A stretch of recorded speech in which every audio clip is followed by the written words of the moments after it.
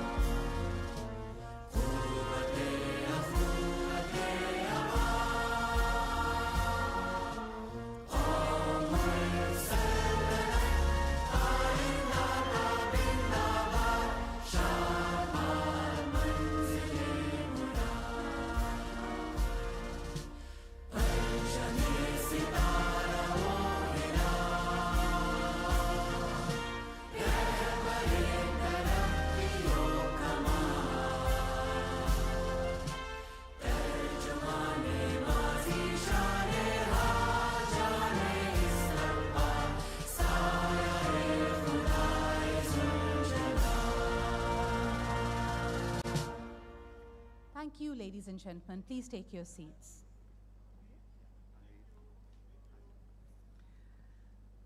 So once again, ladies and gentlemen, a very warm welcome to the Pakistan Banking Summit 2026. This is, of course, curated and convened by the Pakistan Banks Association. I am Sidra Iqbal, and I have the privilege and the honor of co-hosting this summit, especially the opening ceremony, with my friend, my mentor, Ali Habib. Thank you, Sidra.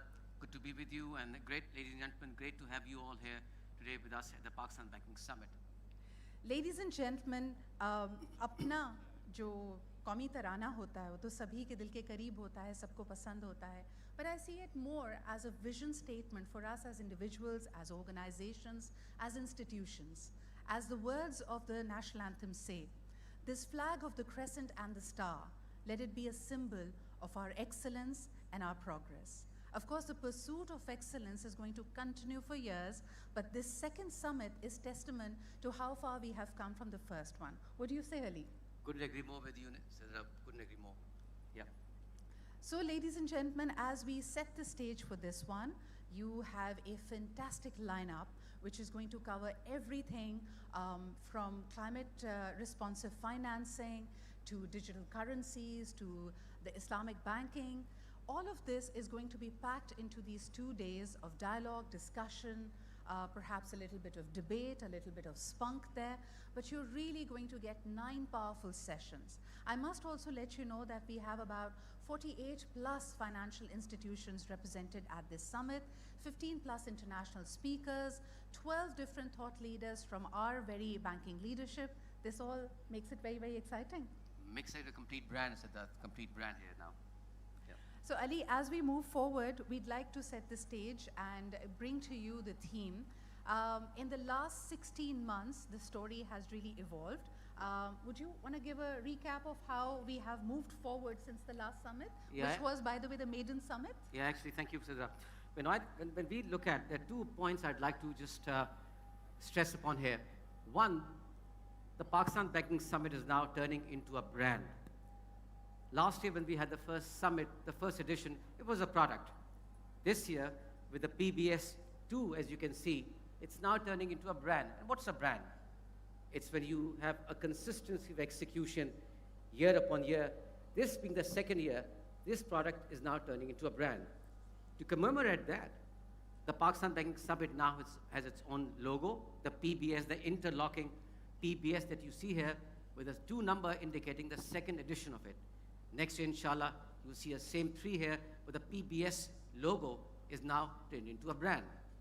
That's the first part, and for that, I think we need to acknowledge the Pakistan Banks Association for turning this into something that people anticipate and look forward.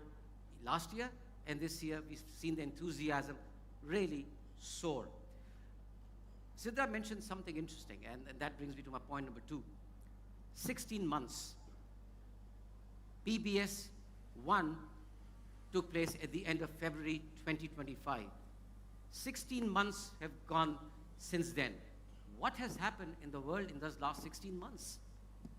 Oh, plenty. On the geostrategic front, we've had the Middle East war, we had the Latin American intervention, we had the NATO versus Washington rift, and in South Asia, we had tensions first with the Indus Water Treaty abeyance, and then the skirmishes across the border between two nuclear-armed neighbors. On the geo-economic front, we're seeing fragmentation of international trade, with protectionist policies coming in and tariff barriers going up. We see EU and China trade war heating up behind semiconductors, EV, wind turbine projects. We see international growth slowing down because of the war, public debt, and we see strategic securitization, with governments coming in and stepping into segments such as critical minerals and technology. True. In Pakistan, we see our diplomatic footprint expanding to a level we have never seen before.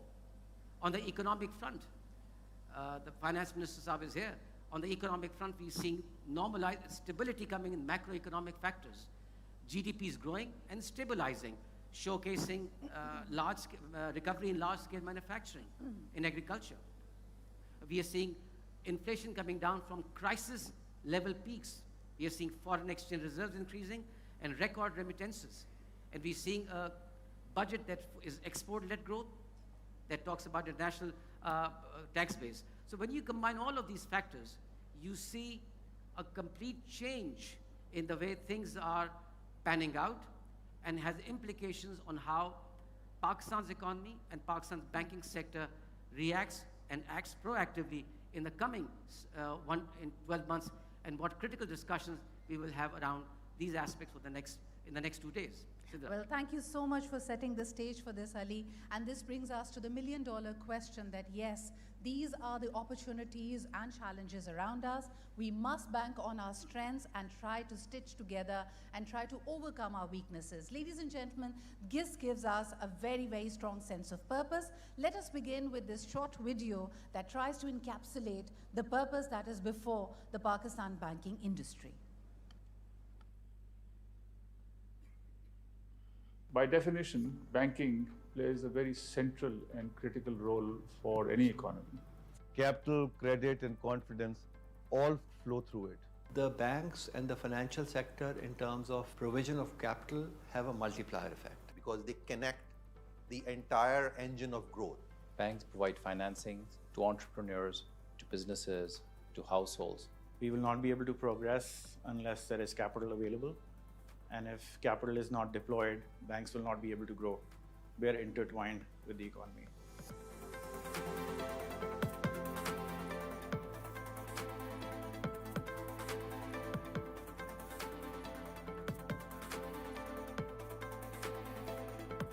The first summit proved that Pakistan's banking industry could come together and set a shared agenda. That in itself was a milestone. And that set the standards so high, focused on the banking industry, its challenges and how it is evolving across the globe, and what we can leverage and learn from global best practices. You know, the way it went up, the results it produced. So the finance minister and governor state bank, हमारा ख्याल था कि 2 साल बाद करेंगे. उन्होंने कहा नहीं ये तो अगले साल भी आप करेंगे because we need this momentum. It gives everybody in the industry an opportunity to come together. The challenges and the opportunities we have in Pakistan are large, and it's not for one institution alone to solve. Banks, regulators, investors, businesses, all in one room. The international experts, because I think it's very important for us to understand how things are rapidly evolving in the world around us. And then really align what roles will bank, policymakers, regulators, fintechs, development partners, will we continue to play in Pakistan's next phase for growth. So I think it's really about that piece coming together where it allows the broader audience to understand the reason why we're doing some of these things. Clearly, this collective wisdom And this collective sharing of ideas, that will have a transformative impact. so that we get the desired result, and which are definitely in the form of economic growth and welfare of the entire society of Pakistan.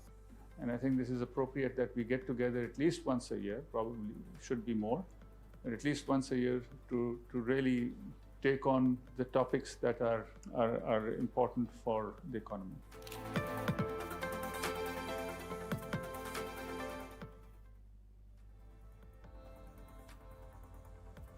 Ladies and gentlemen, these comments and testimonials really set the direction for the next 2 days. We're also, on behalf of the Pakistan Banking Association, very grateful to the Honorable Governor of the State Bank of Pakistan, Mr. Jameel Ahmed, and the Honorable Federal Minister for Finance and Revenue in Pakistan, Mr. Mohammad Aurangzeb, for joining us and for really being a part as we take this forward. For our next speaker, ladies and gentlemen, he has of course been instrumental in shaping the strategic direction of the Pakistan's banking industry. As chairman of the Pakistan's Banks Association and the president and CEO of the Bank of Punjab, he has championed collaboration, innovation, and reforms that strengthen the country's financial ecosystem.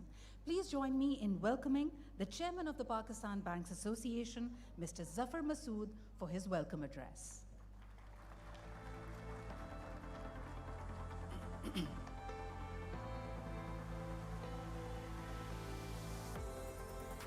Mike, Finance Minister Saab, Governor Saab, SBP officials, Ministry of Finance officials, my own very dear banking fraternity,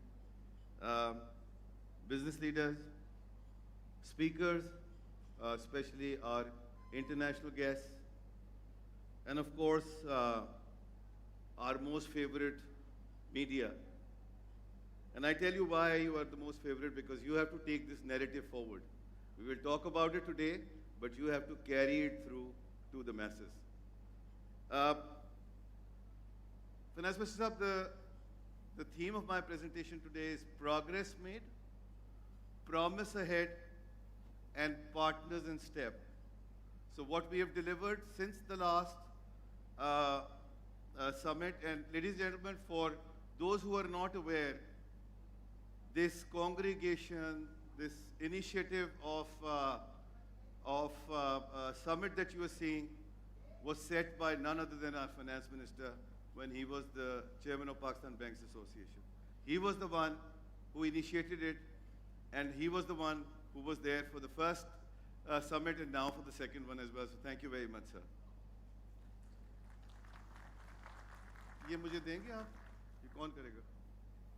नहीं, बीच वाली slide तो भूल गए आप. Anyways, let me very proudly, Finance Minister Saab, share with you the achievements that we've done in the last 1 year in putting our house together as PBA, and then bringing the entire industry together as well on the same platform, making it more inclusive.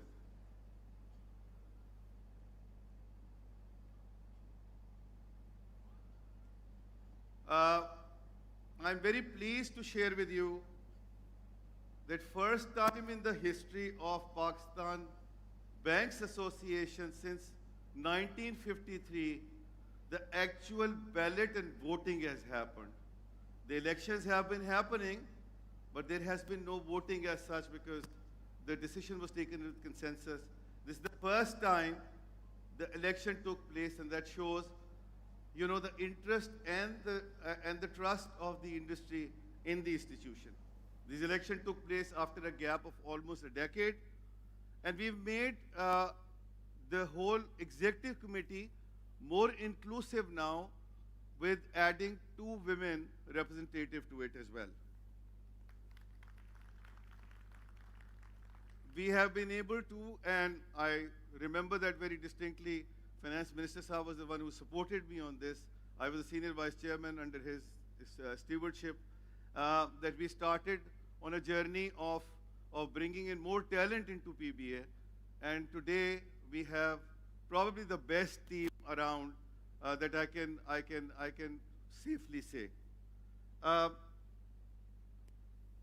The engagement with and in terms of putting the narrative forward. putting it loud and clear. There has been enormous engagements, 162 plus videos, 127, static posts, many podcasts and many media appearances, which was, by the way, unheard of in PBA before. And then there were 14 events, Finance Minister Saab, between the last summit and this summit, which we promised with you as a follow-up. And we would like to pursue that going into the future also, this time round as well, between PBS 2 and PBS 3. There were collaborations with institutions like Infrazam in Pakistan. There has been collaborations with the SERP. There has been collaborations with the SECP. And there were events on capital market, for example, which we believe is very critical. And yesterday's, great initiative that taken by Governor Saab and Finance Minister Saab in terms of allowing, people to invest in government securities directly will certainly benefit banking industry, and I'll tell you how in a bit. In terms of engagement and amplifying the government agenda and schemes, PBA has done a phenomenal job there too. You can see that, the government schemes or RDA, or for that matter, as a thought leader in terms of what needed to be done on the micro level and what the industry is supposed to do, is also being amplified well during this period. But it doesn't end here. We believe, Governor Saab, that we shall be accountable to our industry as PBA of what we are delivering to them. And therefore, an initiative has been taken whereby Ipsos has been engaged to do a perception study of PBA and figure out what they have achieved and what they more need to do in terms of making a real impact and improving themselves.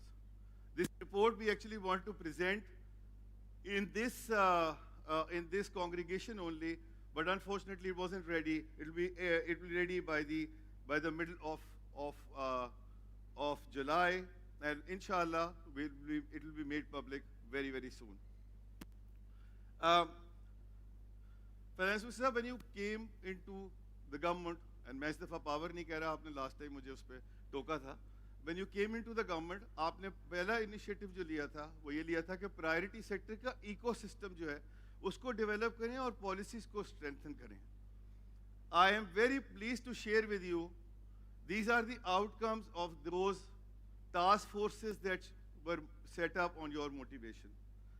We have been able to do a serious headway in SME agriculture and digital on both policy front and in terms of numbers as well.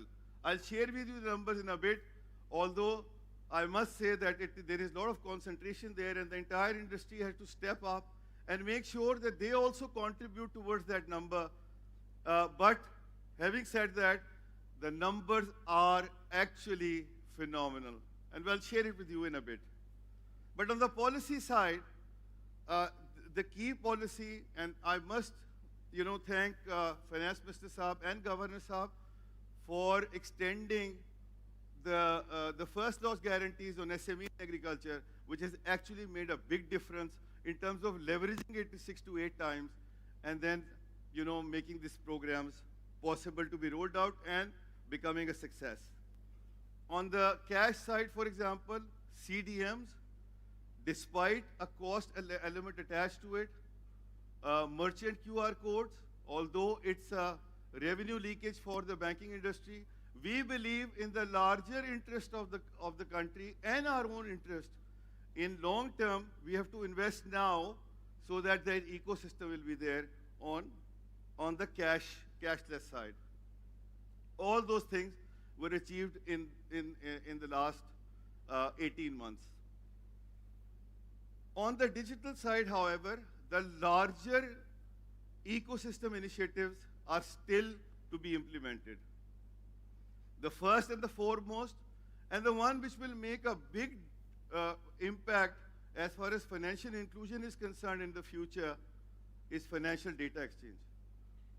और finance में साहब आपकी ख़ास तौर से sir हमें support चाहिए होगी इस पे, बिकॉज हम ये समझते हैं if financial data exchange comes through, जिसको आप वसल का नाम दिया गया है, we are working very closely with PDA, उनके representative भी यहाँ मौजूद हैं, और the other one is NADRA. We're working with them to make sure the financial data exchange takes off, and this will be a major initiative in terms of taking the financial inclusion to the next level. The second one is eKYC. I must put the hand on my heart and say, थोड़ी सी procrastination इस पे हुई है, थोड़ा delay है, but अल्लाह का शुक्र ये है कि हम वहाँ पहुँच रहे हैं आहिस्ता आहिस्ता. 14 बैंक्स लाइव हो चुके हैं, 11 additional बैंक्स जो हैं वो लाइव होने जा रहे हैं, और before the year end इंशाल्लाह गवर्नर साहब इंशाल्लाह आपको ज़हमत देंगे to then formally launch it and take it forward. On the other two major initiatives, SAPI, which is SME Environment Performance Index, the first report is expected to be out by August 2026, and the implementation will take by December 2026, will help us in assessing the SME risk, especially in the undocumented sector. This is the idea of SAPI, and we think that this will help us in meeting our target, that steep target that the Governor Sahab has set for us for 1.5 trillion rupees for 2028 with the initiatives like this. Cashless Pakistan initiative, Finance Minister Sahab, you are intimately engaged with this. Governor Sahab is also engaged with this. Banking industry has met all their targets with flying colors there, and will continue to do that in the future. By the way, ये आप लोगों की तारीफ हो रही है, आप लोग तालियां बजाएं खुल के, कोई परेशानी नहीं है. जो 3 बड़े इनिशिएटिव फाइनेंस मिनिस्टर साहब हैं, जिसमें पीबीए बहुत एक्टिवली इन्वॉल्व रही with the State Bank and the Ministry of Finance. यहाँ के अदनान पाशा भी बैठे होंगे जो बहुत एक्टिव. इसमें हमने इसके अंदर हमने जो तीनों प्रोग्राम हैं बहुत एक्टिवली हमने वहाँ पर ना सिर्फ स्कीम को डिजाइन करने में, and we'll continue to do that in the future. By the way, ये आप लोगों की तारीफ हो रही है, आप लोग तालियां बजाएं खुल के, कोई परेशानी नहीं है. These are early days for these 3 schemes. One is agriculture, the other one is environment, the third one is housing, but the numbers are very encouraging, and I can safely tell you with the the eventual outcome Finance, will be यहाँ के phenomenal. Adnan Pasha भी बैठे होंगे जो बहुत active. Now the banking in perspective, इसमें हमने standing in your own court, इसके अंदर in your हमने witness जो box तीनों now. प्रोग्राम हैं बहुत एक्टिवली हमने वहाँ पर If you recall, before we were here during rolling it out, and now previous one, by the way, ये आप लोगों की तारीफ हो रही है, आप लोग these तालियां are बजाएं the areas खुल के, कोई where the परेशानी नहीं banking है. These are industry was early days for criticized these 3 schemes. for One is shying agriculture, away the or other not one is contributing बड़े towards it. initiative, Third one is housing. finance What have we minister done the numbers in all those areas? Let me just pick all of them up one by one. We've been told that we try and evade the taxation. We challenged the ADR tax at that time. All we are saying is, Finance Minister Saab, that the distortions shouldn't be there. The windfall distortion is still looming on our heads, although ADR has been resolved. But the distortive tax is something that we are opposed to. But I must tell you that the banking industry in Pakistan is the single largest tax contributor in the country. 1 trillion rupee plus this year. Banking industry is paying around We've been told 53 that to we try and 54% evade the nominal tax, taxation. and effective We've tax of challenged the 60%, ADR tax at that which time. is the highest, 1.6 All we are times saying higher is, than Finance Minister Saab, that the than the distortions region. shouldn't be there. The windfall distortion is still looming on our People heads. blame us that we Although lend to the ADR has been government, resolved, but and the we don't distortive lend tax to is the private something that sector. we are opposed to. There is a separate But I reason must for it tell why you we have that the to lend to banking the industry in government, which I Pakistan is agitated the last single time. I'm not going to largest tax repeat this again. contributor in the country. But all I can tell you is, in the 1 last trillion rupee 3 plus years, this year. our our banking industry private sector lending is has paying increased around, by we've been told, almost 50, one let me third. try and 4% evade the nominal tax. And in the last And year effective alone, because tax of challenge some the ADR tax this is that, number which is the yesterday. highest. Last year All we are alone, saying is, and we Mr. have Saab, been that able to distortion jack up shouldn't be there. 13% more The to the windfall private distortion sector is still looming than on us. blame What us the that number we was lent there the has government been a year resolved. before. But the these are distortive tax phenomenal is numbers. something that we are opposed As you to. can There is see, a separate it was I must separated, admit and I that haven't the gone banking beyond industry in 2023. which are educated If you go beyond I'm not going to 2023, next. you will see that this trend was static. It was between 8 and 9 trillion. That myth was broken. And now we are at 11 trillion, and the travel continues.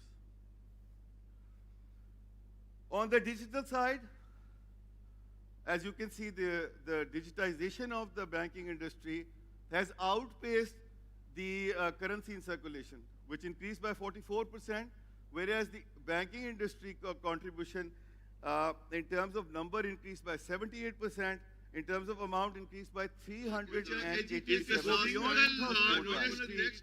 And now 92% of the retail transactions, ladies and gentlemen, that myth are was broken. done Now we are at 11 trillion. This is and not a and small the feat, travel it's continues. a big number, and you all deserve a round of applause for On this. the digital side, as you can see, the digitization of Now, the banking industry has the- outpaced the mood the currency in circulation. We think which we have done increased by exceptionally well 44%, on- whereas the on banking these industry sectors, private sector contribution lending.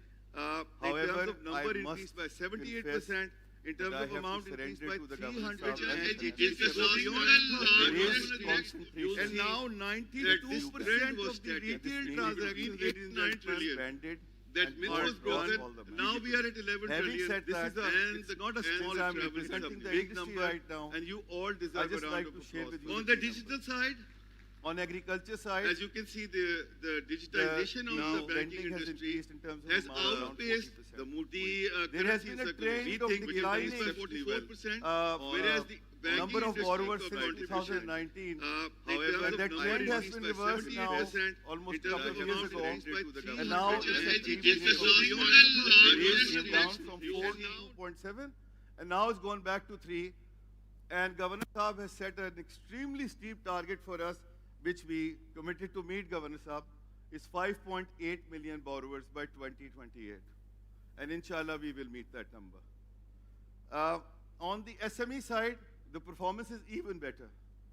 111% growth in the number of borrowers, 81% growth in amount. Ladies and gentlemen, in housing, the numbers are absolutely mind-boggling.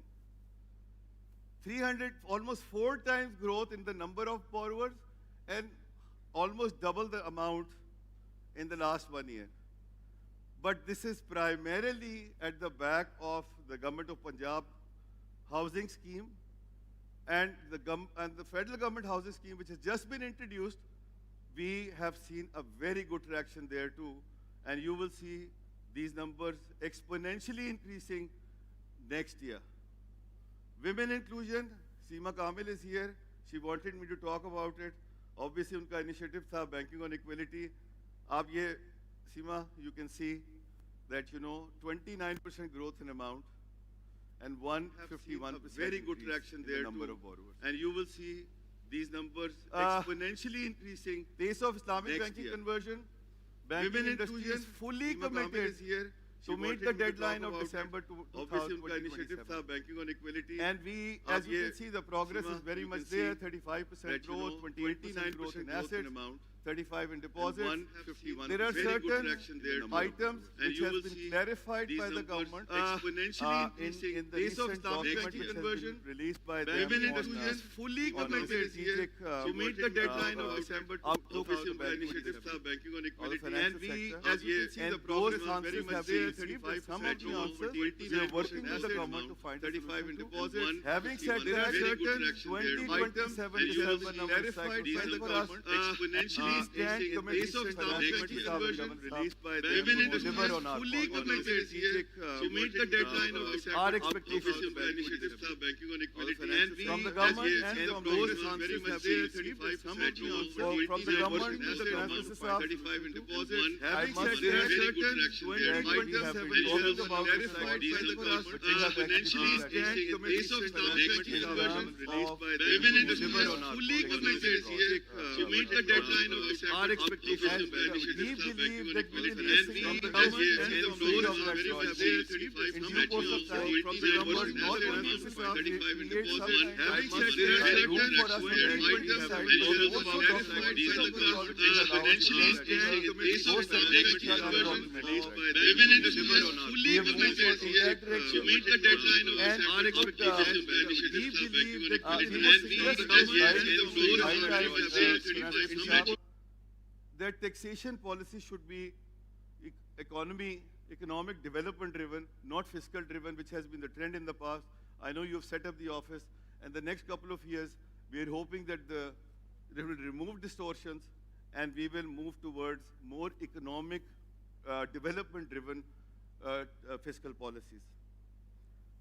We would request you to kindly continue with supporting the priority sector in terms of first loss guarantee, and we would also like your engagement, Finance Minister Saab, to bring the provinces on board for digitization and for contributing on the interest subsidy side.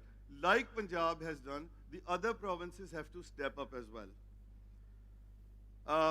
We've already talked about financial data exchange, and for the industry, which is present here, my recommendation, my suggestion, my submission to you all is, please get yourself documented. Please start paying the taxes which is due on us. Until unless you pay your share of taxes, banking industry will continue to pay a higher tax rate and will not be able to contribute towards the economic development of the country. Finance Minister साहब, मैं इस forum का फ़ायदा उठाते हुए आपका शुक्रिया अदा करना चाह रहा हूँ जो आपने इनिशिएटिव लिया with the Chief Justice साहब in terms of putting the legal reforms together. There is a substantial headway which has already taken place in that direction, and now we need your support to bring this to the finishing line. We've already submitted our suggestions, especially in two areas. One, the alternate delivery dispute resolution mechanism, and the other one is the operational side, the movable assets attachment issue. So आपने जिस तरह हमें पहले support किया है, Finance Minister साहब, उस तरह आपकी support हमें और चाहिए होगी to just bring this to the finishing line. Next one, इससे पहले कि आपको Finance Minister साहब ये कहें, आपको बाद में Governor साहब ये कहें, मेरा ख्याल है मैं खुद ही आपसे ही कह देता हूँ क्योंकि मैं ये समझता हूँ कि ये बिल्कुल justified बात है on the part of Finance Minister to ask कि अपने risk appetite को priority sector के लिए improve कीजिए. Financial inclusion drive shall be at scale. Commit to internal ADR targets.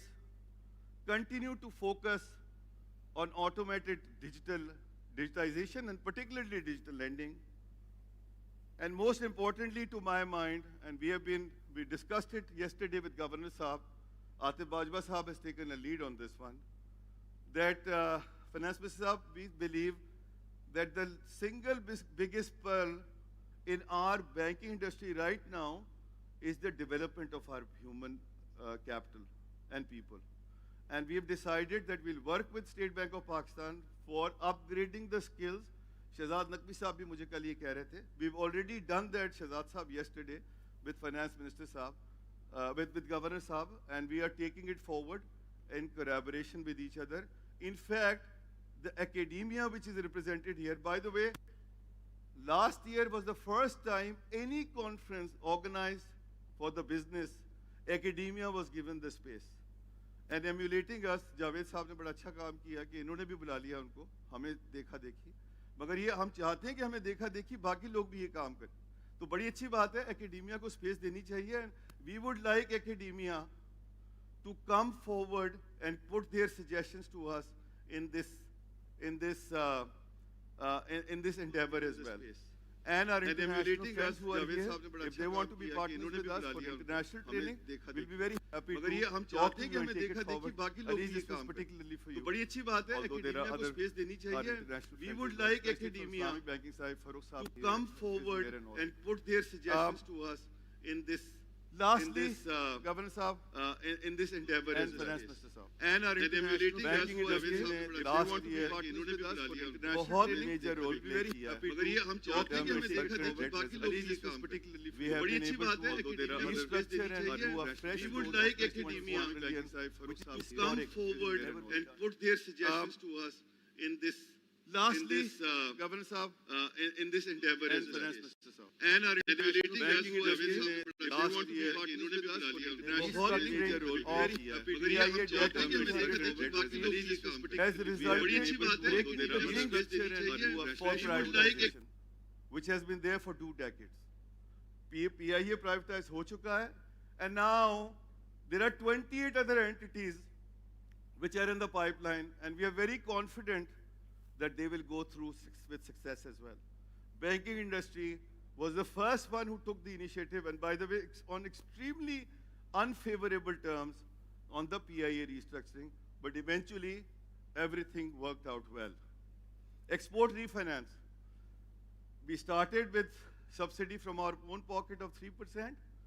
Now it's 4.5%, and we stand committed until June 2027 that we will continue to support our exporters, make them more competitive on the financing side.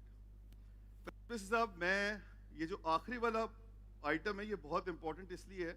This is one open item जो हमें market-based economy की तरफ लेके जा रहा है, and we think that this solution we have already proposed, whereby wheat financing framework has been put forward via State Bank of Pakistan to the government, and we think that that is now a workable solution. Everything is done, documentation is ready, framework is ready. It's a matter of taking a decision and then taking it forward. Most recently, remittances, lifeline of Pakistan. Remittances, marketing, there is a whole very expensive marketing plan, by the way, which has been put in place and put in action by the banking industry of marketing remittances across globe. RDA 2.0 has been rolled out. मैं finance minister और governor साहब साथ थे जब हमने उसको roll out किया in Washington.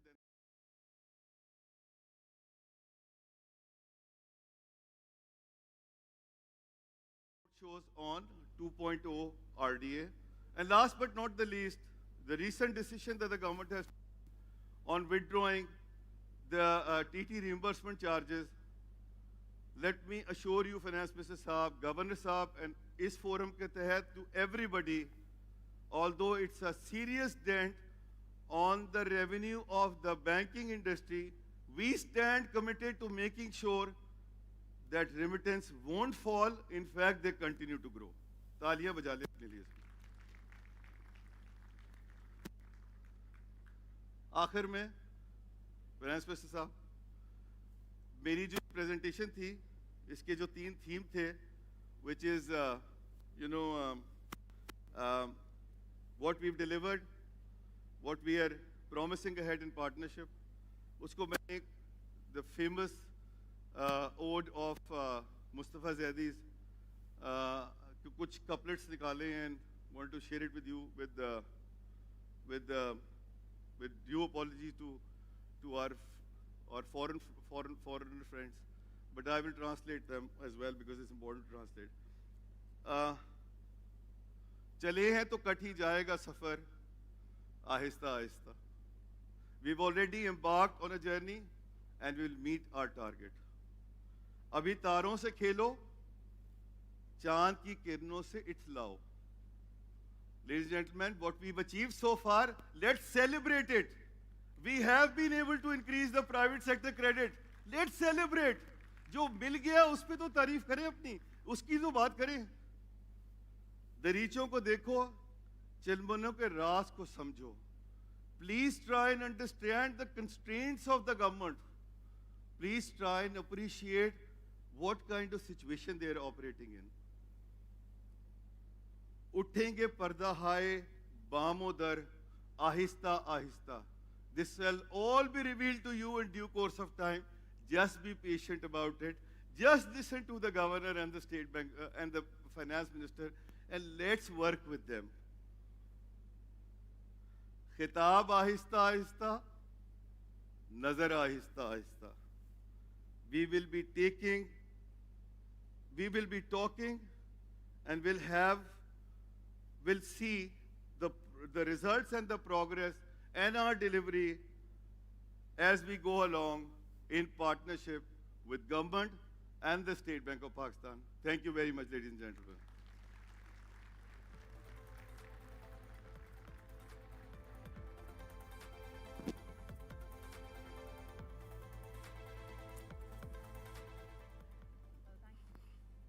Hello. Well, thank you so much, Zafar Saab, and I think what you have very eloquently put together is a thought for all of us. At the heart of every resilient economy lies the confidence to reform, the discipline to stay the course, and the vision to prepare for what comes next. Zafar के ख़िताब में कभी आहिस्ता नहीं होता है, वो यहाँ तो आहिस्ता की बात कर रहे थे, लेकिन काफ़ी सूरत उनके ख़िताब में रहती है. So I think the way I think Zafar has conceptualized the entire institutional strengthening of the Pakistan Banks Association over the last 1 year, and how the banks are delivering against the priority sectors, and how the relationship between the banks and the government of Pakistan is that for partnership. I think, and with a lot of navel gazing on part of the banks as well, because I think that's where also a development comes in. I think conceptualizes and really summarizes the mood for the next 2 days. With that, we now need to move on to our next speaker. Absolutely. Ladies and gentlemen, as Pakistan continues its journey towards economic stability and sustainable growth, collaboration between the government, the regulators, and the industry has never been more important. It is therefore a privilege to welcome the Honorable Federal Minister for Finance and Revenue, Senator Mohammad Aurangzeb, whose leadership is helping shape Pakistan's economic reform agenda. Ladies and gentlemen, please welcome Senator Mohammad Aurangzeb.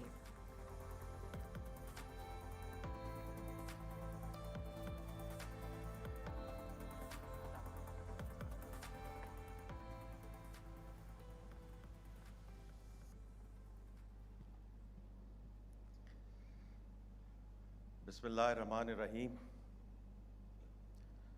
Chairman PBA, Board of PBA, Chairman BBS and the Steering Committee, banking, business leaders, senior practitioners, friends from the media, good morning and assalamu alaikum. I would like to add my welcome to all the international speakers, and I would like to congratulate the steering committee in terms of this absolutely stellar lineup of speakers and panelists. So a job very well done as you transition from the previous summit to this summit, moving from strength to strength. I'm just going to spend a few minutes talking about the macro environment before I come to the banking part. We closed the last fiscal year on a strong note across all matrices, starting with the fiscal side, a primary surplus, an all-time low fiscal deficit, debt to GDP ratio well below 70%, GDP growth closing at 3.7% on the back of strong rebound in LSM. And I will come back to the GDP growth part. The current account performance remains strong, supported by what was just mentioned, by record remittance flows. When the Governor State Bank talks to you, I believe tomorrow, I'm sure he'll go into more details around it. But we do expect our overall remittances for this year to close anywhere between $41 to $42 billion. And the value-added exports because we talk about the dip in exports, and indeed, from the good side, there is a dip, but that dip is concentrated on the food side. Value added, especially on the textile side, has continued to register year-on-year deltas. Again, as the governor would mention tomorrow, in your session, from what I understand, FX reserves will close at about $18.4 billion for this fiscal year, which is higher than the estimates that we had earlier on in the year. The last thing on the macro front which I would want to mention is that after a hiatus of 4 years, we were able to tap international capital markets. We started with the Eurobond, and we did a trade, which is private placement, but given the demand, the green shoe option was exercised, and we upsized it to $750 million. And from my perspective, the most significant trade has been the Panda bond, because we have been at it at least for the last 7 to 8 years, and not tapping the second largest, second deepest capital market in the world has been a miss on our part. So moving forward with the inaugural Panda bond issuance, which had 5 times oversubscription, notwithstanding the credit enhancement that we had from ADB and AIIB, there was a sovereign component in there as well, and we got a record low price for a 3-year issue. And we are not stopping here. We have just issued RFPs for Sukuks, for Eurobonds, and for the first time, dollar-settled rupee-linked bonds, because we do want to go back into the international capital market and extend the maturities of our international debt as we move forward. And from my perspective, a lot of these are going to be actually replacement trades. These are not going to be incremental debt that we have, and how we replace some of the bilat stuff, I think is going to be part of the picture as we move forward.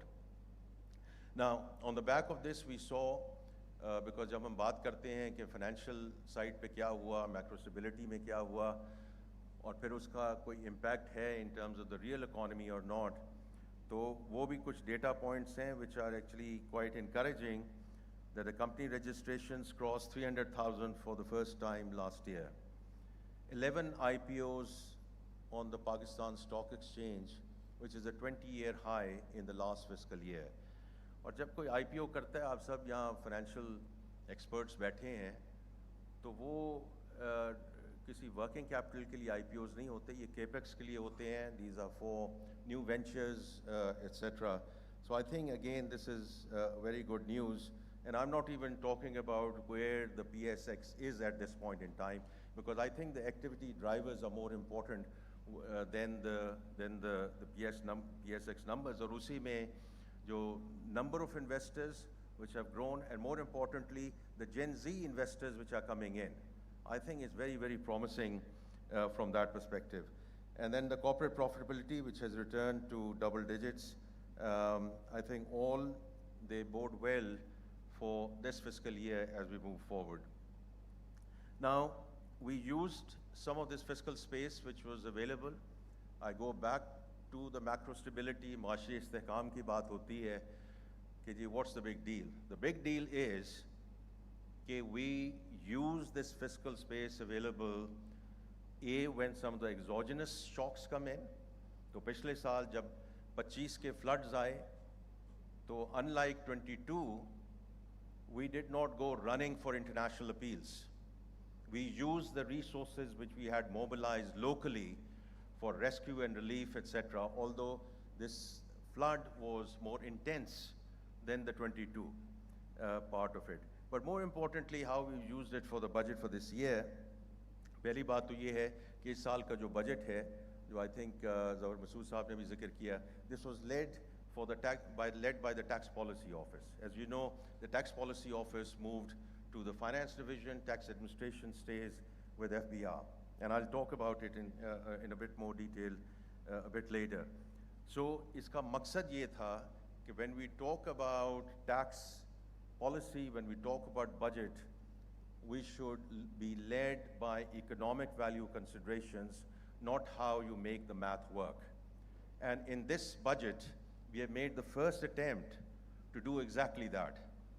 तो उसमें हमें जितनी हमें space available हुई, we focused on export-led growth, removing the advance tax, removing the super tax, low-cost subsidized financing, and continuing with the tariff regime. Because ये भी ironical है कि when people are looking for consistency of policy, a tariff regime which we rolled out last year, over the next 5 years, how we are going to reduce RDs, ACDs, CDs, to make our industry more competitive by reducing the cost of intermediate goods and raw materials, उसी में से कुछ लोग आए वापस कि नहीं जी इसको इस साल suspend कर दीजिए. And I'm very grateful to the Prime Minister and the Cabinet that we stayed strong, because that is how we are going to move forward. कि किसी जो policy है उसकी हमें consistency चाहिए, and inshallah in the context of this year we are also going to come up with a medium-term tax strategy as well, because I think that's also a very important ask. Businesses cannot invest, businesses cannot look forward without having a 4 to 5 year view on how the tax policy is going to move forward. And our tax policy office is now actively working, and they will do it in consultation with all the stakeholders, including the people present in this room and outside. इसी तरह जो super tax को हमने remove किया, 50 करोड़ से जितने भी नीचे बिजनेसेस हैं उनको हमने वो abolish किया, because it's important to focus on the small businesses and the disproportionate burden that's on that. Then moving across, transaction taxes for construction industry were removed. We removed all duties on agriculture machinery, ADs, RDs, CDs, ACDs, all of them SIFR. In terms of mechanization of agriculture, in addition to subsidized financing, especially for the small farmers. And then a lot of you are here, the disproportionate burden on the salaried class. So again, from a direction of travel, we thought was important to do what we did, and more to do in that context. And lastly, in terms of broadening, so again, a very earnest attempt has been made to bring जो हमारे ताजर भाई और बहन हैं, the retailers, into the net. I'm very grateful to the Minister of State for Finance and Hamid Sarwar Saab, who worked with the organizations to get us to this stage where we have announced this, and we are going to take it forward because we had to take a start from somewhere. आखिरी चीज़ मैं budget के सिलसिले में ये कहना चाहता हूँ कि we in the Parliament have now bring in a new tax administration operating model. And I've said it in the Pakistan Business Council, at the Faisalabad Chamber, again to the PBA, that we would want to present you the detailed discussions that we had in the Parliament, because the Parliament has approved the new structure, because it's a new engagement model between the tax administration and the taxpayers, where the human intervention is going to be minimal. जो income tax officer के discretionary powers हैं, because आज सारी power उसमें concentrated है, him or her, whether it's assessment, audit, notice issuing, recovery, that is all going to go away, all going to go away. And it's a very fundamental change, because this is a model which is AI-led, technology-led, और जो notices आएंगे वो, you know, LLM models, algorithmic learning, machine learning, उससे आएंगे, and हो सकता है इसमें कुछ false positives भी हों. But I think we have to try a fundamentally different model to bring credibility and trust back into the tax administration of this country. क्योंकि ये जो सब लोग कहते हैं कि जी हमें final tax regime कर दें, वो possible नहीं है हमारे लिए. कोई 1-2 मिलियन का मुल्क हो तो हो सकता है, 25 crore and that too growing at the level that we are growing every single segment has to deal with the tax administration of this country. It's as simple as that. But हमारा दूसरी side पे ये होना चाहिए, आपके लिए हम सहल बनाएं, आपके लिए इसको ट्रांसपेरेंट करें, आपकी harassment, corruption, everything that's going on should go away. And this is a very fundamental change that we have brought as part of this budget. I just want to very quickly move in terms of the US-Iran conflict. The first order, from our perspective, has been managed relatively well. No shortages, no queues at the petrol stations or gas stations, no law and order situations, and you have seen what's happened in the rest of the world. Ab iske, from a first order impact, so I think so far so good. But iske do positive or negative the. Again, Governor Sahab, aapko kal iska zikr karenge. In January, if we were talking here, we would have talked about GDP growth anywhere between 3.75% to 4.75%. That was the estimate coming from the State Bank, from the Central Bank. By and large, from PBS, Ministry of Finance, we were agreeing with that.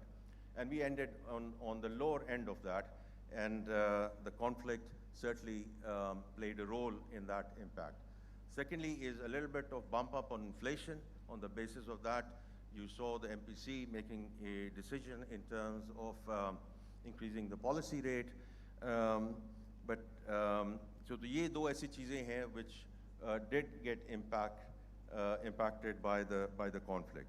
उसकी जो थोड़ी सी जो flip side है कि हमने जो port की activity देखी, the kind of TEUs which were negotiated and settled, whether it was the Karachi port or the Gawada port, were more than the entire of last year.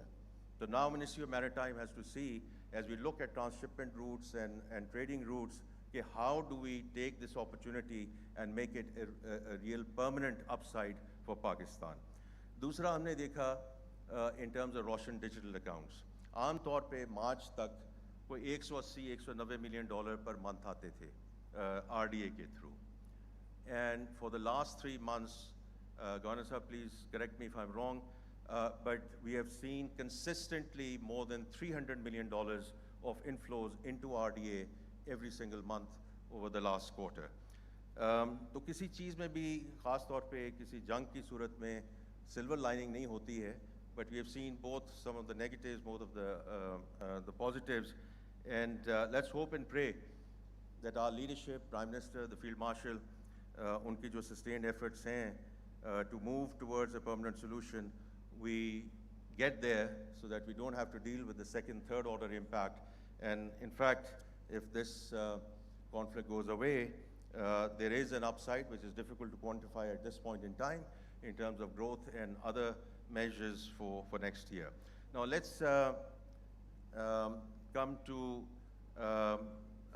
today's conference. Access to finance, and therefore the banking industry, will remain absolutely critical in terms of our journey from stabilization to sustainable growth.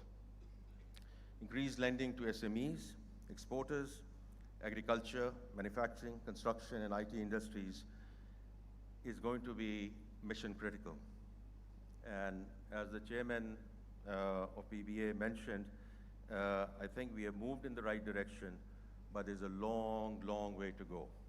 We had a very constructive discussion along with the governor, with the bank CEOs yesterday morning. और उसमें governor साहब आपकी presence का मैं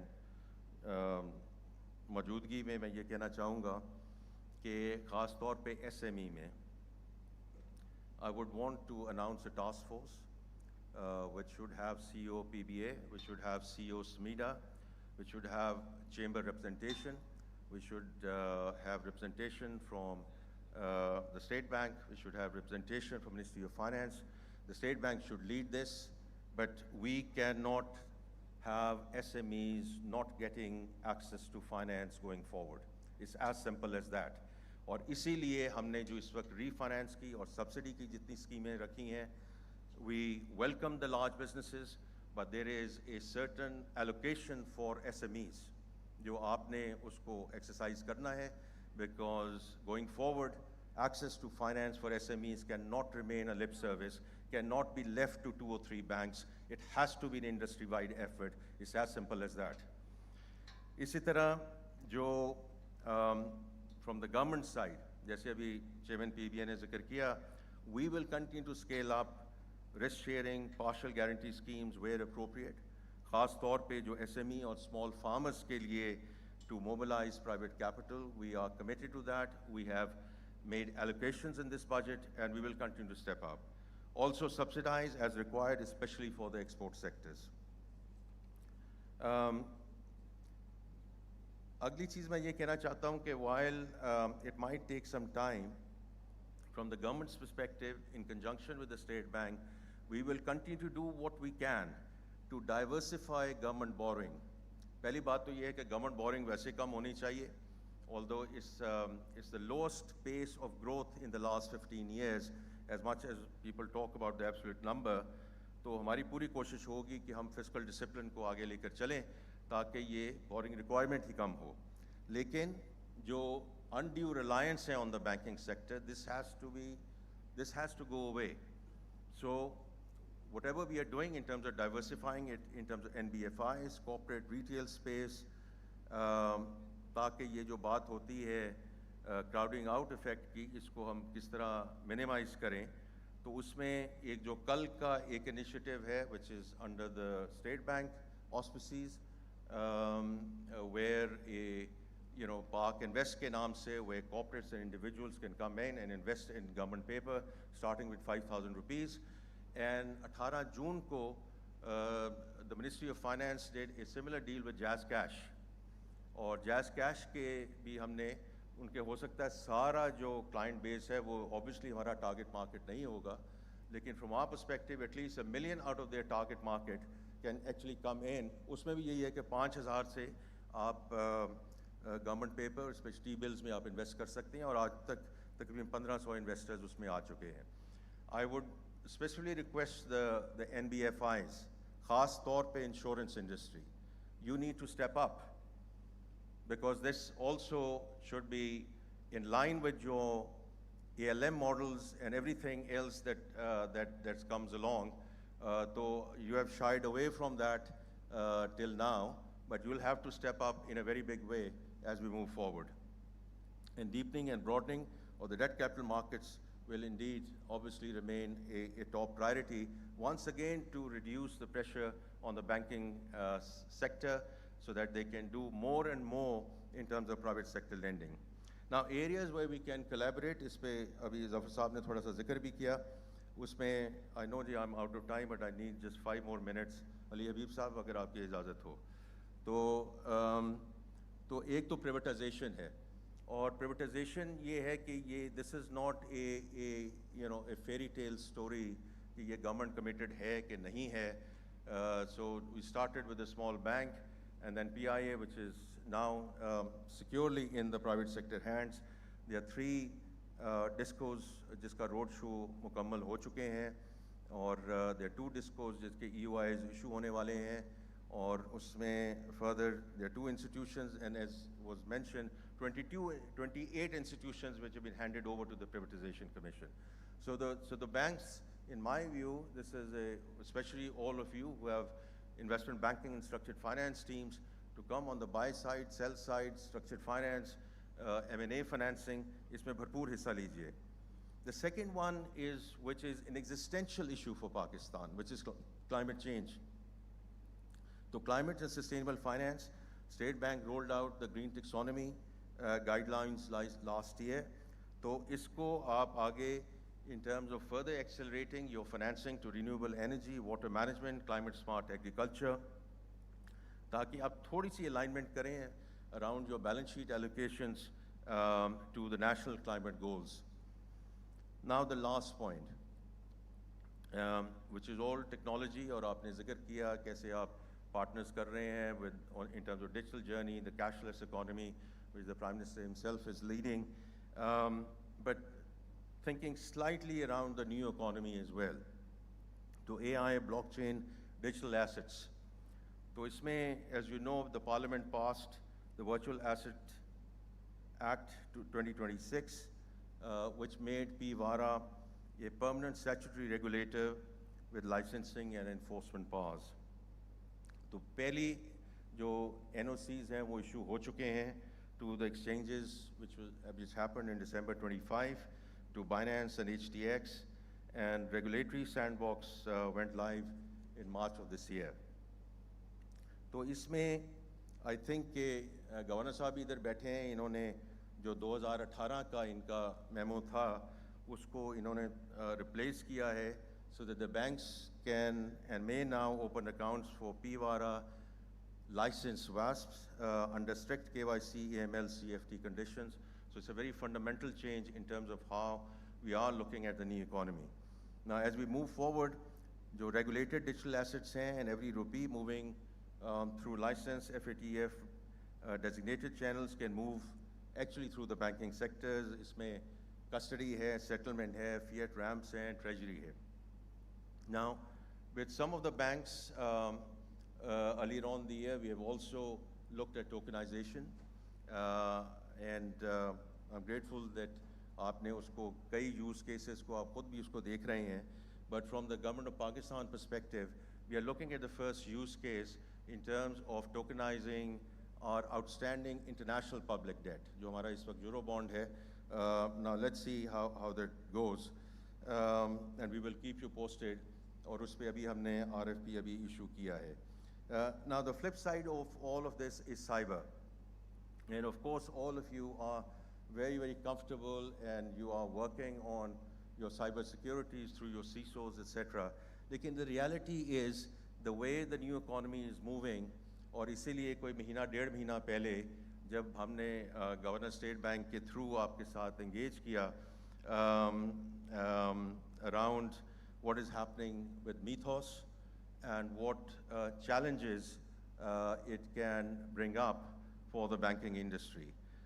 So इसमें मेरी आपसे request ये है कि the cyber resilience is a shared national capability and is a national security aspect to it.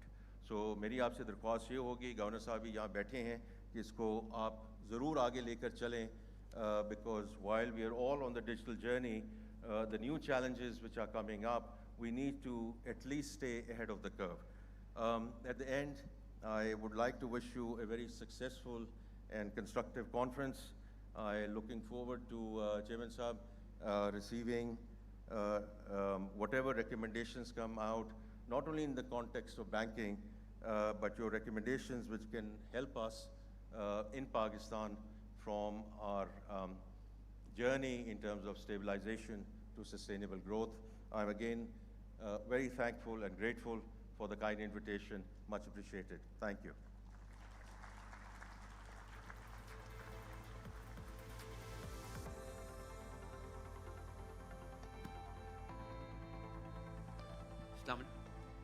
Thank you, Finance Minister Saab. That was in a previous role that you used to tell us, we know the what and the why.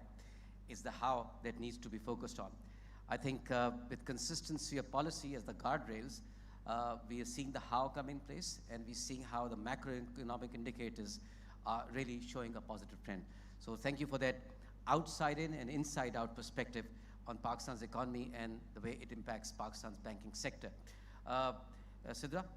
Yes, ladies and gentlemen, we'd like to present a small memento as a token of our appreciation and gratitude to the Honorable Finance Minister. For this, once again, ladies and gentlemen, may I request the Honorable Governor of the State Bank of Pakistan, Mr. Jameel Ahmed, to please join us up on stage.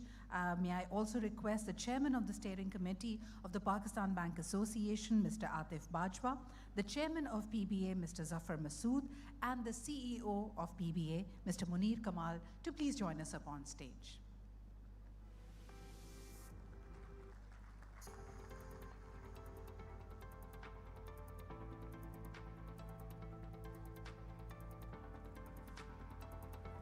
Ladies and gentlemen, we have the memento. It's a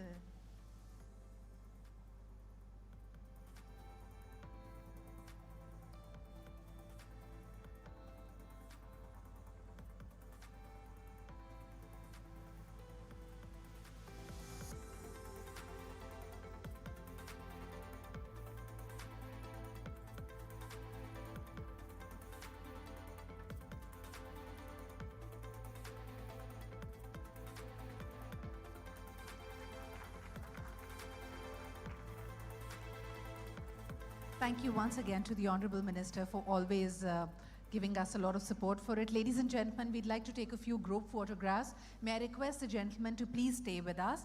May I now request the Executive Committee members. speech.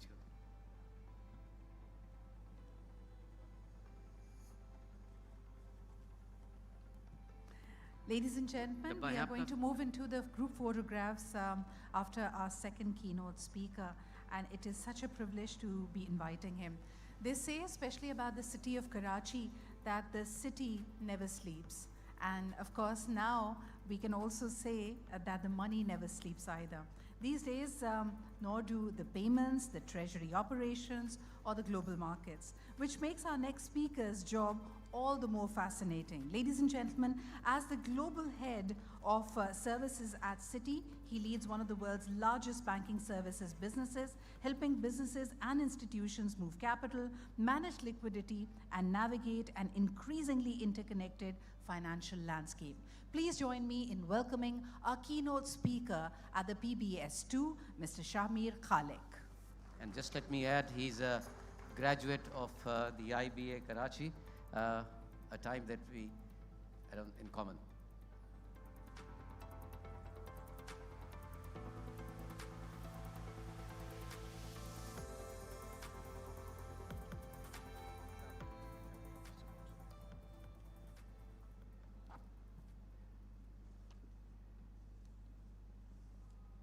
Assalamu alaikum.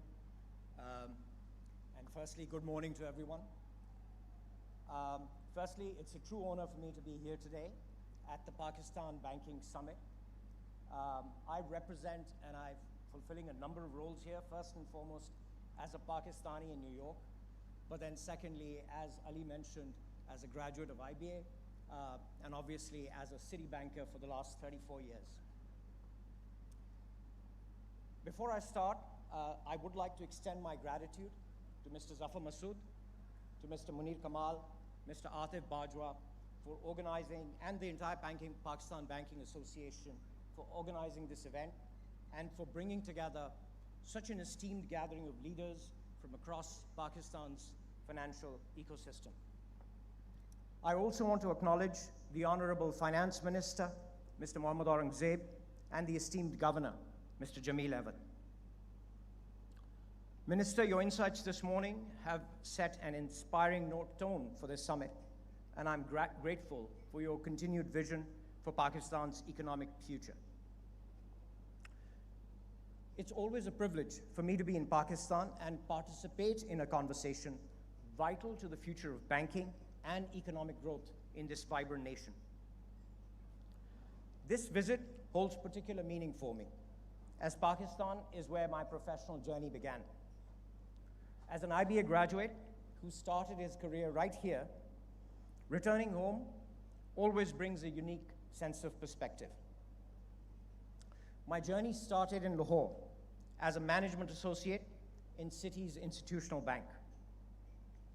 And that serves as a humble reminder that whatever success I've had has had a lot to do with the mentorship and guidance that I received from a number of Citi leaders, most of whom are in this room.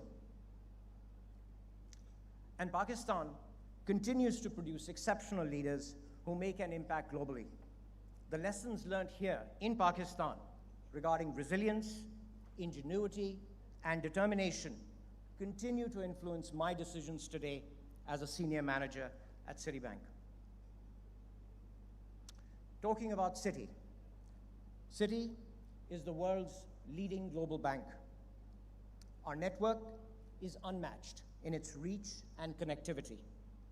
We serve clients in nearly 100 markets. Every single day, our services network moves approximately $6 trillion in payments across 180 countries, safeguards more than $31 trillion in assets under custody. We manage nearly $1 trillion in deposits and connect businesses, investors, and governments through one of the largest financial networks in the world.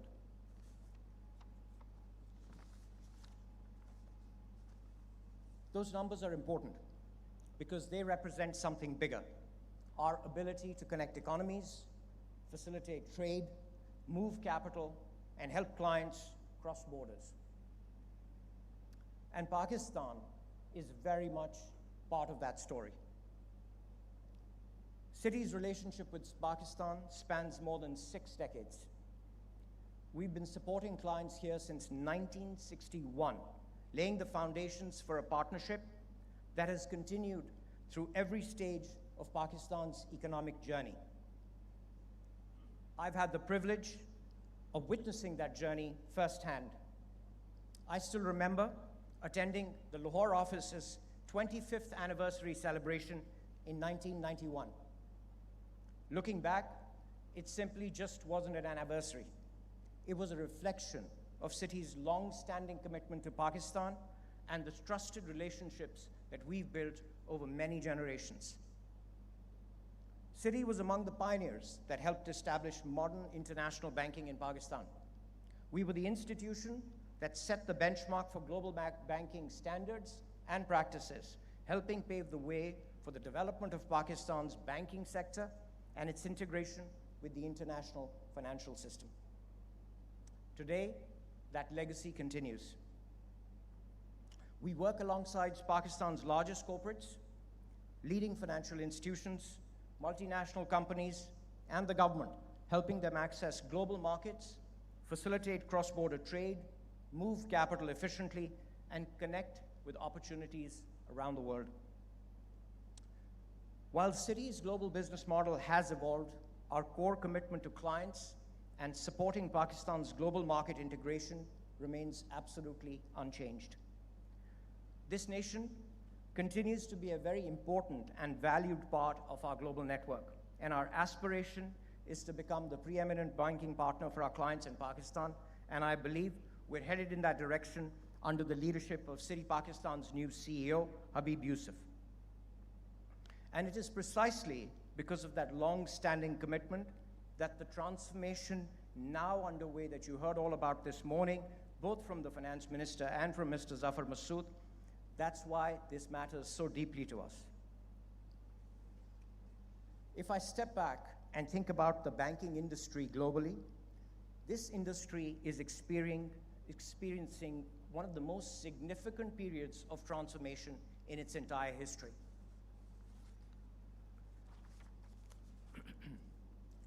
The conversation today is no longer about digitizing processes. It's really about reimagining how financial systems operate. And around the world, governments, regulators, financial institutions, and increasingly technology companies are collectively shaping the next generation of financial infrastructure. In this evolving landscape, I want to touch on 3 themes that I believed are absolutely essential to sustained economic growth. These are the themes I see every day when I talk to clients around the world, but most importantly, you also heard them from Mr. Zafar Masood and from the finance minister. First, customers now expect instant execution. Whether it's connecting with a supplier in another country, to a partner in another time zone, or to a security that needs to get executed around the world.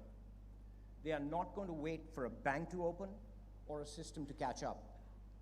That expectation, you heard about the Gen Zs, is now the baseline. It's not an exception. Across markets, digital identity, real-time payment rails, merchant acceptance, financial data, transaction execution are all maturing. And as they do, all of these start to amplify each other.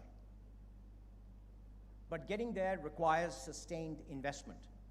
Investment in technology and investment in infrastructure and in building systems that are always on, are absolutely reliable. The banks and the markets that make that investment now will be the ones setting the pace for everyone else. The second thing you heard about this morning was about global trade. Global trade is not retreating. It's simply being reshaped. Think about what our clients are telling us. They're not pulling back from global markets, they are rerouting. Companies are diversifying suppliers, rethinking logistics, and building more resilience in their operations. New trade corridors are emerging across Asia, the Middle East, and other high-growth regions, and businesses need banking partners who can move with them, across borders, across time zones, without losing efficiency or connectivity. The institutions that provide trusted, seamless connectivity will play an increasingly vital role in global economic growth. Third, we must embrace next-generation financial innovation, characterized by two interconnected forces, tokenization and artificial intelligence, which will undoubtedly disrupt and reshape financial services globally. At its core, tokenization is about representing assets and value digitally in a secure and programmable manner. Tokenization of financial assets is happening right now, and banks are starting to navigate this new frontier.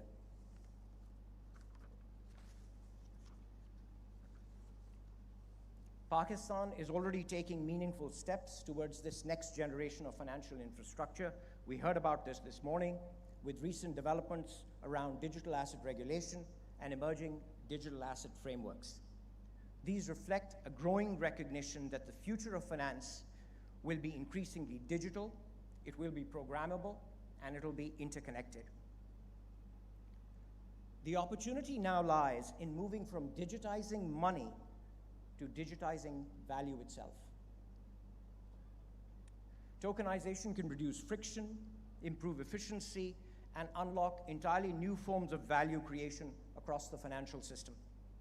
For countries like Pakistan, this represents a significant opportunity to potentially leapfrog older legacy systems. Artificial intelligence also represents an equally transformational force. You heard from our finance minister this morning. AI is both an opportunity and a threat. You heard about Mythos. AI is already embedded in how the best institutions operate. You heard about redoing the tax code. But institutions are already using AI for detecting fraud, managing risk, improving compliance, and making faster and better decisions for clients. But I want to be clear about something. AI is a tool. It is not a strategy. The institutions that will win are not the ones who adopt it the fastest. The ones that will win will deploy it most responsibly, with the right controls, with the right data, and always with the customer and the process at the center. The nations that invest wisely in digital skills and innovation today will undoubtedly be better positions to compete and lead on the global stage tomorrow.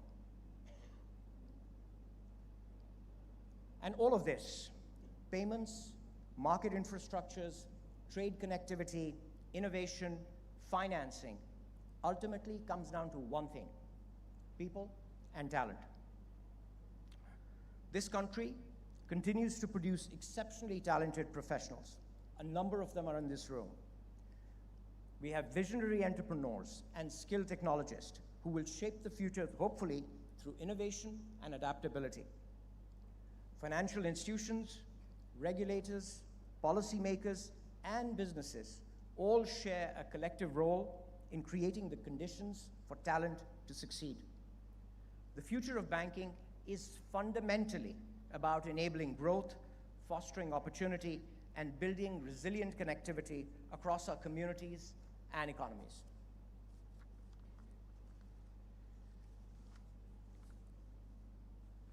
As I conclude, I'm reminded again of my own journey, which began right here as a summer intern who was getting interviewed in the city of Karachi by senior management of Citibank.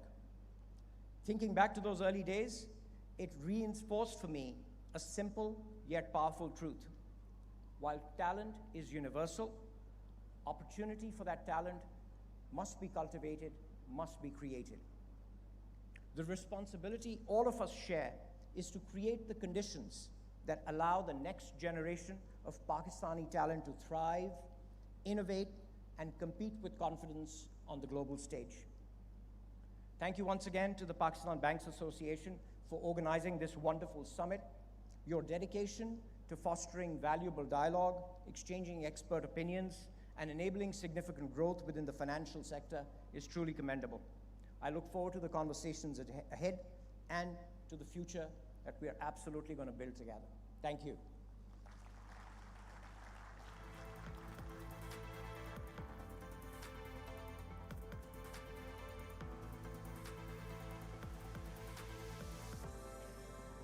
Thank you, Mr. Shamir Khalik. Very inspiring speech, and how you weaved in your own personal experience as a Pakistani, as a graduate of a Pakistani university, and how it has really helped you navigate your own career. You talked about 3 themes, and I think those 3 themes are worth looking at and thinking as to how, one, customers now, clients now demand instantaneous gratification or instantaneous execution of their needs, how trade is changing shape and it requires global trade, and how it requires instant seamless connectivity, and lastly, how AI and tokenization is coming in and changing the way financial system will operate, or have already started operating and will continue to change in the future. So thank you very much for illuminating the entire audience with those thoughts. Well, thank you very much once again, and you're absolutely right that instant gratification is something that's sweeping the world over across all industries. Ladies and gentlemen, we'd now like to present a small memento as a token of our appreciation and gratitude to Mr. Shamir Khalik for this. Once again, may I request the Honorable Finance Minister and the Governor of State Bank to please join us up on stage. Ladies and gentlemen, Senator Mohammad Aurangzeb and Mr. Jameel Ahmed will be joining us to give this away. Along with him, may I also request the Chairman of PBA, Mr. Zafar Masood, the Chairman of the Steering Committee of PBA, Mr. Atif Bajwa, and the CEO of PBA, Mr. Munir Kamal, to please join us up on stage. I think the Minister Saab had to leave early, so he has left for the day. But thank you. But the other gentlemen will join us. Thank you, sir.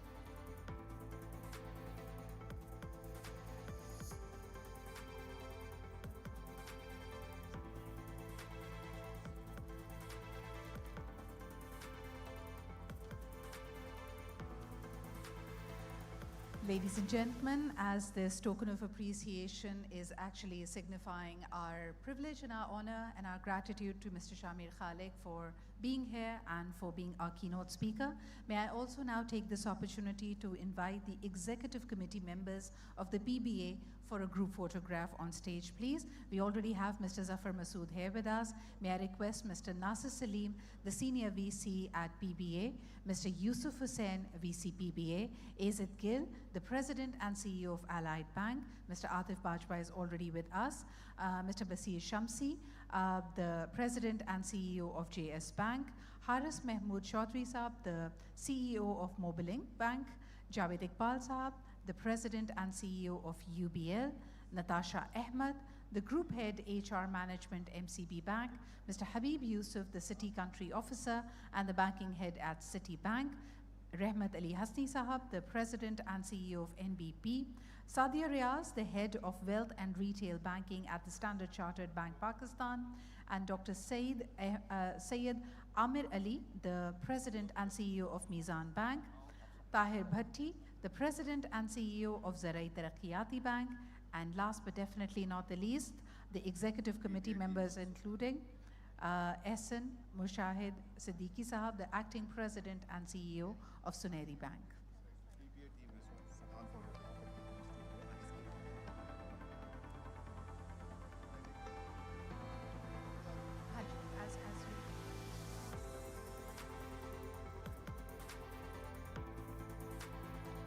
Ladies and gentlemen, this is the PBA Executive Committee members. May we also request the Steering Committee members to join us up on stage. We already have with us Mr. Atif Bajwa, Mr. Zafar Masood, Mr. Nasir Salim, Mr. Basir Shamsi, Mr. Habib Yusuf, Sadia Riaz is also with us, Dr. Syed Amir Ali, the President and the CEO of Mizan Bank, and Mr. Muhammad Humayun Sajjad, the CEO of Mashreq Bank.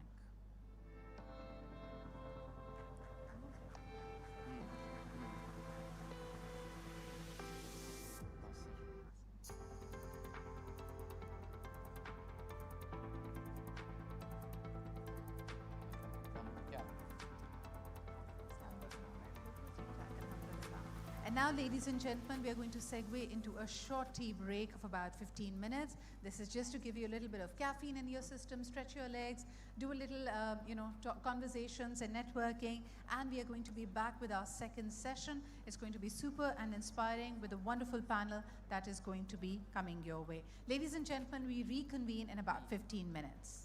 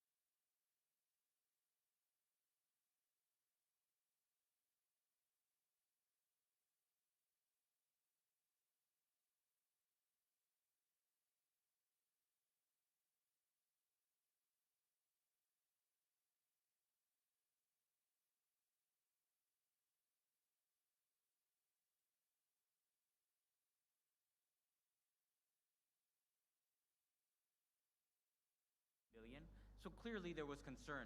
What is going to happen? Are we in for a replay of 2022?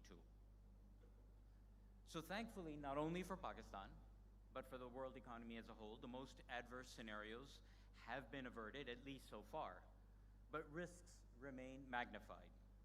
I will review the latest outlook and discuss those risks as identified by global institutions such as the IMF and the World Bank, highlighting the ones I think are probably the most key as of now. I will, in addition, talk about 4 powerful structural factors that are adding to the global economic flux, in my view. And those are what's already been talked about a lot this morning, artificial intelligence. In addition, I will talk about what's the subject of this slide, but related to this, the energy transition and the quest for energy security. The third structural flux factor, as I call it, that I'll talk about is immigration and demographic forces that are unleashing their effects on the global economy and will continue to do so in the coming decade. And then the last flux factor that I will spend a little bit of time on is geopolitics, related trade barriers, and the shifting U.S. role as the leader of the global economy and of global economic institutions. I'll go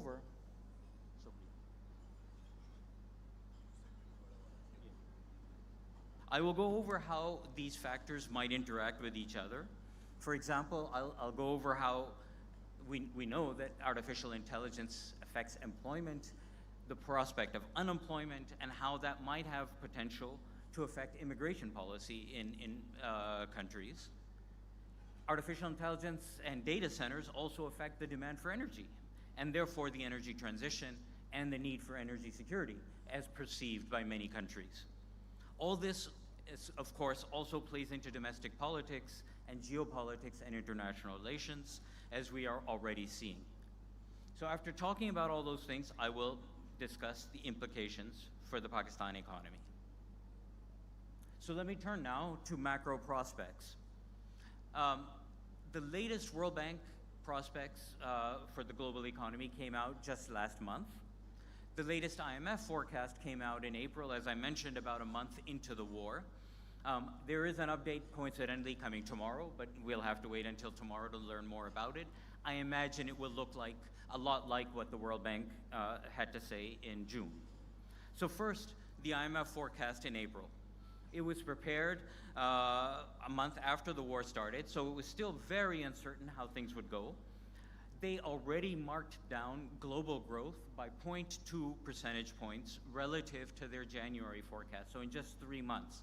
0.2 is a relatively sizable revision in that short a span of time. What was important was not just the downward revision, but also its comparison with previous decades. So global growth in this year was forecasted to be 3.1%, which compared with 3.7% average, so a half a point less than the first 2 decades of this century, and even a quarter point less than the previous 2 years. So the story was both the downward revision due to the war, but also the sluggishness compared to history. For emerging economies in particular, the impact was expected to be larger, almost a half percentage point.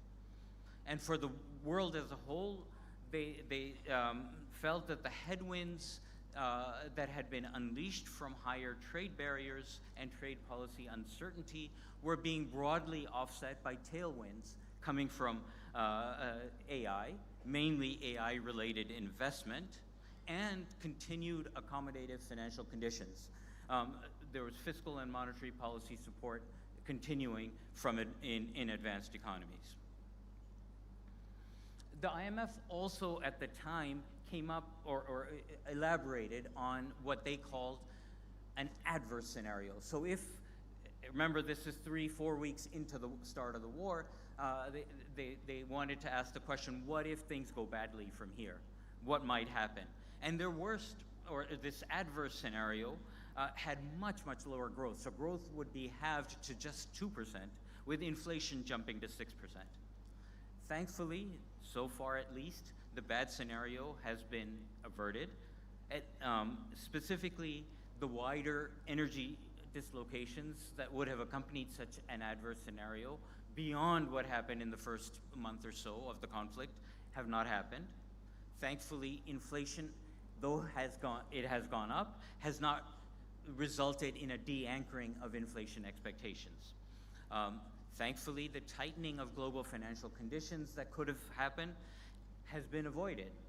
Indeed, equity prices in many of the major markets, especially in the United States, are at record highs, and frontier market spreads for borrowing are at record lows.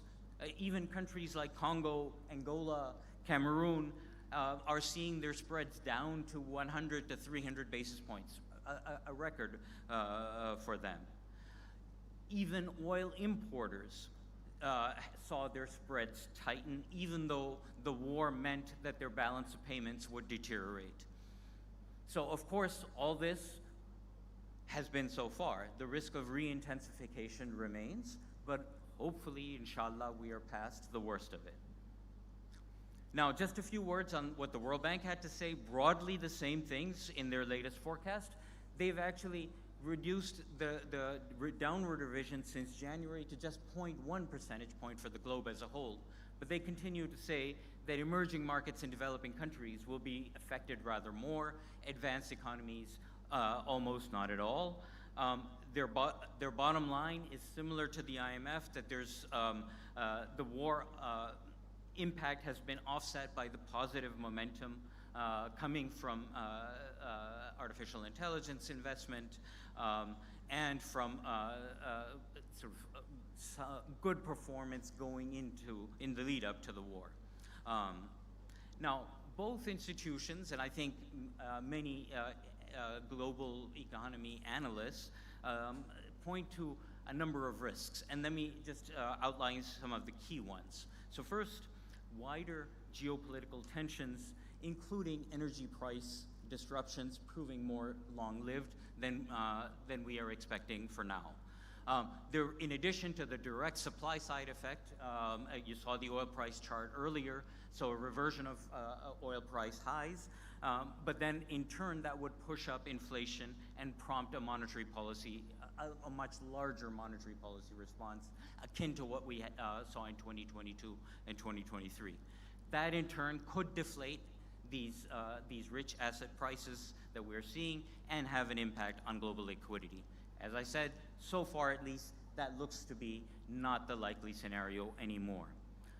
Another risk that has been identified is reduced fiscal resources and higher reconstruction and security-related costs, especially for the Middle Eastern countries that have been most affected by the war. So in this reconstruction and so on, this could translate into Gulf oil exporters drawing down their external wealth, which in turn could raise real interest rates in advanced markets and result in some tightening of financial conditions. Something to look out for going forward. Yet another risk that's been identified is the possibility of trade disputes flaring up further, including issues related to supply chains, critical minerals, rare earths, and last but not least, an important risk that's been flagged is a revaluation of AI profit outlook. Right now, AI firms are very richly valued. Perhaps those valuations can be sustained, but there's also the possibility that both AI investors as well as those financing AI could be prompted to reconsider the profit outlook and thereby reconsider those flows. Now, these risks that I've just outlined nicely set up what I would like to talk about next, which are the structural factors contributing to the global economic flux. So the first one that I'd like to turn to is the effect of artificial intelligence. Now, of course, it is a powerful catalyst for growth, for the global economy, which is already experiencing a structural slowdown. In the short term, artificial intelligence boosts the economy mainly through higher investment. Much of that investment, of course, almost all of it is happening in advanced economies, much less so far in emerging markets.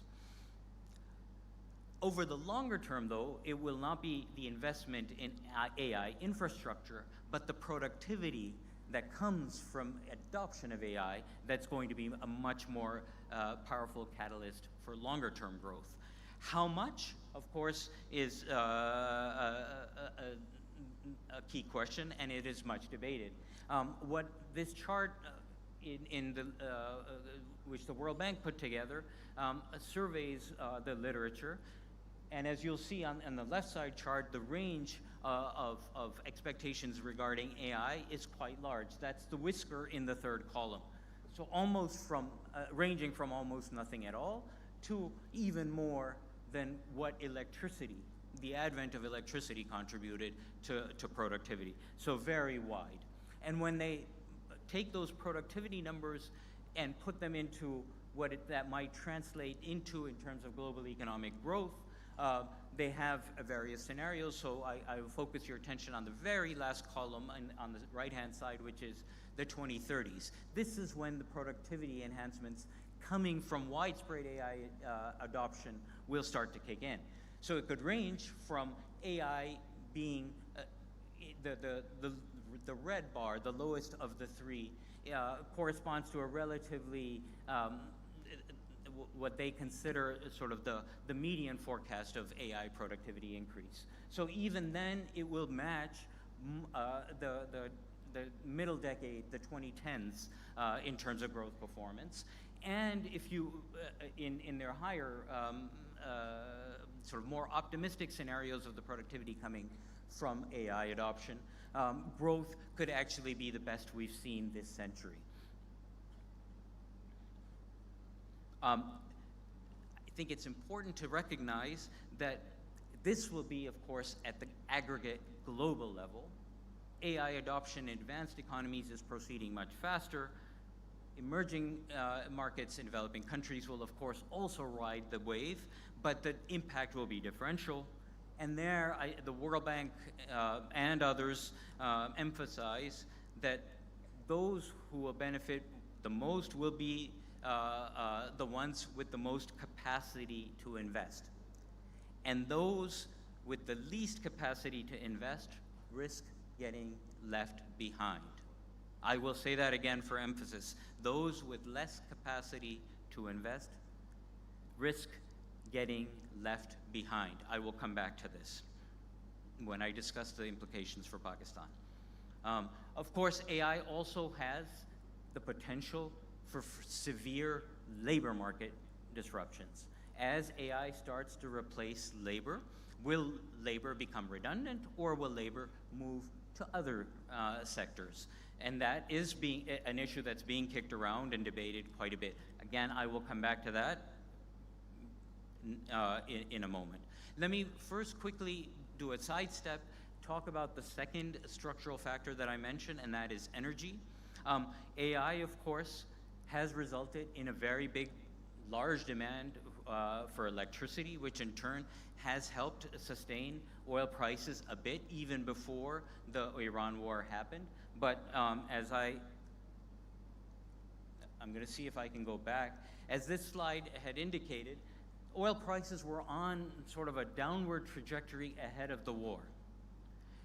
The fact that the run-up during the Iran war, when 20% of global oil trade was closed off, was only as large as the 2022 shock, was a little bit of a surprise. Market analysts almost universally were talking about $150 and $200 a barrel oil. It didn't happen. The fact that oil prices have collapsed as quickly as they have, without yet a reversion to pre-war flows of oil through the Strait of Hormuz, is also a little bit of a surprise. It may be signaling that there is a structural shift happening in the energy market, Whether that structural shift will be offset by increased demand, by AI, data centers, and so on remains to be seen. But for the moment, there may be some further downward momentum to be had. In fact, there's a very recent acknowledgement in The Economist magazine about how they got oil price predictions wrong during the war. I think many oil market analysts feel that way. Nevertheless, the energy market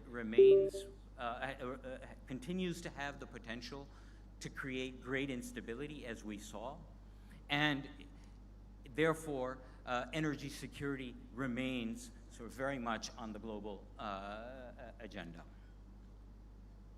Let me move next to another key AI-related aspect, which is labor and some of the underlying forces affecting global labor markets. And those have to do with demographics and migration. So unemployment is already starting to rise in many advanced economies. In the United States, for example, coders and software developers are being laid off in pretty large numbers already. Anti-immigration sentiment, which had already picked up well before even this decade started, has really continued to mount. And you are seeing, or the global economy is seeing that in movements in population growth rates. So for example, the black line, which is the United States, saw a very rapid growth in population that was all migration related ahead of the latest election in 2024, and then since then a very sharp decline. These kinds of pressures I suspect will continue, but what I'd like to really point to is the slowdown in population growth in pretty much everywhere except in some countries, Pakistan being a notable one, and sub-Saharan Africa, and to a lesser extent in the Middle East and North Africa. In Latin America, in Europe, in the United States, in East Asia, population has slowed to in many cases below replacement rate. So population is shrinking. This may give rise to new pressures going forward relating to migration policy. Eventually, if AI is not able to replace labor, then it may, at some stage in the future, maybe a decade or 2 decades hence, it may give rise to more liberal migration in order to accommodate need for caring for aging societies in some of the advanced economies. Let me move now to the last structural factor before turning to Pakistan. Geopolitics and trade fragmentation have been very much in the news ever since the Trump trade tariff announcements of April 2025.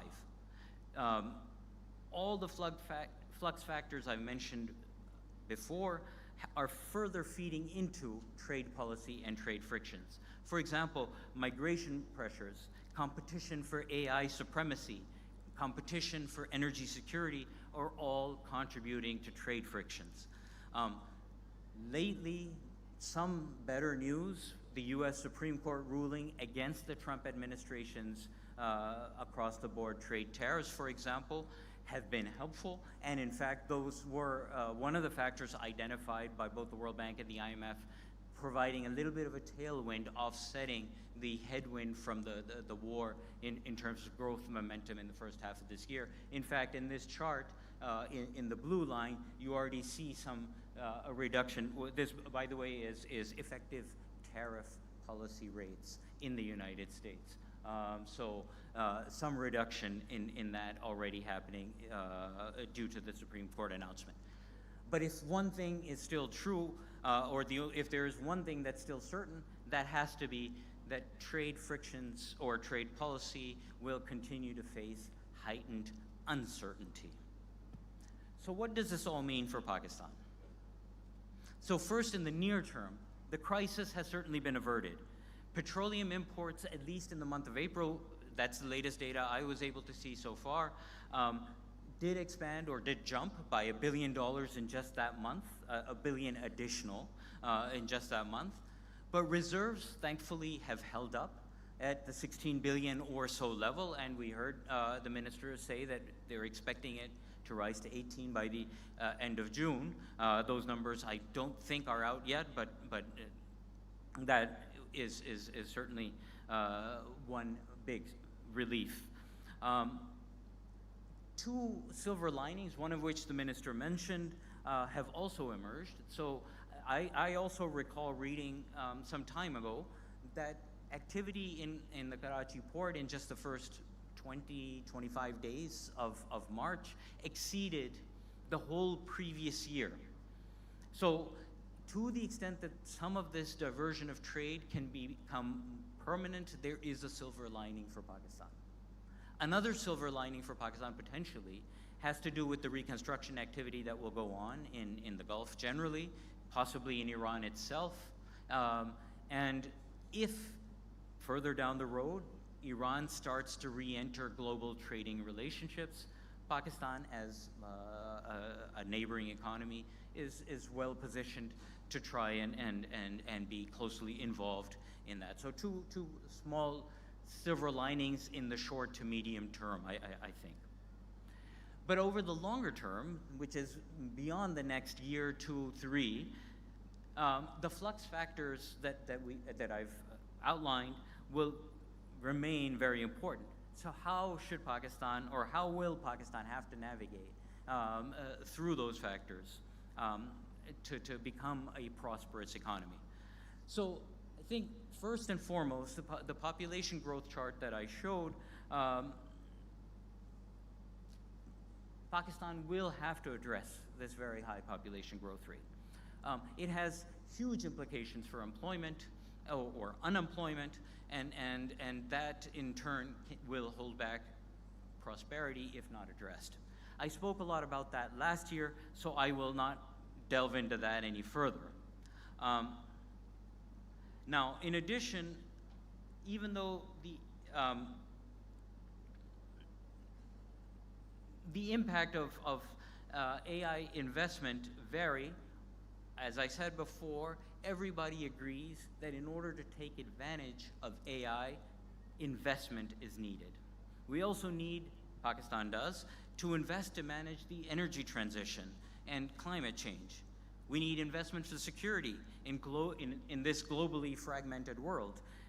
Not just military security, but also security of supply chains.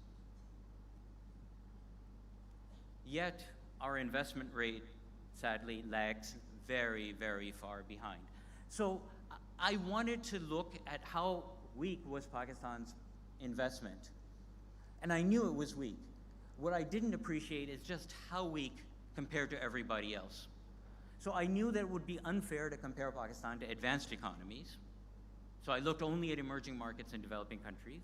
I thought it would be unfair to look at data for small island countries or countries with population of 1 or 2 million, so I took those out. And then obviously I didn't have data for countries torn by war and that sort of thing. So everybody else that remains, 50 or so countries, I am sorry to say, averaged over this decade that we are in, Pakistan is dead last. Dead last. There are 2 countries for which I couldn't get data. This is from the World Bank Development Indicators database. But for everybody else, dead last. Now, with investment rate like this, it will be very difficult to ride the AI adoption that is necessary. It will be very difficult to navigate the flux factors going forward. Now, what causes such low investment? There's a whole host of factors. Pakistan cannot invest if there is little saving available, and there's very little saving available. That's because of the demographic structure of our population. I talked a lot about that last time, so again, I won't go into that. In addition to saving, though, there's lots of other factors, both structural as well as macroeconomic. Rates of return, both on saving and investment, are low. There's a lot of competition for funds with the government. That's a problem. their business climate issues, etc. So any and all of these factors are also faced by the other 50 countries. Yet Pakistan has done poorly. Related very closely to the low private investment is the flip side of that, which is private credit to GDP. Again, Pakistan here is not an absolute last, but very close to it. Intermediation of saving into investment is clearly important. It is not the cause, but it reflects, so low private credit is not the cause of low investment, but it reflects some of the same factors that hold back investment. So I'm really looking forward to a discussion over the next 2 days with this audience, how to catch up in terms of private credit. Zafar Saab, I know that you have made a lot of progress in the last 2 years, but there's a very long way to go. So in case there's any doubt between the relationship or about the relationship between private credit and investment, I think this chart captures it. And if you take out the two outliers, Tanzania and Algeria, which have somehow managed high investment without private credit, this relationship would be even steeper. I think I will end it here, and thank you very much. I look forward to trying to understand and see how we can invest.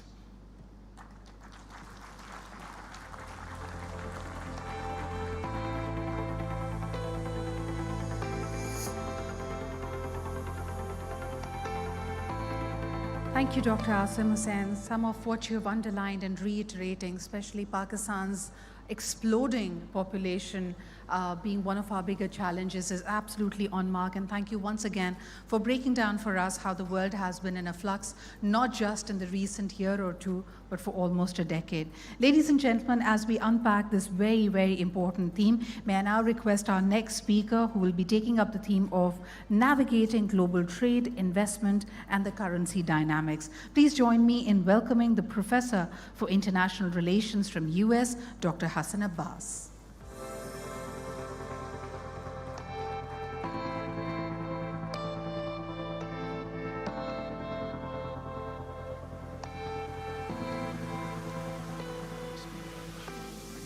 Truly honored and grateful for this opportunity. I'm grateful to Munir Kamal Saab and Zafar.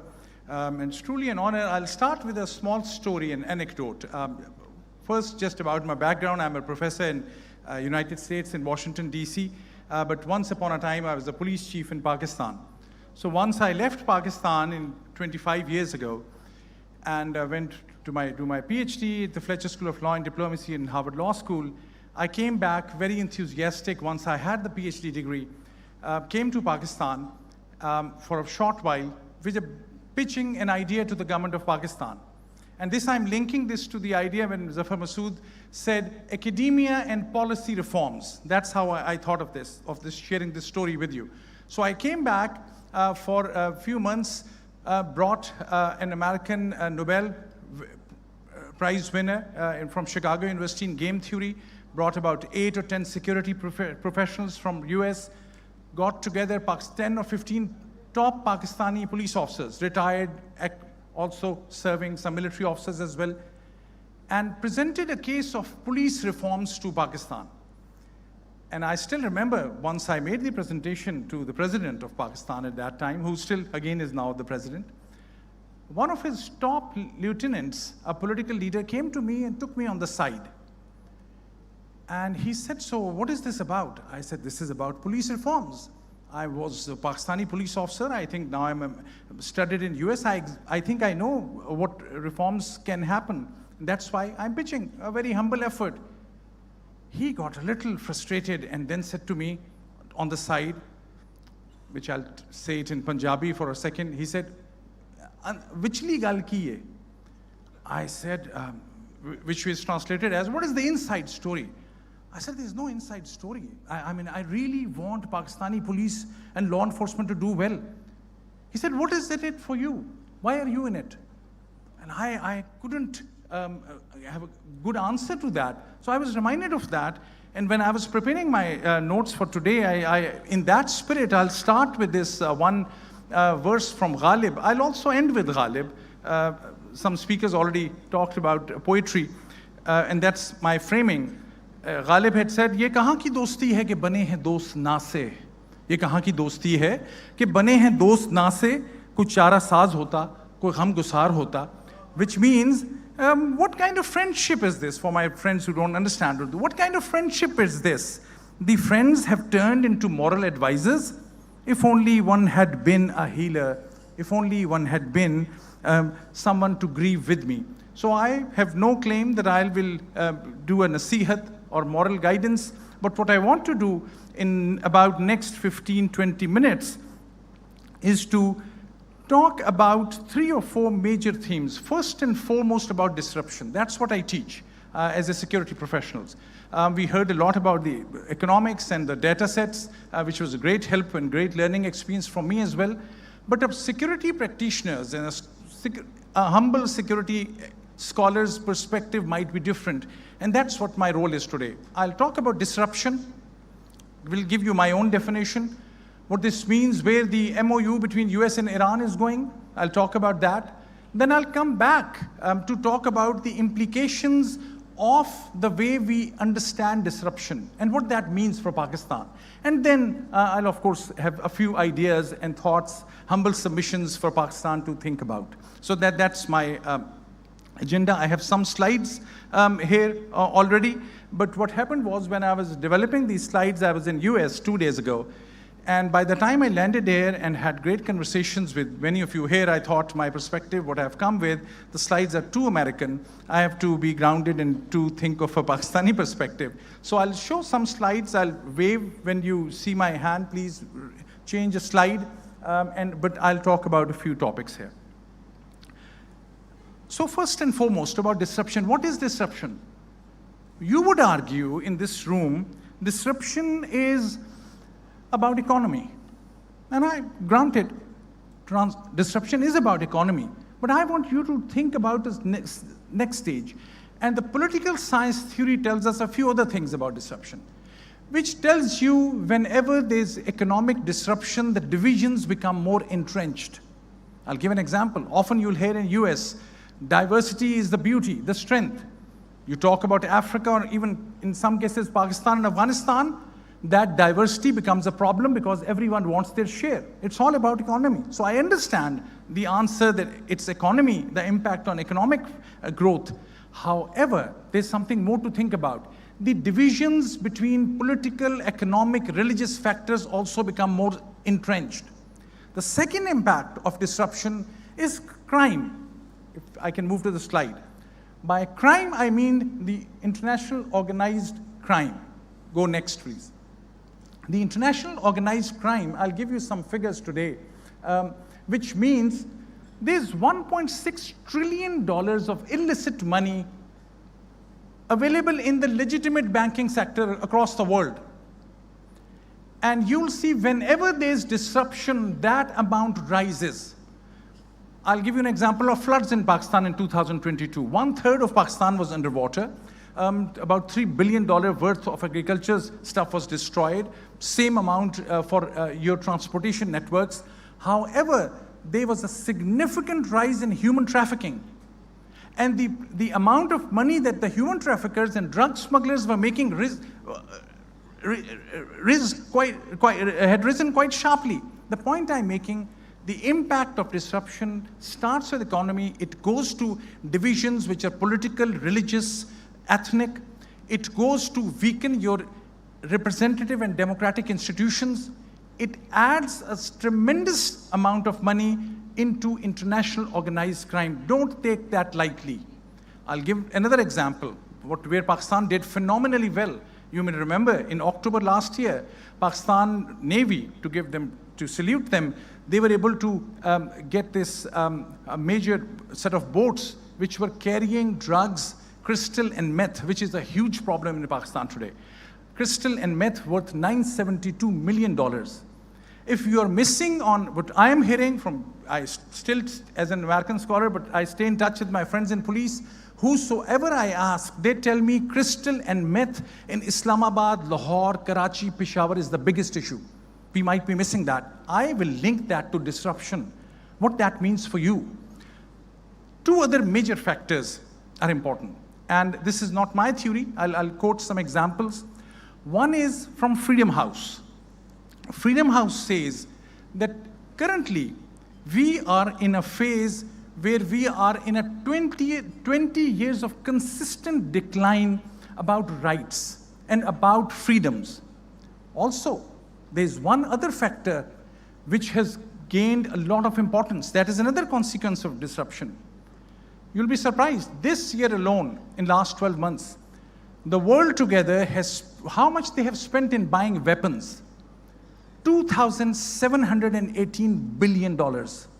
You spent almost $2.7 trillion on weapons. As a security practitioner, people like me and others as consultants, we gain some benefit out of it. But what I'm saying to you, it's the immediate impact on weapons industry. It's an immediate impact on international organized crime. That's what I'm referring to. What answers you have for those? Unless Pakistan has significant responses to these challenges, the gap will be there. I'll move to my second thing. Where are the lessons, for example, on these kind of issues for Pakistan to learn? I'll again offer you two lessons, both from the security sector, which might be relevant to you. One is from counterterrorism. When we had made many studies on counterterrorism, what works in Indonesia, what works in Central Asia against Islamic movement of Uzbekistan, what worked against Tehreek-e-Taliban Pakistan and Pakistan. This city has seen so many of tragic terrorist attacks. This city has seen so much of sectarianism. Scholars are studying about these issues. What is their crux? What really works? One common feature and consensus of what really works is dependence on indigenous models. Much later in the study of counterterrorism, everyone learned that in Khyber Pakhtunkhwa province, Pakistan had an excellent system of jirga system and reconciliation in the previous government, to give credit to the previous government. They started investing in that, and that had an immediate impact. I just saw Dr. Ishrat Hussain, whose work on governance is amazing, and sir, I would highly recommend his book on governance, which talks about some of these issues as well. So one model was a counterterrorism model focused on indigenous. I actually don't know what indigenous capabilities or emphasis on that means in your world, but I'm just sharing a lesson. The second lesson, this might be a little difficult to explain, but this was my PhD work, which was on nuclear proliferation, how Pakistan had made the bomb and why. The kind of resilience and effort Pakistan had shown at that time, because the conviction was, we need to make the bomb. How was that done? You brought in technology, you invited back some top scholars who were available, and I'm immediately thinking of, can Pakistan bring back Asim Khwaja from Harvard? There was an attempt to bring back Atif Mia. What happened? I'm not saying people here in this crowd are not brilliant. You're really brilliant. That's why you are holding the positions. But there is a far stronger also, or equally stronger diaspora that is there, which you'll have to bring in if you want reform, if you want new models to work. For example, on taxation. That's the only thing I'll add. So what this brings me to the MOU.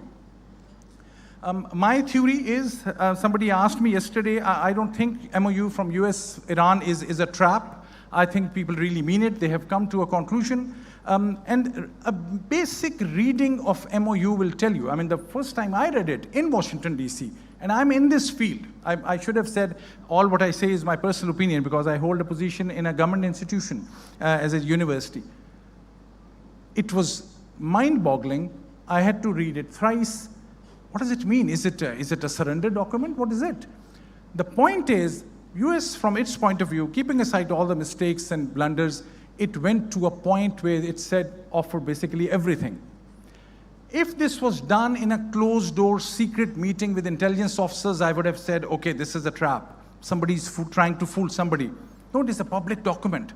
It is in front of everyone. If US will not live up to it, or Iran, if they will not live up to it, it will have significant implications for their stature, for their connectivity, for their businesses, for their everything related to economy as well. However, I would like to say this looks very good on paper. I have that sinking feeling, and the only way I can explain that sinking feeling is, I hate to give that example, but the example of Pakistan cricket team. Even at times you would see them doing so well, they're winning. There are 100 runs left, there are 5 players there. And you say, okay, Pakistan is going to win this match. But part of you say, no, you know, there's going to be a batting collapse. Because, so that sinking feeling which you cannot give evidence, or there's no data to show you, but because we know the global mechanisms. Why there is a significant investment in weapons, why there is a significant increase in international crime.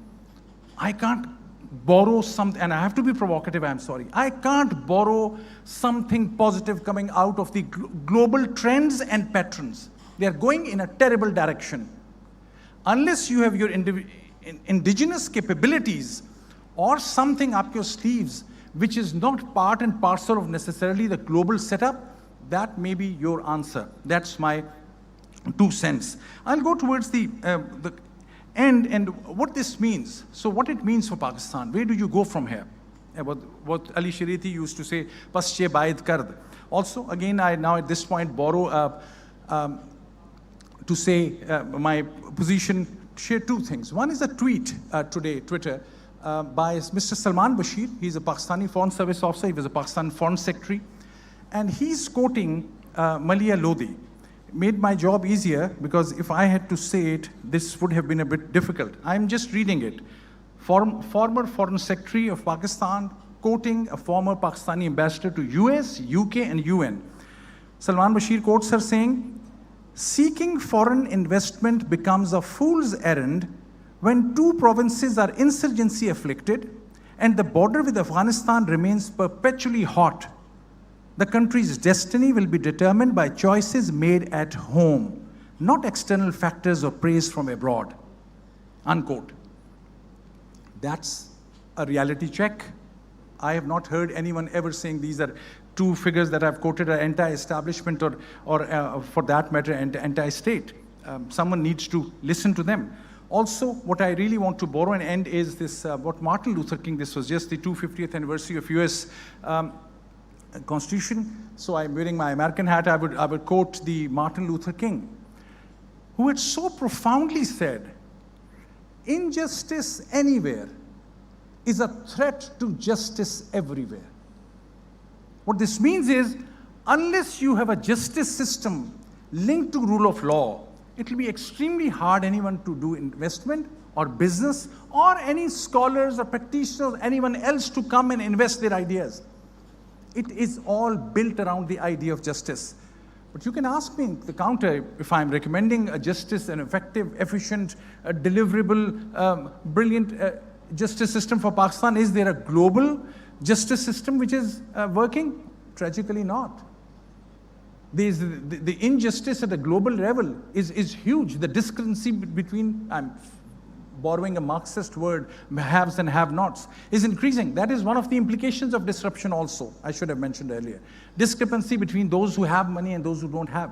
So it's only rule of law-based institutions. What Freedom House had said, it's only about 20 to 25% of the people of the world who live in countries where there is freedoms which are related to representation, which are linked to their speech as well. I think that is extremely important. On more specific mundane things, other than the Salman Bashir quote that I had said, there's this other Ghalib, I promise this is the second last poet verse, which is by Ghalib, who had said, which is I think relevant with all the due respect, he had said, "कर्ज की पीते थे मैं लेकिन समझते थे कि हाँ रंग लाएगी हमारी फाका मस्ती एक दिन. I drink wine on credit, but I always believed our destitute bravado would one day pay off." Translate it in your own world of economy, what that means. But if I had a Prime Minister's humble ear, I would have said 2 things to him. One, I would have said that as a Pakistani American, saw with a lot of joy Pakistan's Field Marshal, Pakistan's top military leadership, negotiating, facilitating, mediating.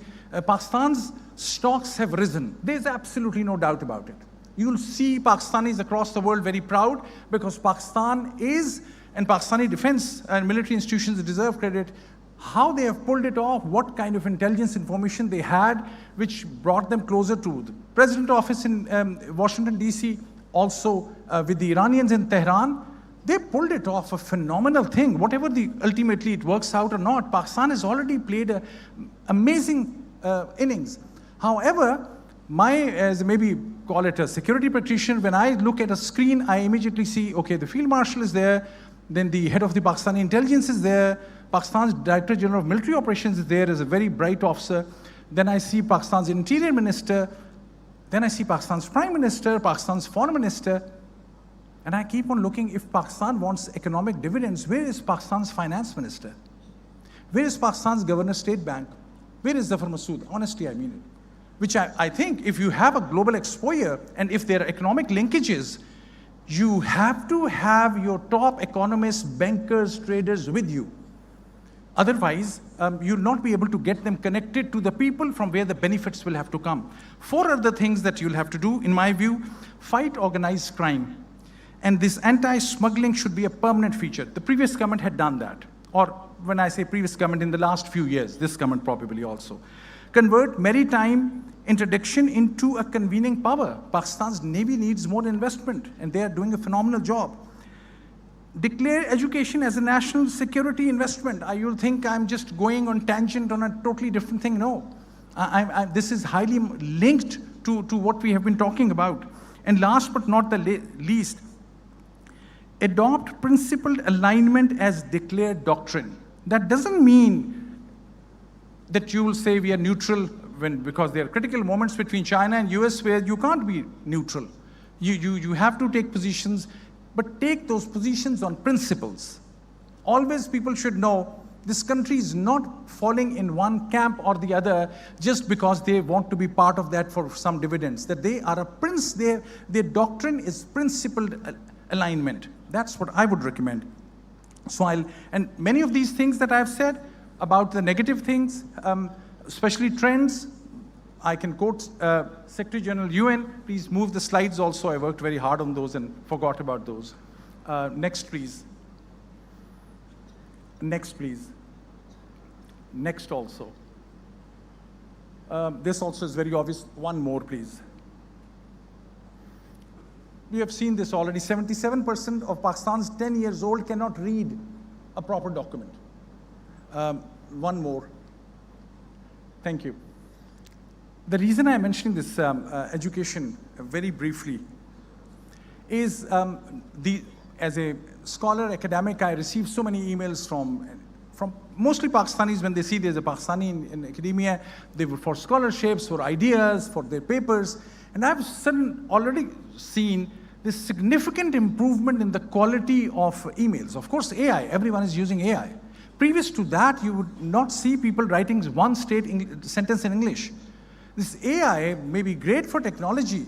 It is going to have a terrible impact on capability of many developing nations to write straight English and communicate, because they are so much dependent on AI that the basic skills of writing well are no more, there's no more investment in that. In my conclusion, I'll quote Secretary General of UN, who had said in 2024, our world is entering in an age of chaos. He said it is a dangerous and unpredictable free-for-all with total impunity. This is UN Security Council General. There was another leading scholar in University of Medicine who had said that transnational crime in this century will be the biggest problem, like what the Cold War had done in the previous one. So, at the end of the day, where is Pakistan's strength? I think Pakistan's strength is in its resilience. It is not a cliche. Pakistan has proved time and again, so long as Pakistan kept on producing from Faiz to Ahmed Faraz to Iftikhar Arif, because often you don't count these things in your narratives. But the poetry, art, culture, that is your resilience. The shrines.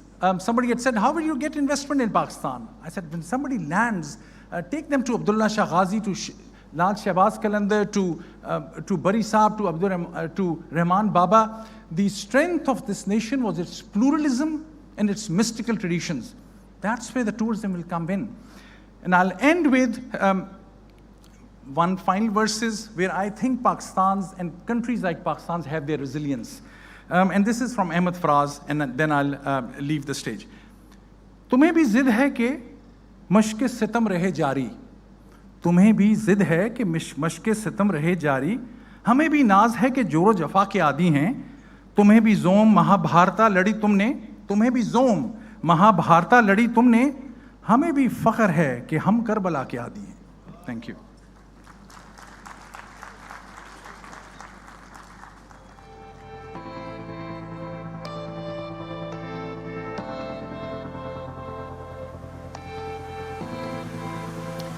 Well, thank you so much, Dr. Hassan Abbas. And this one was a tough one. Thank you for giving us a tough reality check. And sometimes not all disruption is great. Thank you for pointing to the trends and joining in the international consensus that these are not looking very, very positive in any manner. But one thing that stays with us, as you mentioned, the indigenous systems.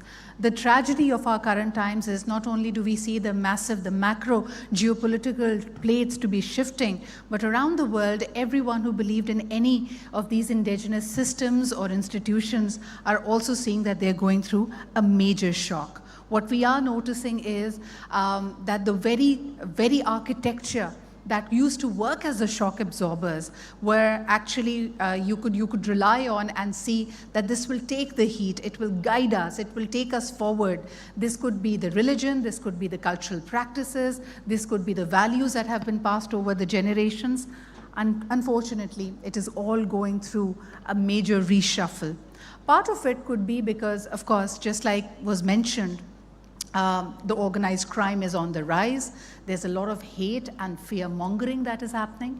We see the rise of the far right in many of the countries. The institutions that have been the guiding stars, the North Stars in the 20th century, the model of the welfare state, when people would migrate, they would look at the mature economies and think that they will be taken care of. Unfortunately, we see more chaos over there. What it gives rise to is internal conflict, the kind of chaos which is unprecedented. Even the most pluralistic and the most secular of societies and countries right now are eyeing each other with a lot of doubt and a lot of fear.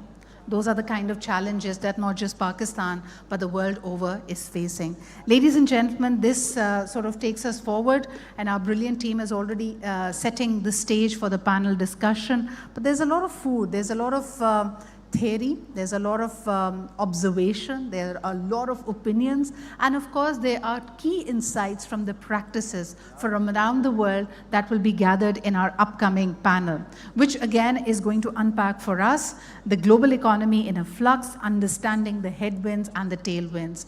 At best, I believe, guilty as charged, as we would play a disclaimer at the beginning of our shows. हमारे channel के जो मालकान हैं वो बड़े चलाक होते हैं, वो कहते हैं कि अगर फंस गया तो सिर्फ और सिर्फ एंकर की जिम्मेदारी है, because उसका अपना opinion था. I think a lot of things that will be said on this panel and discussed, we would also play that disclaimer, but would love to see this informed opinion and insights coming into action. So ladies and gentlemen, without any further ado, are we set up? Can I invite my panelists?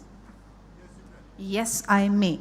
Ladies and gentlemen, first and foremost, may I take this opportunity of inviting our speakers. Please join me in welcoming the consultant at the International Finance, Macroeconomics and Development, Dr. Asim Hussain. May I also take this opportunity to invite Dr. Hassan Abbas, who has literally woken us up all with his reality check and his analysis of the present day and world. Ladies and gentlemen, we'll also be joined by the Deputy Chief Global Analysis at the International Monetary Fund, the IMF, Mr. Saad Siddiqui. Please welcome him. And last but definitely not the least, we are leaving you in very able hands to moderate and take this very interesting conversation forward. Please join me in welcoming our moderator, the Senior Vice Chairman at PBA and the President and CEO of HBL, Mr. Mohammad Nasir Salim. Nasir Saad, now I'm going to leave you with the toughest job. With an able panel like yourself and your own experience, we have time enough of about 20 minutes to have this conversation. You may want to take a couple of questions if time permitting, but there will be, of course, this timer that will help you navigate this. Over to you, sir.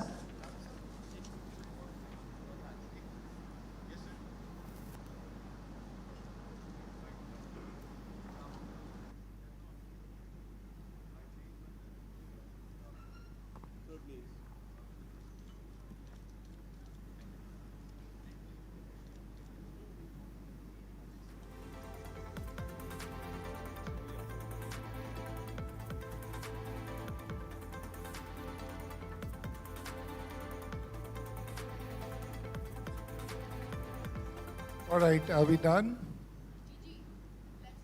Okay.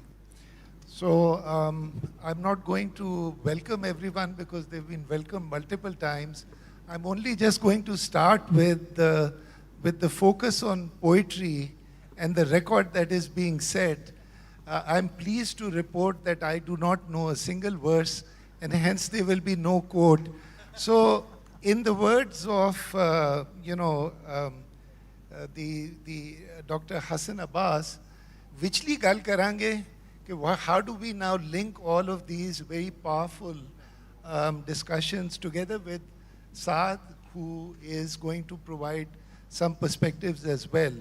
So certainly when I look at Asim in terms of what you shared, and you showed Pakistan being at like rock bottom as you said, and I look at Dr. Hassan Abbas's assessment around the security which is required for external investments, I think there is a very positive coefficient correlation that exists between the two. Clearly there are other factors as well, but stability, security, continuity of policy are things that were echoed also in the finance minister's speech, and I think that's something that is there. When we start now, what does it mean for Pakistan specifically? We looked at some of the priorities as was outlined by the finance minister, which was around the financial inclusion, access to finance, SME, in terms of the small farmers, in terms of creating the enablers institutionally, as well as strengthening the capital markets. So when we start looking at all the global changes that we're seeing, you talked about 2 silver linings. A lot of this, given our population of 250 million plus and growing, how do we balance these priorities together with the population growth, together with climate change, water and food security? How do you see this thing panning out? So Asim, this is for your perspective. Struggling to figure out, It's already on. Thank you. So Nasir, thank you for the question. Let me recast it slightly and answer the following, if I may. So with all these priorities, and also with our endowment of a very large and rapidly growing population, how can Pakistan best position itself to not only cope in this flux in the global economy, but to actually thrive? And there are, of course, a long list of things that Pakistan can do, should do, is doing. But I think the solution has to center on investment. The banking sector, to whom I'm speaking now, has a huge role to play in this investment. In order to invest, the saving of the population has to be channeled into loanable projects, into investments that will result in returns for the owners of those projects, but also then employ this large and growing population. In order for all of that to happen, in order for Pakistan to take advantage of the AI revolution, in order for Pakistan to navigate the geopolitical cross currents that risk drowning any boats that are not vigilant, the investment also has to happen in its population. I think Dr. Hassan Abbas touched on the education side. I think the minister also mentioned it. Zafar Saab mentioned it. The importance of education in this is critical. What sort of education is right for whom perhaps is best left for those individuals or for those families to decide, but the availability of education. So Pakistan's best resource is its large population, but it is a resource that is not useful unless it's educated. And so that, I think, has to be the priority. Thank you for that. And I think this ties in very nicely with some of the earlier conversations that while a few banks, as Chairman PBA stated earlier, have done the heavy lifting, it is the industry that has to step up, and each and every member has to take it forward. And I think PBA also has to lobby with all the supporting ecosystems that are required for that, as well as the active knowledge sharing that we do amongst ourselves. Saad, we've been listening to you, at least I have been listening to you for the past 3 years. Whenever you come to Pakistan, I've attended some of the talks, and you talked about how the unipolar world is likely to change, fragment.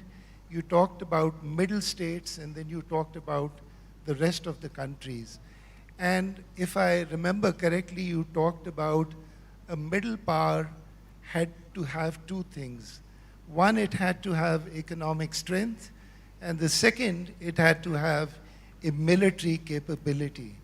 So to a certain extent, as was discussed today as well, I think Pakistan has demonstrated resilience on the military side. We've discussed the state of the economy. What do you see as Pakistan's priorities in order to, sort of maintain the stature that it has achieved in the particular recent crisis that has taken place? Okay, well, first of all, thank you for the invitation. And I'd like to emphasize that all are purely in a personal capacity, not necessarily affiliated with any of my institutional affiliations. So let me take a step back, because already today we've heard a lot of good things about the types of priorities, policy priorities Pakistan needs, the types of initiatives that are required to help propel it, to help develop it, and no doubt we're going to hear over the next rest of this day and tomorrow as well, even more policy proposals and priorities. And I think it's worthwhile taking a step back to try to put them into some type of broader framework. I'll apologize to all my teachers and to the economists in the room. So I'll apologize to my teachers and to the economists in the room, because the most operational and useful framework that I've heard recently about thinking about priorities for attaining prosperity haven't come from an economist. It's come from a historian. So Neil Ferguson, the British American historian, he came up with this framework about 15 years ago about 6 killer apps that those countries that have really propelled themselves into prosperity have used. So what are those 6 killer apps that Ferguson lines up? So number 1 is competitive markets, competition. Number 2 is modern medicine, health. So societies that have managed to invest in health and the well-being and life expectancy of their population, they have prospered. Number 3 is property rights. That's clearly important. It's related to institutional integrity. That gives you the confidence to invest and unlocks a lot of these other forces. Number 4 is an empowered consumer. Number 5 is a strong work ethic, and number 6 is kind of scientific research and education. So those are the 6 things, and countries that can download as many of these killer apps as possible in Ferguson's framework are the ones that have attained rapid growth and prosperity. So I think the policy priorities that we talk about it would be useful if they were framed in this type of kind of narrative. Now, speaking to a audience of bankers, we've already discussed a lot of the policy priorities earlier today about what the financial sector can do, but I would put them more broadly within the scope of formalizing the economy. There's far too much informality in the Pakistani economy. Cash in circulation, Zafar Saab, you showed a chart of that earlier, is far too high. And if you can formalize the economy, that has a high multiplier effect.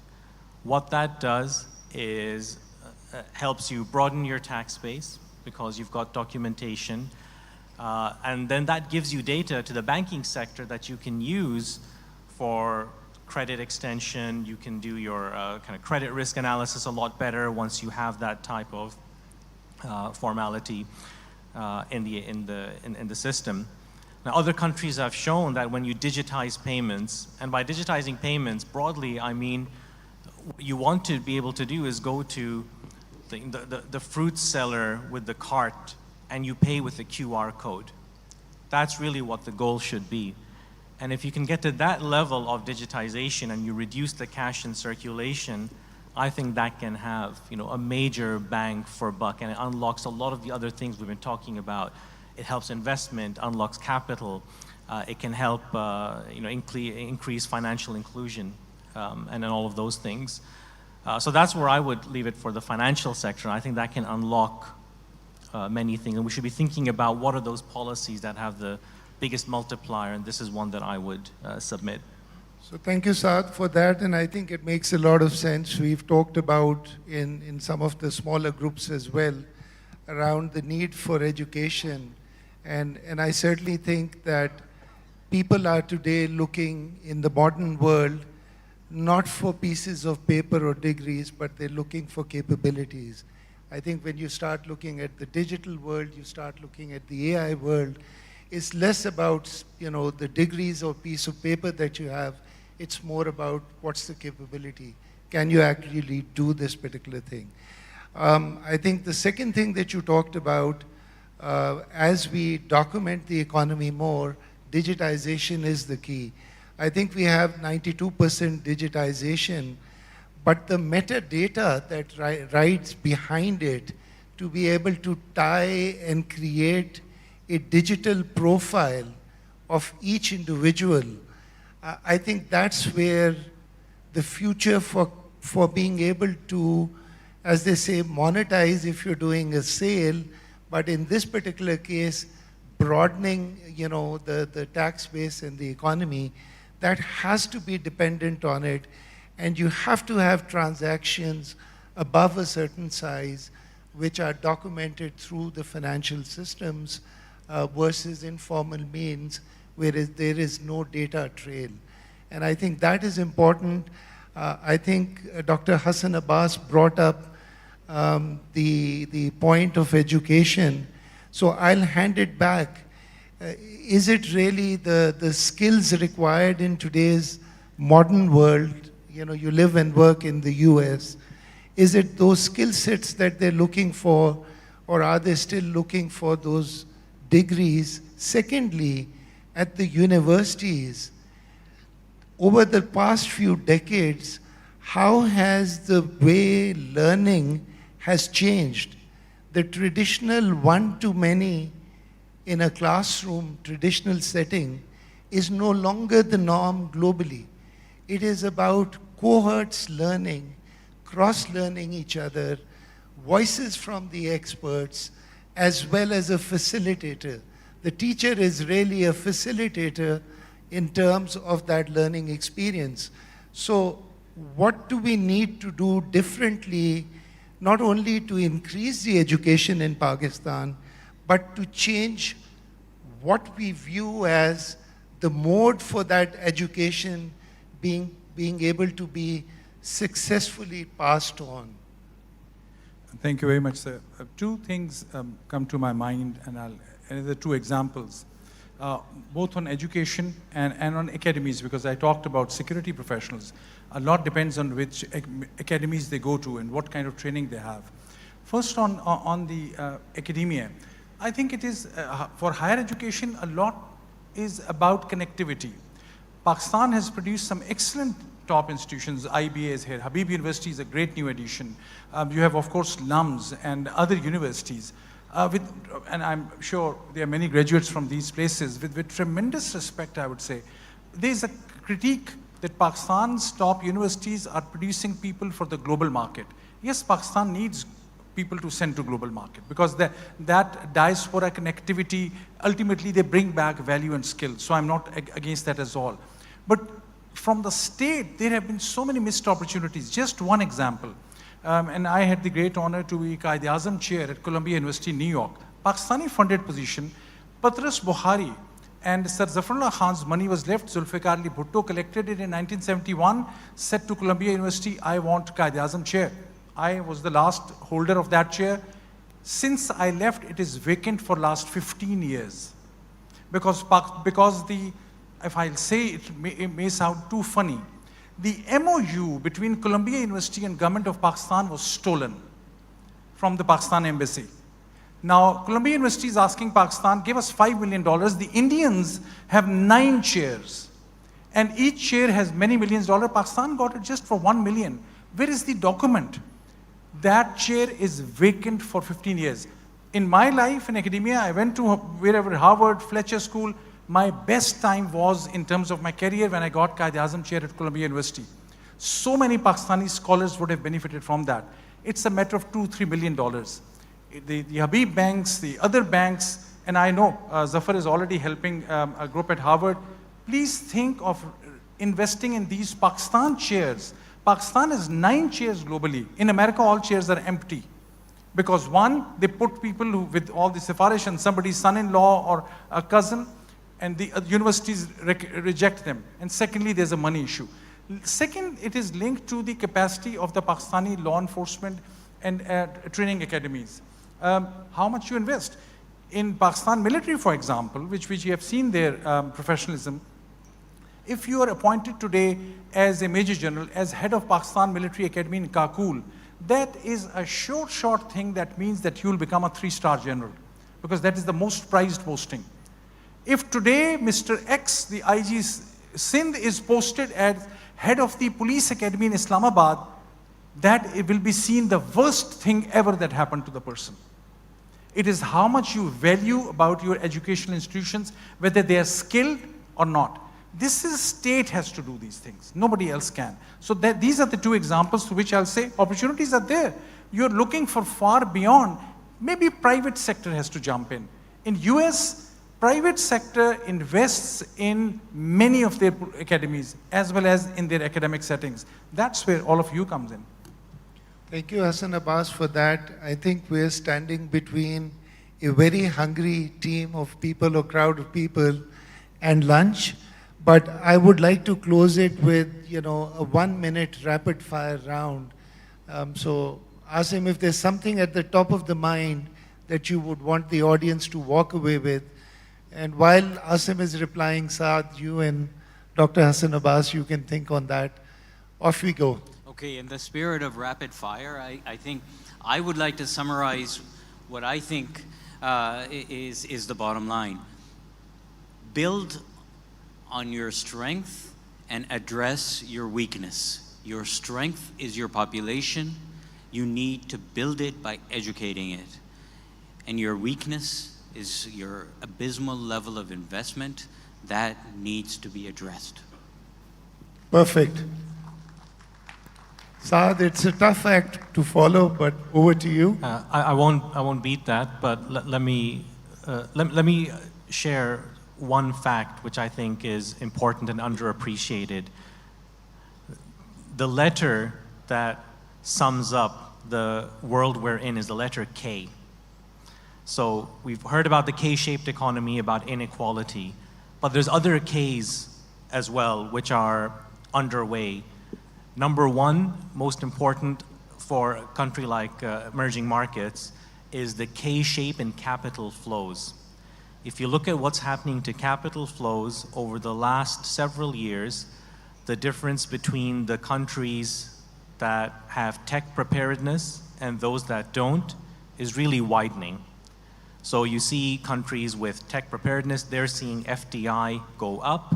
Countries that don't have that are seeing FDI come down. FDI is no longer coming in necessarily in the traditional sectors, in kind of mid kind of value-added sectors in manufacturing. It's really about tech preparedness. So I think that complements Asim's point. So if you want to get investment, FDI, you have to invest yourself and you have to invest in tech preparedness. Thank you. I think that was extremely well said. We saved the best for last. Dr. Hassan Abbas. Very kind of you, sir. This reminds me of one of my teachers who had written an article for Pakistani politics with the title, Discrepancy Between Democratic Creed and Autocratic Reality. What it means is, and I based on my teaching for 25 years in US, the Pakistani democratic and democracy dividend is very strong. I teach people from all across the world, Middle East, I'll not name countries. Pakistan is the only country which always pushes back military dictatorships, which it has done in the past. There's always a push for democracy. I can't mention you a single other Muslim country, maybe Turkey, yes, Indonesia, no third country, which has such strong roots. It is democracy which will automatically give space to rule of law and judiciary. I teach every year, 50% of my students are international. Pakistanis who come to US in my classroom beat everyone else through their brilliance. Every other year, the best award would go to a Pakistani. Pakistanis have tremendous potential. Thank you. Thank you. And a big round of applause for all our esteemed panelists. Thank you.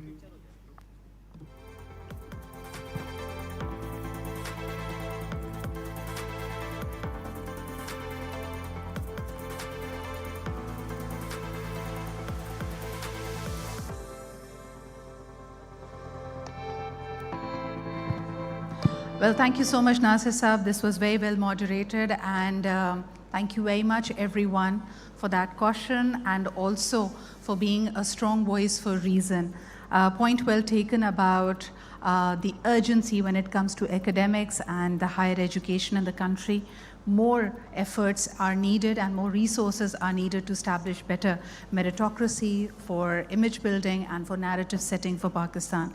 Ladies and gentlemen, we are now going to segue into our next session. We're very aware that we are behind schedule by an entire hour, but we'll try to stay on schedule for now and also work towards a shorter working lunch break. Yay for that. Ladies and gentlemen, the next session is titled as Transforming Priority Sectors, the Agriculture, SME, and the Low-Cost Housing. This is where real impact happens for a large population. We've often referred to them as the underserved. We've called them the fortune at the bottom of the pyramid. But how do we actually create real impact for them? After achieving the macroeconomic stability, what is a real matter is the test of scale. We need scalability in terms of economic benefits, in terms of reforms, opportunity, profits, and reaching out to the max number of people. To really get this one started, our first speaker, of course, is the Honorable Deputy Governor of the State Bank of Pakistan, and his chosen theme is Reimagining Priority Sector Financing for Pakistan's Development Goals. Ladies and gentlemen, please welcome the Honorable Deputy Governor, State Bank of Pakistan, Mr. Salimullah.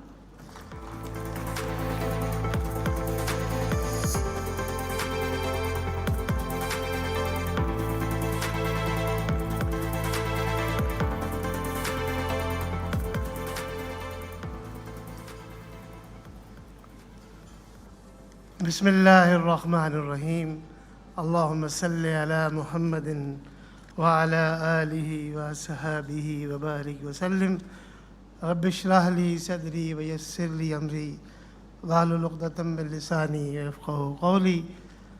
It's a great pleasure and honor to be part of this very, very important gathering. Let me congratulate Pakistan Banks Association for organizing this summit. And the kind of energy and commitment we are witnessing in Pakistan Banks Association for the last 2-3 years, that's really, really heartening, let me say this. So I'm extremely grateful to Pakistan Banking Association for inviting me here as well as for organizing this summit for the second year. So I have been tasked to speak on the priority sector, which is very, very close to my heart. And priority sector primarily, I would be speaking primarily on SME and agriculture finance, although low-cost housing is also very close to my heart. But today I would largely be speaking on the agri and the SME side. So these are strategically important sectors for Pakistan's economy.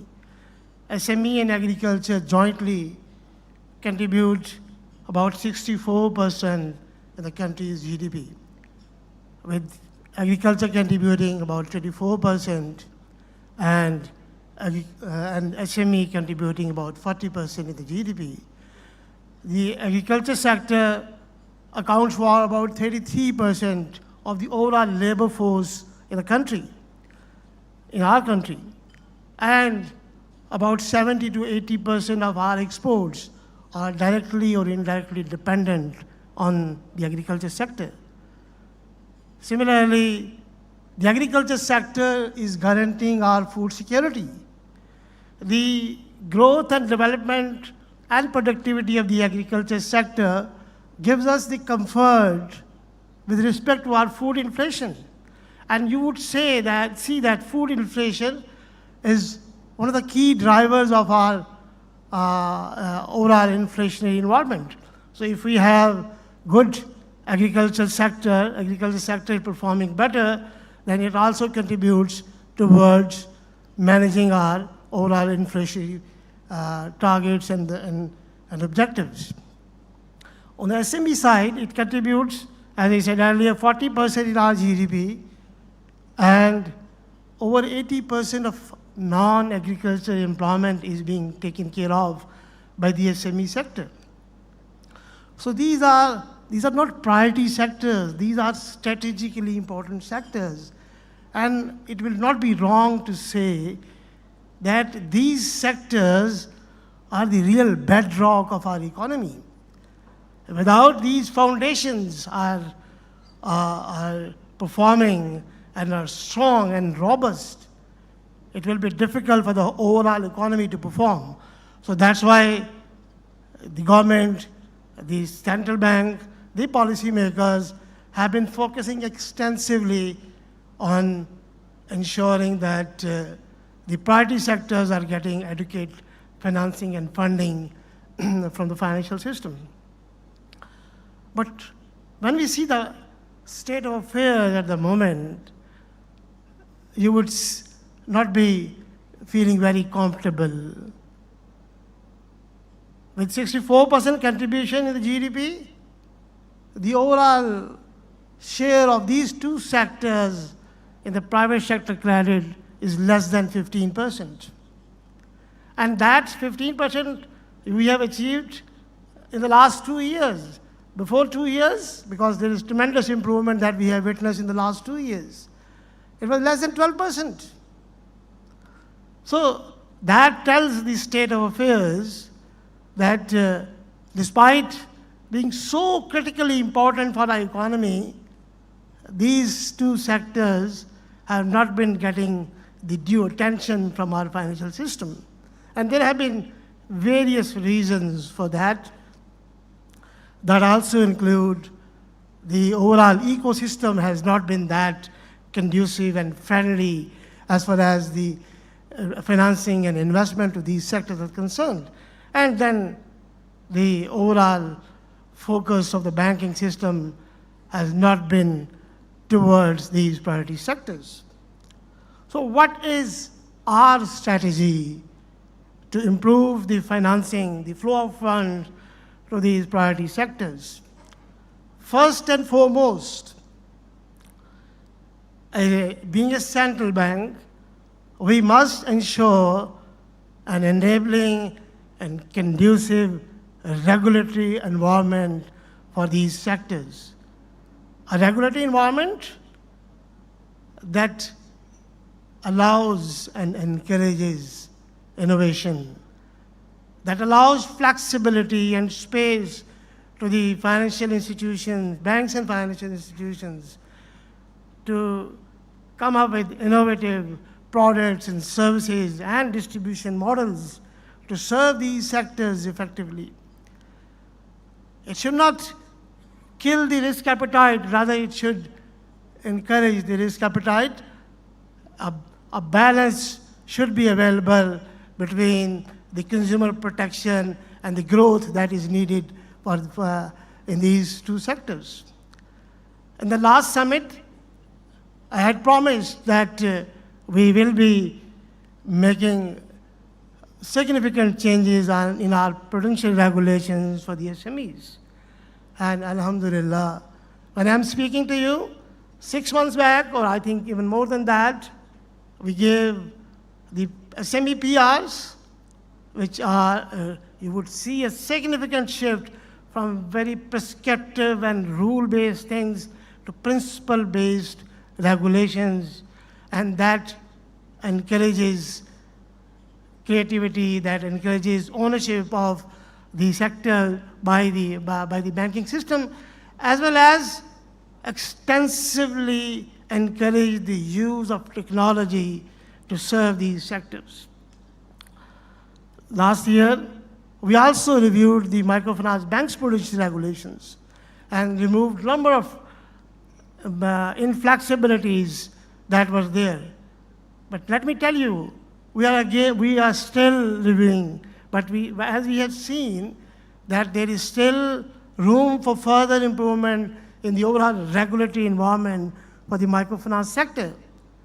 And for that, we would be coming up with further refinements in the microfinance banks PRs, and that would allow the microfinance banks to serve to the MSMEs and to the lower end of the medium enterprises, so that their overall business viability could be enhanced. So the focus is that with the overall regulatory framework should be facilitative, should be enabling, and should be encouraging investment while ensuring the consumer protection. Second focus, and the second focus is that we are collaborating with the banking industry, with the government, and with all the stakeholders to improve and strengthen the business case for banks. When the business case would be stronger, the banks would feel that pull to invest and build capacities in these areas. You have seen this, that in the last 2 years, we have taken 2 major initiatives. First, we came up a risk coverage facility for the SMEs that allowed 20% first loss in case of smaller enterprises and 10% first loss in case of medium enterprises. And that was based on the last 15 years trends. In the last 15 years, the average default rate in the medium enterprises, it was around 8%. And we allowed a 10% first loss coverage to the banks, that if you build a portfolio of 10 billion rupees, losses of up to 1 billion rupees are covered, so that you could be more aggressive in your stance towards the SME side. And as far as the smaller enterprises, it is 20%. Then for the agriculture sector, for the first time in the last 20 years, we came up with a risk coverage facility. And that risk coverage facility provides 10% first loss coverage to banks in case they develop their portfolios, incremental portfolios, in the agriculture sector to the small farmers. And on top of that, we also allowed operational cost subsidy to the banks in case that the banks are able to have net addition in the number of borrowers that they are serving, the small farmers that they are serving. For every additional borrower that they mobilized during the year, they will be getting 10,000 rupees, that operational subsidy. We are also working on various proposals, and I'm pretty hopeful that this will also be successful, inshallah, and we would be able to have some incentive mechanism. And what is that incentive mechanism? That the banks that are successfully implementing their respective plans, it's not something which is coming a directive because we have shifted. Dr. Ishrat is sitting here. In his era, we shifted from the directed lending to the market-based lending, and we are continuing with that. And I'm pretty hopeful that we will be having that incentive mechanism for the banks that are successfully implementing their respective plans, both in terms of increase in the outstanding portfolios, either in the SME side or on the agriculture side, or not or, but and increase in the number of borrowers so that our objective of outreach could be achieved. So with that, we will be giving an incentive to those banks, and that will be a good incentive, inshallah. I'm not giving the number here, but we are working on that so that there should be some carrot available for the banks that are putting their efforts to achieve these plans and targets. The next important part of our strategy is leveraging technology. And we have been emphasizing extensively on the leverage of technology. Without leveraging technology, we cannot achieve the objective of reaching out to maximum number of clients, either in the SME sector or the agriculture sector. And number of initiatives have been, one, that the PR specifically encouraging. Then we, in the agriculture sector, we came up with that Zarkhezi. And that Zarkhezi platform, it's a unique platform that connects the farmers, the banks, and the agri-service providers and the agri-tech companies.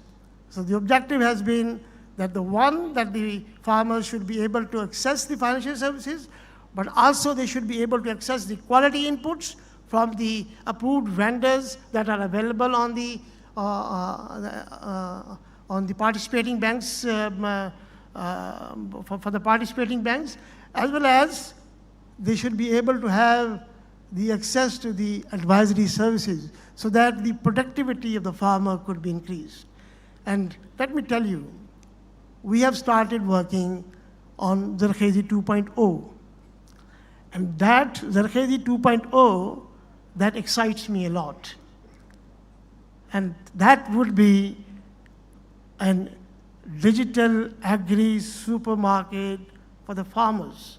And on that digital agri-supermarket, all the stakeholders, the farmers associations, the input providers, and not these small retailers, but the manufacturers, the large distributors having that repute, and similarly the accredited warehouses, then the firms that are interested in buying the produce, they all will be onboarded on that platform.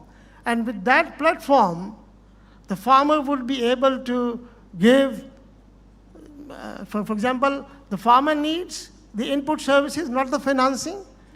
That platform would be available to the farmer, and that would enable the farmer to have the quality inputs delivered at the doorstep of the farmer. Similarly, the farmer would be able to access the advisory services from reputed agri-tech companies and agri-service providers that would be available. And then the farmer would also be able to sell the produce on that very market. So it's a large digital agri-supermarket. You can see that it will be a digital Aarti available, a very sophisticated digital Aarti 24/7 available to the farmer, whereby everything related to the farming activities, to the livestock activities would be available on that portal. मैंने time बहुत ले लिया, थोड़ा सा और let me say this, that we are also working on development of the MSME portal. We have developed that portal for Zarkhezi, for the agriculture sector. A similar portal, rather advanced version of that portal, would also be available for the MSME sector, so that these MSMEs could also be having that digital access and digital platform. We have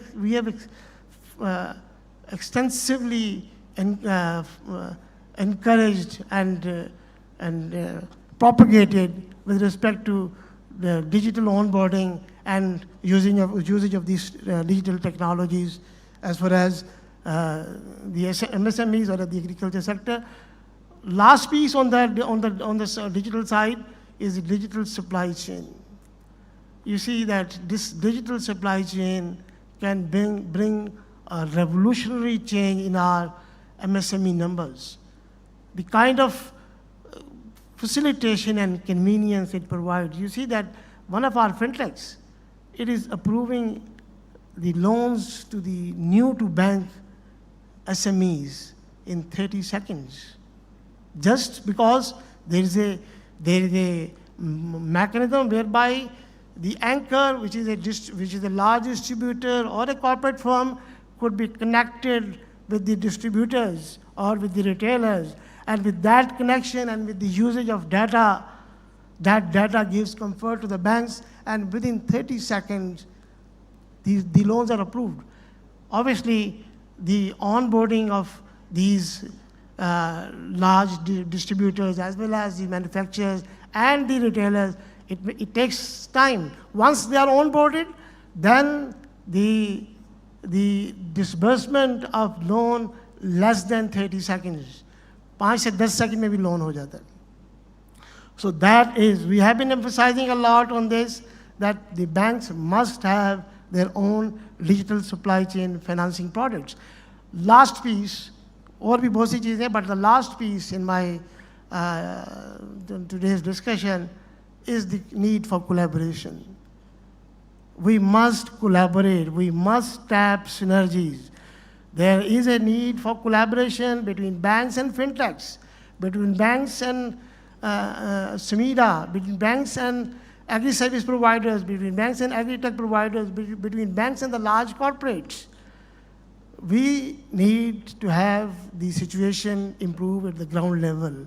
If it can be improved through the linkage between corporate sector and the retailers, we are perfectly okay, be it the MSME sector, be it the agriculture sector, but the collaboration will have to be tapped.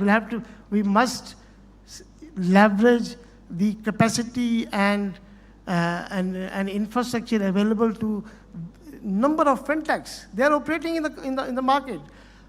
If we want to do everything by our own, that may take a lot of effort and energy and investment. But let's tap these synergies so that we should be able to tap these sectors. And I would conclude with my talk with this request to the banks, that as we have also requested in our regulatory framework, that let's own these sectors as viable business lines. Let's invest in these sectors so that we have the HR, we have the systems, we have the products, and we have the distribution mechanisms that are state of the art. That if we would be taking these sectors as if something imposed by the government or by the central bank, we cannot have the significant results. We must develop these sectors as business lines. We are with you, we are facilitating you so that the business case could be strengthened. We will be with you that incentive mechanism, that risk coverage, these facilities should be available to you. But at the same time, we expect that you being the banks and financial institutions, you are the one who are there available in the market. So these strategically important sectors will have to be served, and will have to be served in a way that creates value for them as well as value for the banks. We are not saying you are doing charity, you are doing a business, but that business should be the one that is bringing these people, these segments at par with the other sectors, at least doubling their contribution from 15% to 30% in the next 5 years. So that is something that we expect from you. We will be collaborating, but at the same time, we will be giving that soft push, hard push, so that the objective of reaching out to these sectors could be achieved. Thank you very much.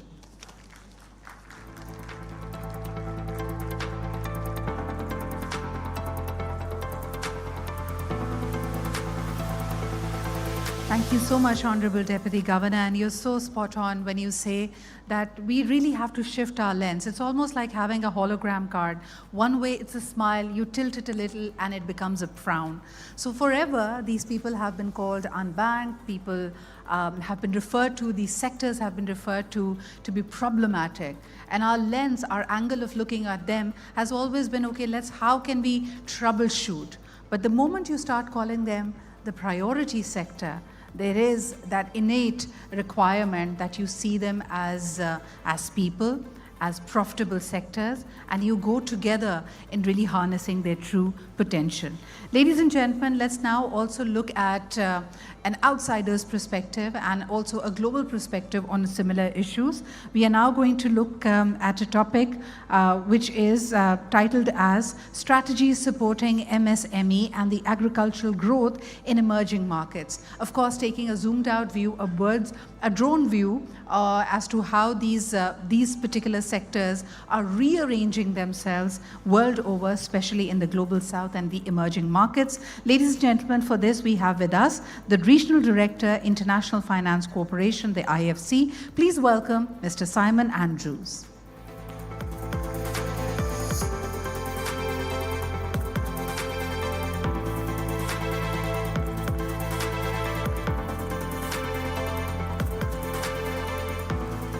Great. So good afternoon. It's great to see everybody here and so many of our clients. My name's Simon Andrews. I'm IFC's new country director for Pakistan, based here in Pakistan, in Islamabad. It's great to be here with you this afternoon. IFC, as I'm sure you're all aware, is a member of the World Bank Group. So we're a development finance institution. I also want to say a very special thank you to Pakistan Banks Association for this opportunity to speak to you about one of the most important topics in economic development, and that's agriculture and agribusiness. So agribusiness is the foundation of nutrition and food security, and one of the most powerful tools we have to feed growing populations and address poverty and unemployment. That's why agriculture and rural development is one of the highest priorities for the World Bank Group in Pakistan. Pakistan loses about 10 to 15% of its grain production and up to 35 to 40% of its fruit and vegetable production after harvest because of inadequate storage, a lack of cold chain infrastructure, poor grading, and weak market linkages. Every ton lost represents wasted investment in land, water, fertilizer, and most importantly, a loss of farmers' time. It reduces incomes, and it increases food inflation. Pakistan is also one of the world's largest dairy producers, yet more than 90% of the milk is sold through informal channels where quality and food safety remains significant challenges. At the same time, many children in Pakistan are not receiving adequate nutrition. About 40% of children under the age of 5 in Pakistan are stunted.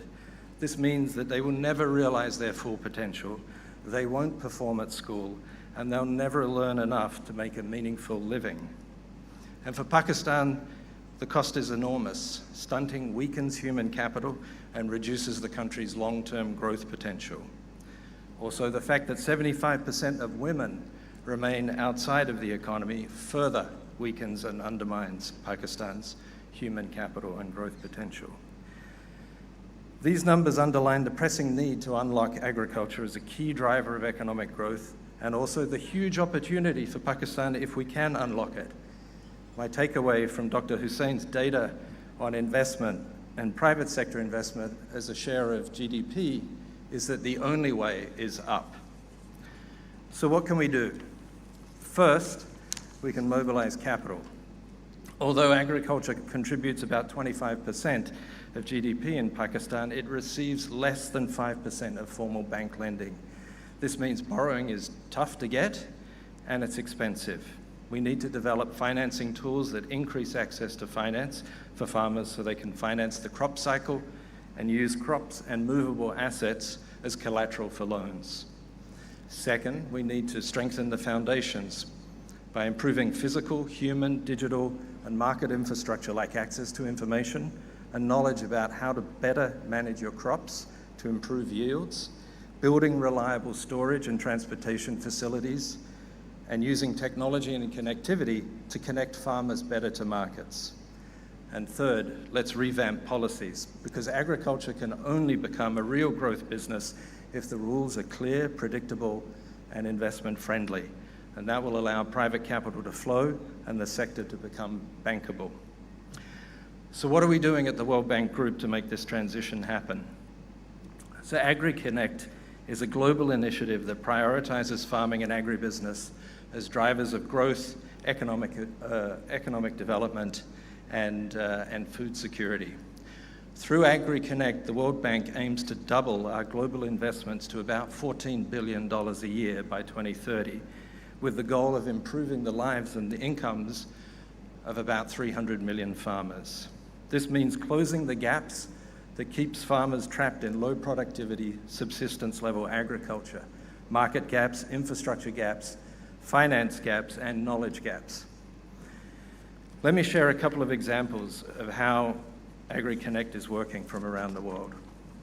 In Papua New Guinea, we're linking cocoa and coffee smallholders to markets, strengthening value chains, improving processing and post-harvest practices, and expanding access to finance to help them move beyond subsistence-level farming. In Africa, we're working with ag tech solutions and platforms to help financial institutions use real-time agricultural data to better understand and manage the risks of lending to farmers. In Pakistan, our goal is to shift the agricultural sector from a fragmented production with an asymmetry of information to an integrated value chain that makes agriculture more predictable, more bankable, and more attractive for private investment, and with better outcomes for farmers.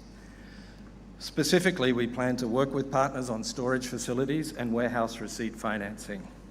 We'll also use digital platforms like the Zahazi 2.0 platform to build stronger links between farmers, buyers, service providers that allow farmers and smallholders to participate in more organized and higher value supply chains. We'll work with our partner banks and microfinance institutions to develop and promote rural access to finance and information for farmers.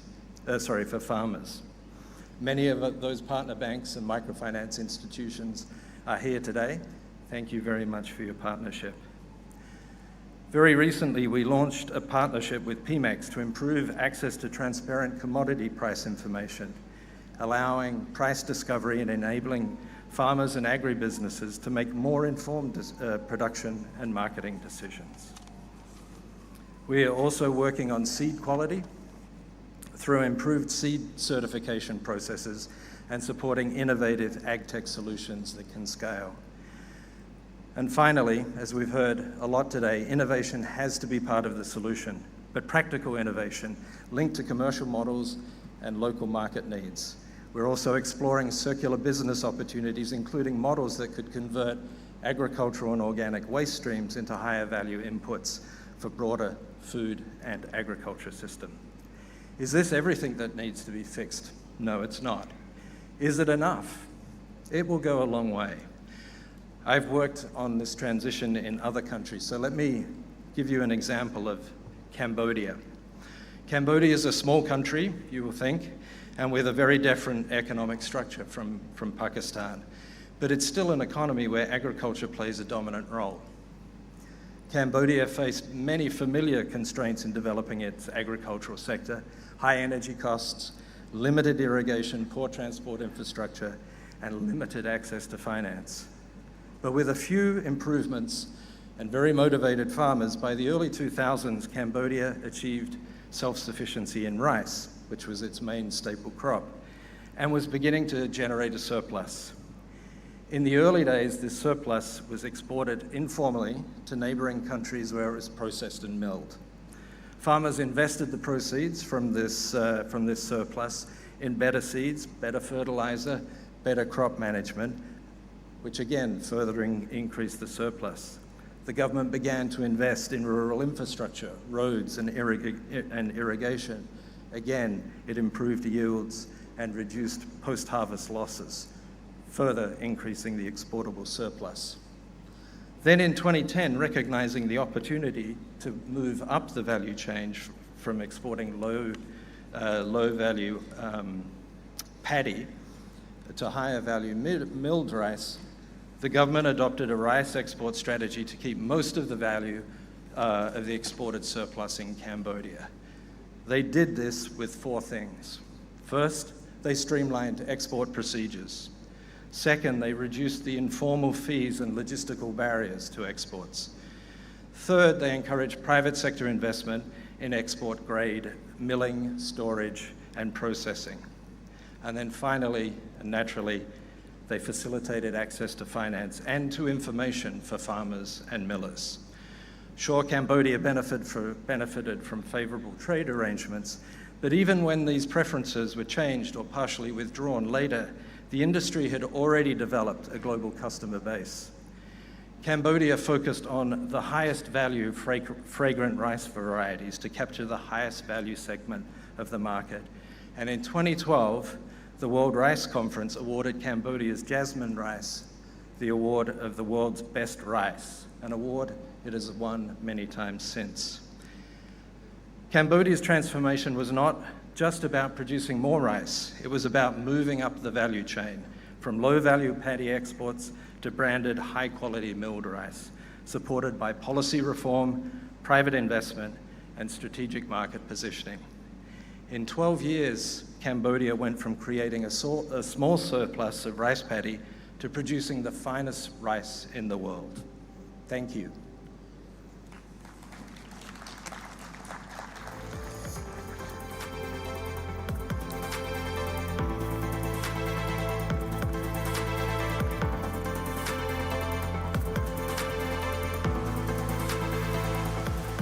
Well, thank you so much, Mr. Simons. And of course, we are perhaps, and this is said more often in terms of climate financing and climate responsiveness, but we are perhaps the only generation that can do something about it.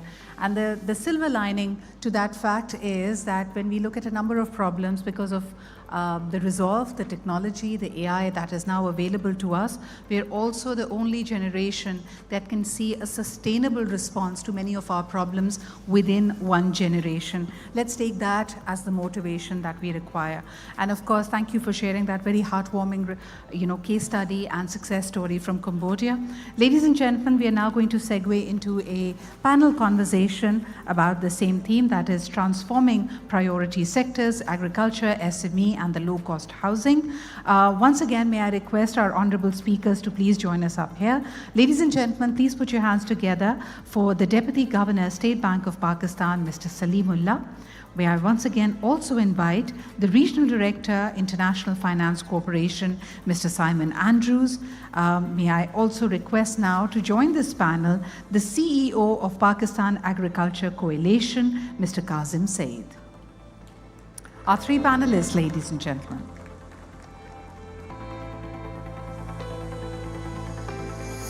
May we also request Mr. Atif Bajwa to please join this panel. Rashid Bajwa, sir. Okay, I'm so sorry, ladies and gentlemen. May we now also request Mr. Rashid Bajwa to please join this panel. He is the CEO of the National Rural Support Program, the NRSP, and to moderate this very able panel and to draw the right insights from them, ladies and gentlemen, please welcome the Executive Committee member of PBA and the President and CEO of GS Bank, Mr. Basir Shamsi.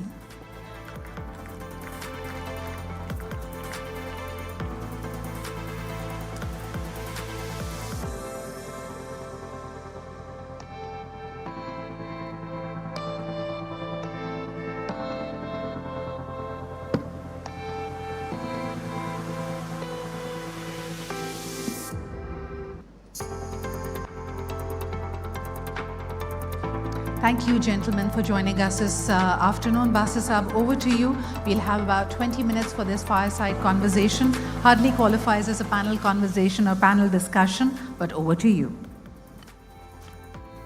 Thank you, Sidra. Thank you. What I want you to do is, instead of first going to the keynote speakers, I'd first go to the two practitioners, and we're going to focus on housing, SME, and agri, all three. So first, moving to agri, Kazim, what in your mind are the three things that could really help the formal banking system transition to increasing agriculture? We have very stiff targets from the State Bank, and we are doing what we can. There is some positivity in some areas of clean titles, but as a practitioner, what do you think are those three priorities? Thank you.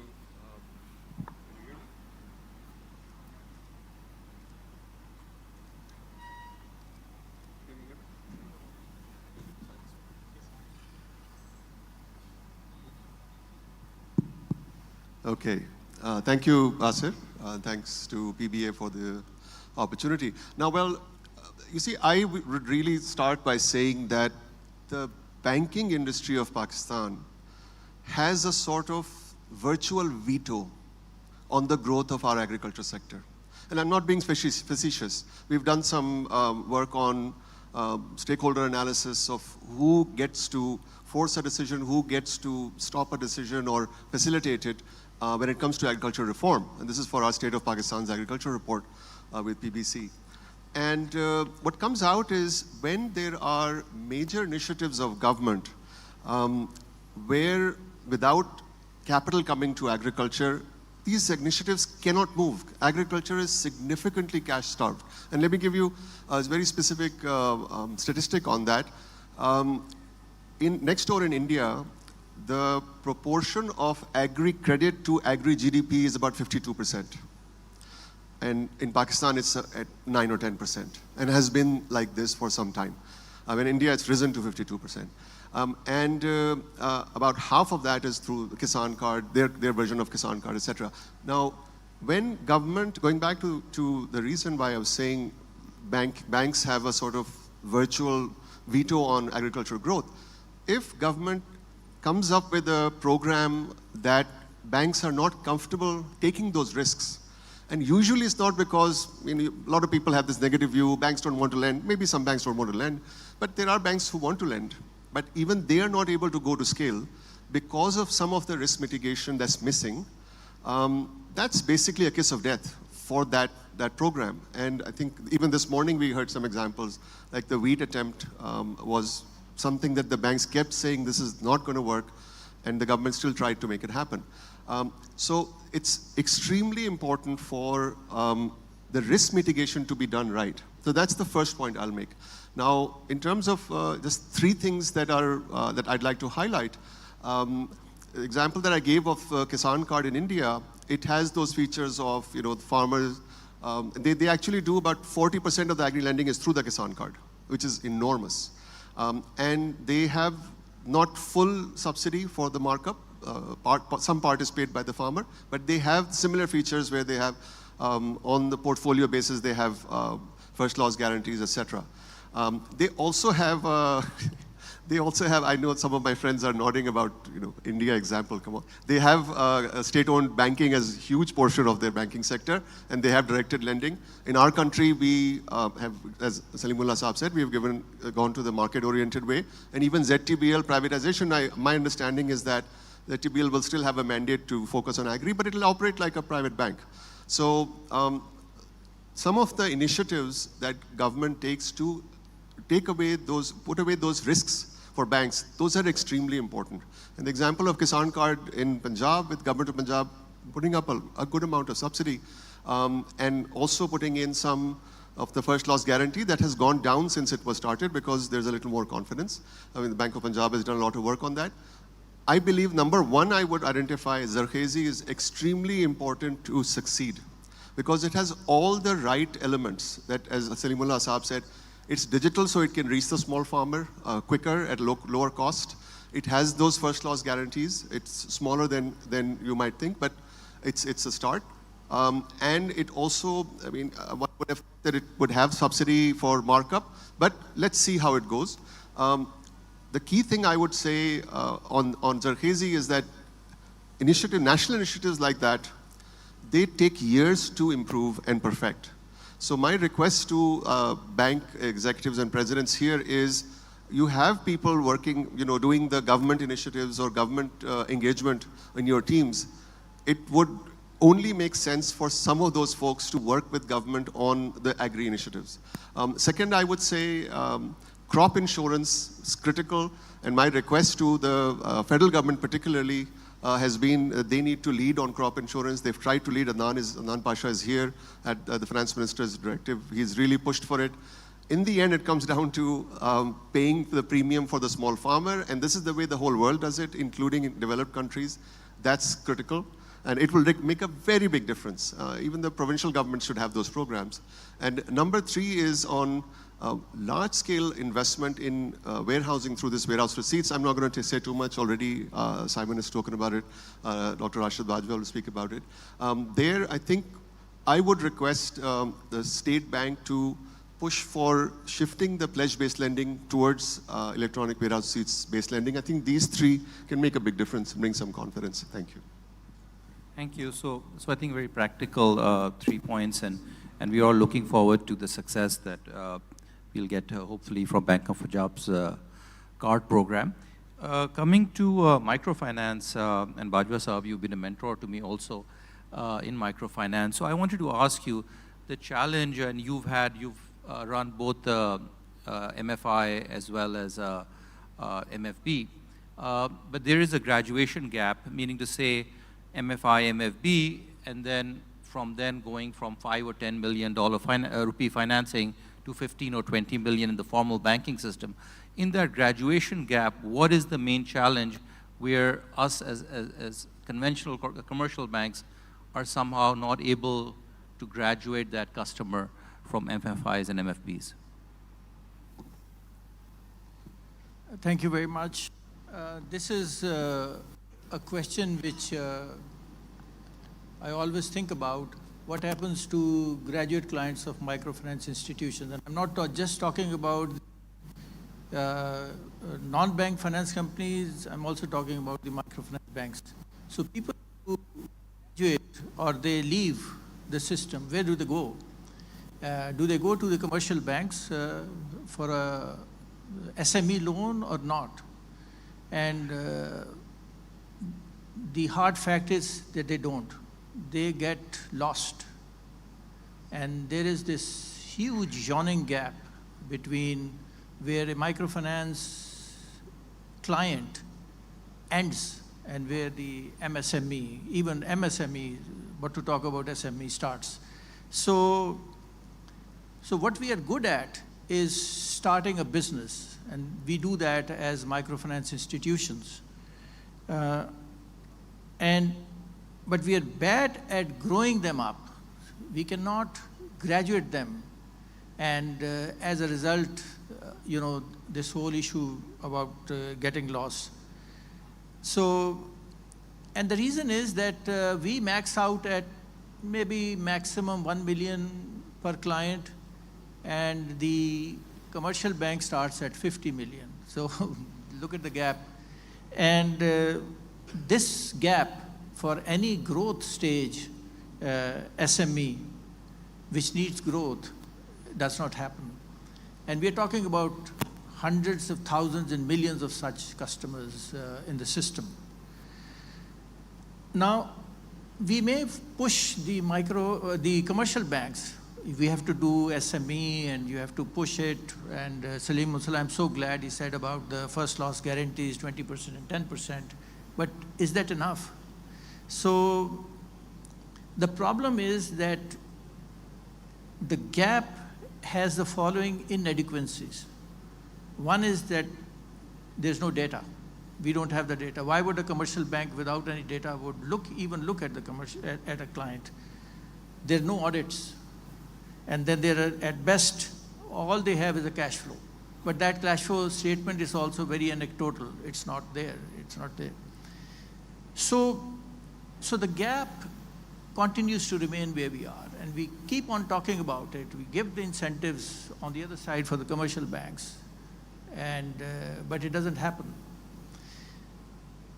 So one of the things which I looked at ChatGPT, I asked what is the issue, and it came up with these answers which are very absurd for us. I mean, they said you should have a prepayment history, you should have a mobile wallet flows, you have a business transaction record.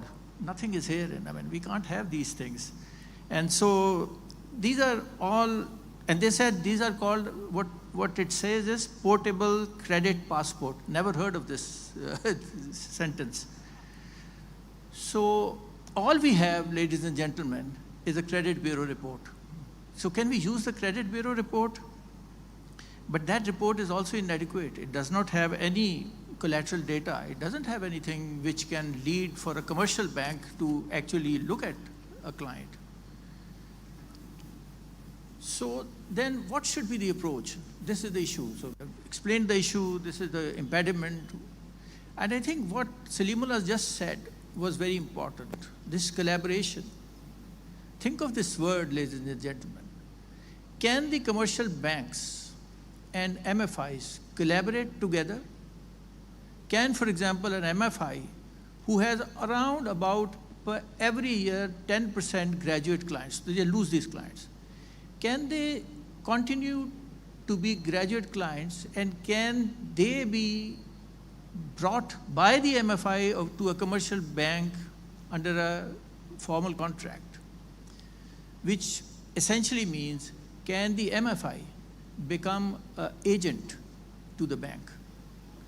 Now, we have seen that happening in branchless banking. We have these digital agents, 80,000 agents across the country, and they're doing a great job, level 0 accounts, there's payments, cash-ins, other things, CNIC approvals and others. But what about where MFIs and commercial banks can actually come together for this structured issue which can be resolved, where MFIs actually bring in their experience, they go to the bank, the MFI takes the first loss hit, maybe 10% after the 15 or 20% with the state bank. So you now have a segmentation of risk. So for example, if the central bank says, okay, there's 20% first loss risk, can the MFI say, okay, we will give another 10% loss? Now you bring in now it becomes a business model for the commercial bank to look at. And this model will give a lot of comfort to the commercial banks. One example I must say is, we have tested this approach with and Zafar Saab is sitting here, where in the housing, the Apni Chhat Apna Ghar, the Bank of Punjab gave money to Bank of Punjab, and we have become an agent to the Bank of Punjab. So we do the client identification, we do all the bookkeeping for the bank. We bring the client to the bank, but the loan stays on the books of the bank. And then we do the collection also. So we do the identification. Sorry, Bajwa Saab. Everything? Just have to be mindful of the time because we are between lunch. I'm just giving 2 minutes. Thank you, thank you. So this example shows that it is workable. And we have seen that happening in other countries as well. So this collaboration model is something in the future which we can move ahead. Now the role of policymakers, central bank becomes very important. As Salimullah Saab said, that you have to create an enabling environment. One of the enabling environment could be that in addition to this 20% first loss, can we have a 50% pari passu loss as well? So that there is now, everybody has a skin in the game. And also, you have a formal protocol which recognizes the role of the microfinance institutions, both the banks as well as the microfinance institutions. This to me, after 30 years of my experience, I think this is the way forward where we can actually bridge the gap. Thank you. Thank you so much. So I think what you were saying, referring to is the knowledge sharing and the data we get from the MFIs, and we combine that with greater risk sharing.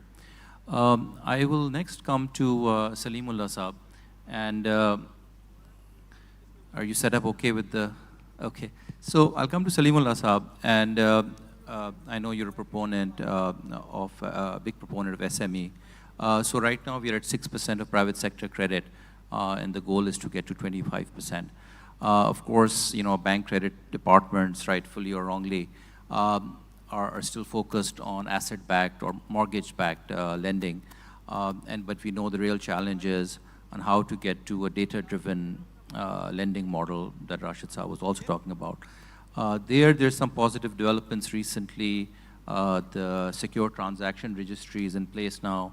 There's e-invoicing going on. We also have some RAS data coming in. So there's also, in terms of titles, there's some clarity now with the green certificate coming out of Punjab. So what do you think of the SME levers? What are the greatest levers that will help us, or will it still be the first loss type guarantee program? So, thank you. So as I said in my earlier remarks, that this risk coverage scheme that has worked pretty well. You see that we started the fiscal year 25 at 491 billion rupees of outstanding SME financing, and 173,000 borrowers. But today, it is 883 billion rupees of outstanding finance, and more than 318,000 of SME borrowers. So that is working, but to me, the key is the leveraging of technology and the partnerships. I fully agree with Bajo Sahab that unless we tap these synergies, we won't be able to reach out these markets. I was giving the example of a few banks which have been onboarded on one of the fintechs. After the onboarding of the distributor or the manufacturer and the retailers, the loan approval is just in seconds. It's just a click of buttons. So if we can leverage the technology, you see that supply chain only, the supply chain is about 15 to 20 trillion rupees of market. And we have not covered, I was just talking about 883 billion rupees of total outstanding finance. So if we just cover 20-25% of supply chain, that would result into 4-5 trillion rupees. So that is critically important. And the other critical part is that the overall culture in the banking system that has to, you see that we are trying to improve the business case for the banks. So that culture of towards that priority sector lending, towards not considering it as a liability and obligation, rather something of a real business case as you are investing in you are investing in consumer side. We have not been, we have not to push you that you do this or you do that. You are coming up with your own innovative products and services to serve that sector. Similarly, because the business case is strong. Similarly, our effort is that let's make that business case is very stronger for you, so that that could be achieved. Again, I would emphasize the future is on sharing. The sharing of data, the sharing of expertise, leveraging the skill mix that is available to each other. In case of microfinance banks, as I said earlier, we will be, inshallah, coming up with something that would further enhance the viability of the microfinance banks, enabling them to serve the smaller enterprises in addition to the micro enterprises, so that their viability could be improved, but they will have to invest in their capacities. Unfortunately, they tried to tap the microfinance industry through consumer-oriented products, and they failed. If they do it again, they would fail again. They will have to develop that capacity and that skill mix that is needed for catering to these sectors, not the consumer-oriented products and services and systems. Thank you. Thank you, Salimullah Saab. So, thank you. So I think it's a combination of both, and I think we're getting good results coming out of e-invoicing. Simon, welcome to Pakistan in your new role. I want to ask you particularly about the housing sector. Housing lending penetration is only 0.3% and could easily be at 15 or 20%.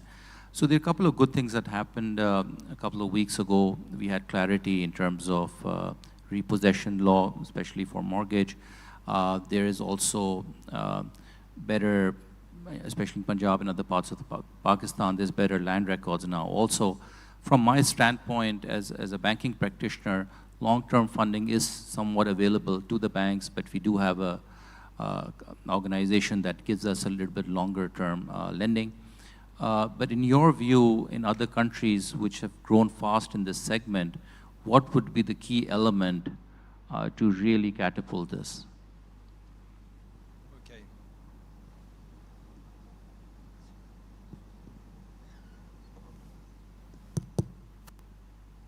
You hear me? Yeah.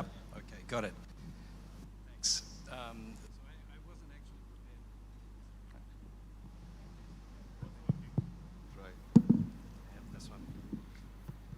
Thanks. Can you hear me? I wasn't actually prepared to answer that question, but I'll give it a go. So I think many of the challenges in the housing market are very similar to the challenges that we face in the agricultural sector and lending to SMEs in general. It's a different risk profile. It's a much longer-term risk profile. It's retail banking. It's collateral management. It's about sharing the risk, developing the products that can actually do this. I know that there's been reform in Pakistan to open up affordable housing. It's something that we've worked on a lot in IFC around the world, both with banks to open up credit for affordable housing, but also working with developers to develop housing as affordable. But I wanted to stick with the view of the outsider because that's the only view that I have. I've been in Pakistan now for 3 months. And I think there are 4 things that really struck me in the first 4 months that I've been in Pakistan. One is that you have excellent and strong banks. They're really world-class banks. They're well capitalized. They're well run. Same with the corporates, very sophisticated, well-run corporates. You also have world-class civil servants. You have a strong, well-educated government. And you have almost, from what I've seen, almost unlimited talent in this country. These are not Pakistan's constraints. These are your huge advantages. And I've worked for IFC for nearly 30 years. I've worked across 40 countries. And I can see that these are quite unique advantages for Pakistan at this stage of development. The constraints are the ones that Dr. Asim mentioned earlier about mobilizing capital. And it's not just mobilizing loans and monetary capital. It's also about addressing the human capital deficit in this country and mobilizing capital, improving the learning quality for children so they can contribute, bringing women into the workforce so they can contribute as well. They're the big challenges that Pakistan faces. As the Deputy Governor said, this is going to take collaboration and a partnership to achieve. And I think with all of the people in the room today, that's the partnership right there. I think the people in this room today can achieve this. So I'm ultimately optimistic. So thank you for the opportunity. Thank you. Thank you, Simon. Thank you to the entire panel. Do we have, Hafsa, do we have time for questions or we have to move ahead from the audience? Okay, so let's, I think, move towards lunch then and wrap this up. Thank you to all my panelists. Thank you.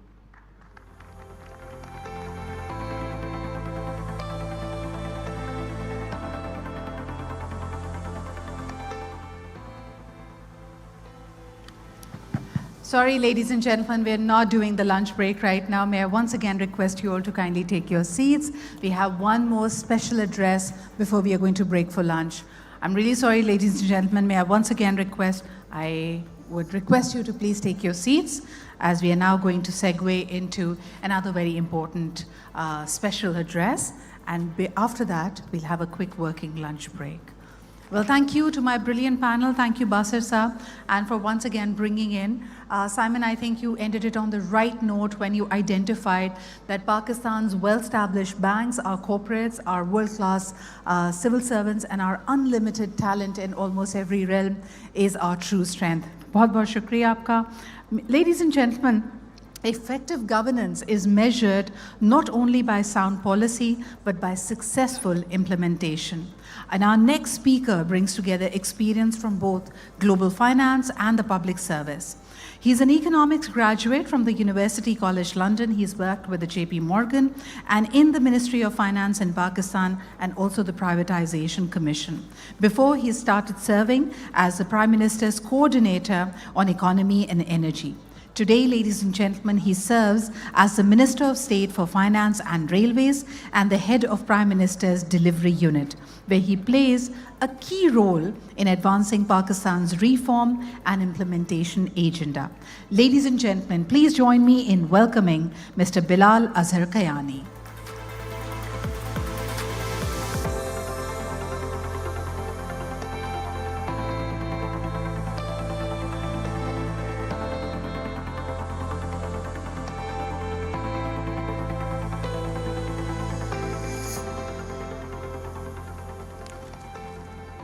Bismillahirrahmanirrahim. Chairman, PBA, members of the PBA, Deputy Governor, State Bank, presidents and CEOs of the banks and microfinance institutions, leaders from the fintech and payments industry, friends from the media, colleagues, Assalamu alaikum and good afternoon. I'm literally what stands between you and lunch, so I'll try and keep this as brief as possible. But I would like to start by thanking the PBA for giving me this opportunity to come and briefly share with you the cashless Pakistan agenda of the government of Pakistan. With the apologies to my friends here who are here from abroad, I will alternate between English and Urdu, also because we've got a national audience potentially on TV that we would also like to deliver this message to. So the Prime Minister's cashless agenda is focused on digitizing the economy, ensuring that we move away from a cash-heavy economy to a digital economy. And so to this end, last year, just before June, the Prime Minister constituted a committee, which he decided to chair himself, which contained or comprised of all the relevant government agencies. But in addition to that, he ensured that relevant players from the private sector, some of whom are here in this room, are included in that discussion. And this has been the hallmark of every consultative process that we've had over the past year, whether it's been exporters, whether it's been the Pakistan Business Council. So in this particular committee, the PBA is represented. Zafar Masood Saab is here. Atif Bajwa Saab is here. We have the CEOs of 2 other payment players. And I would really like to pay my gratitude to them, because not only do they make time for the Prime Minister's meetings, they also devote a lot of time to the debates that we have as an internal committee prior to the meetings of the Prime Minister. Such a meeting was held just yesterday, where we ended up spending an hour and a half and had a very robust debate on where we stand with the cashless Pakistan agenda and what we need to do going forward. So I'll very briefly share the main components of the program and the progress we've made, and the challenges that we feel we face going forward in ensuring that we practically manage to achieve what we are trying to achieve. So the program has 3 pillars. The first is focused on digital payments adoption within the government. The organ that's responsible for taking the lead on this agenda is the State Bank of Pakistan. Salimullah Saab is here. He spends a lot of time with us on this. I'll speak briefly about that. The second pillar is digital public infrastructure, which is led by the Ministry of IT. And the third is government payments digitization. That's led by the Finance Ministry or the Finance Division itself. So if I was to take digital payments adoption first, when we sat down last year, we decided that these are the three broad areas that we need to work on. But then we decided which metrics we need to start tracking, how do we define them, how do we incentivize them, and after deciding a set of policy measures and metrics, we gave it a structure in the form of a dashboard. Then we had debates internally as a committee to decide the targets for it. And now, a year later, I'm pleased to say that on some of those measures, we've made meaningful progress. The first target we had was to quadruple active merchants on digital payments. That number stood at 500,000 in June last year. I'm pleased to say that that number stands at 2 million, over 2 million today. Similarly, last summer, the number of digital banking users in the country, as reported by the State Bank, stood at 95 million people. The target was to take that number to 120 million by June this year. And I'm pleased to say that we exceeded that target by achieving 135 million digital banking users.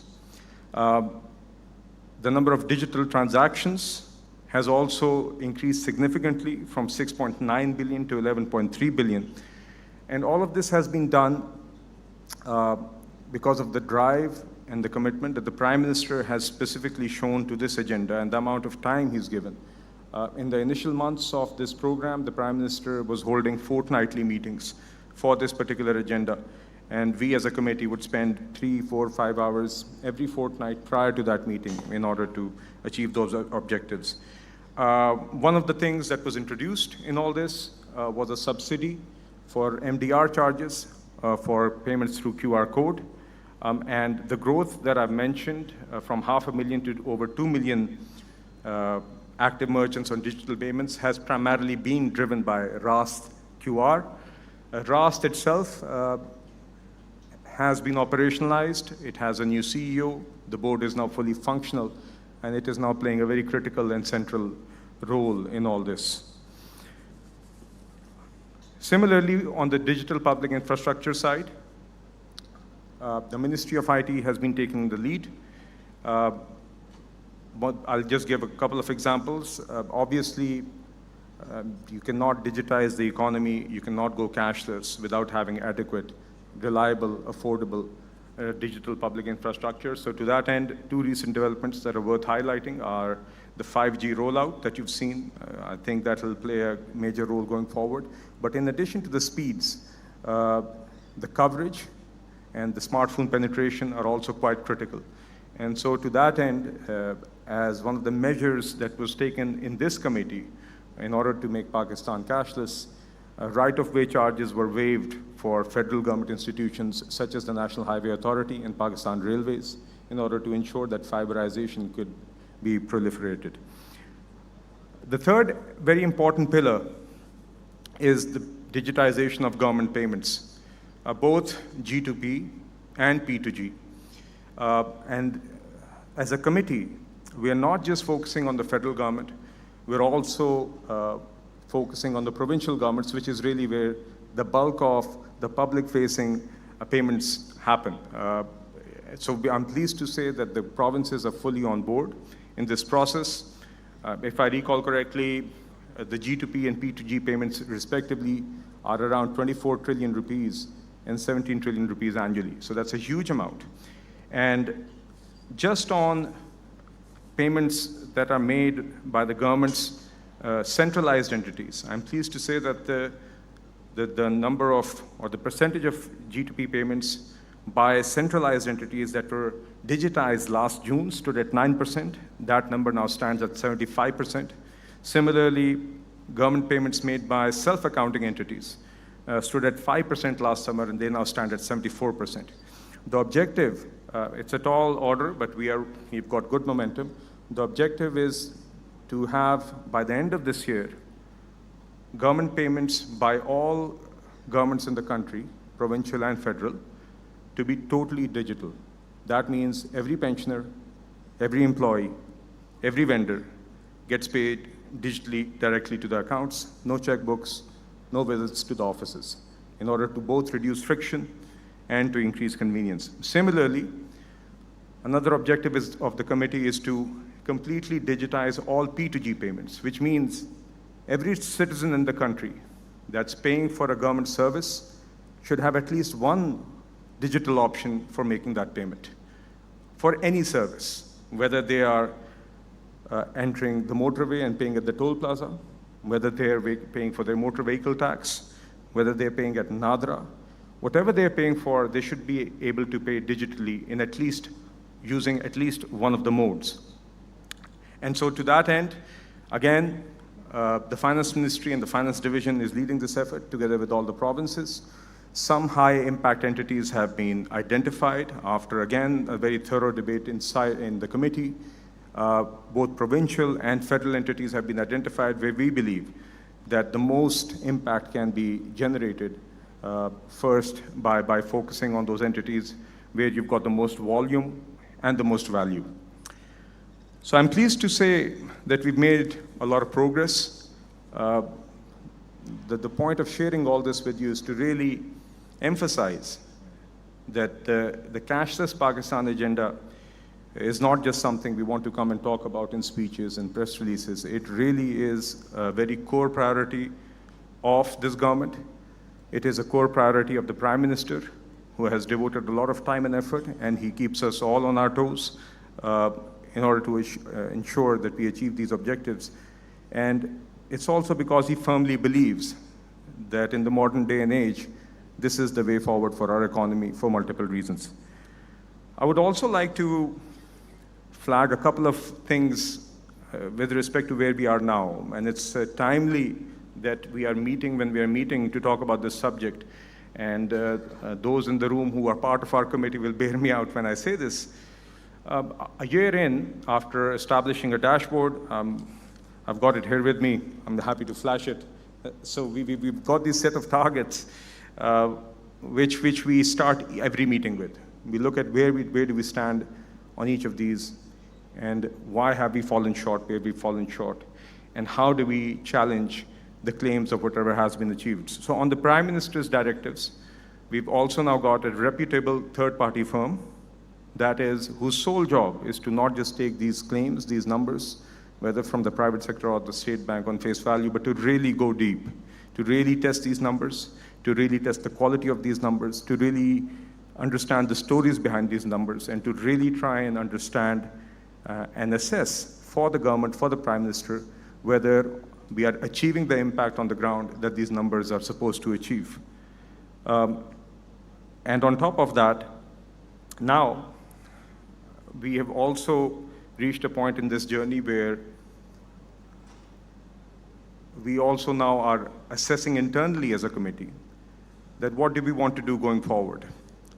Whether we want to just keep on tracking these indicators, whether we just want to have another set of targets for these indicators, or we want to try and do something different to try and take this journey to the next level.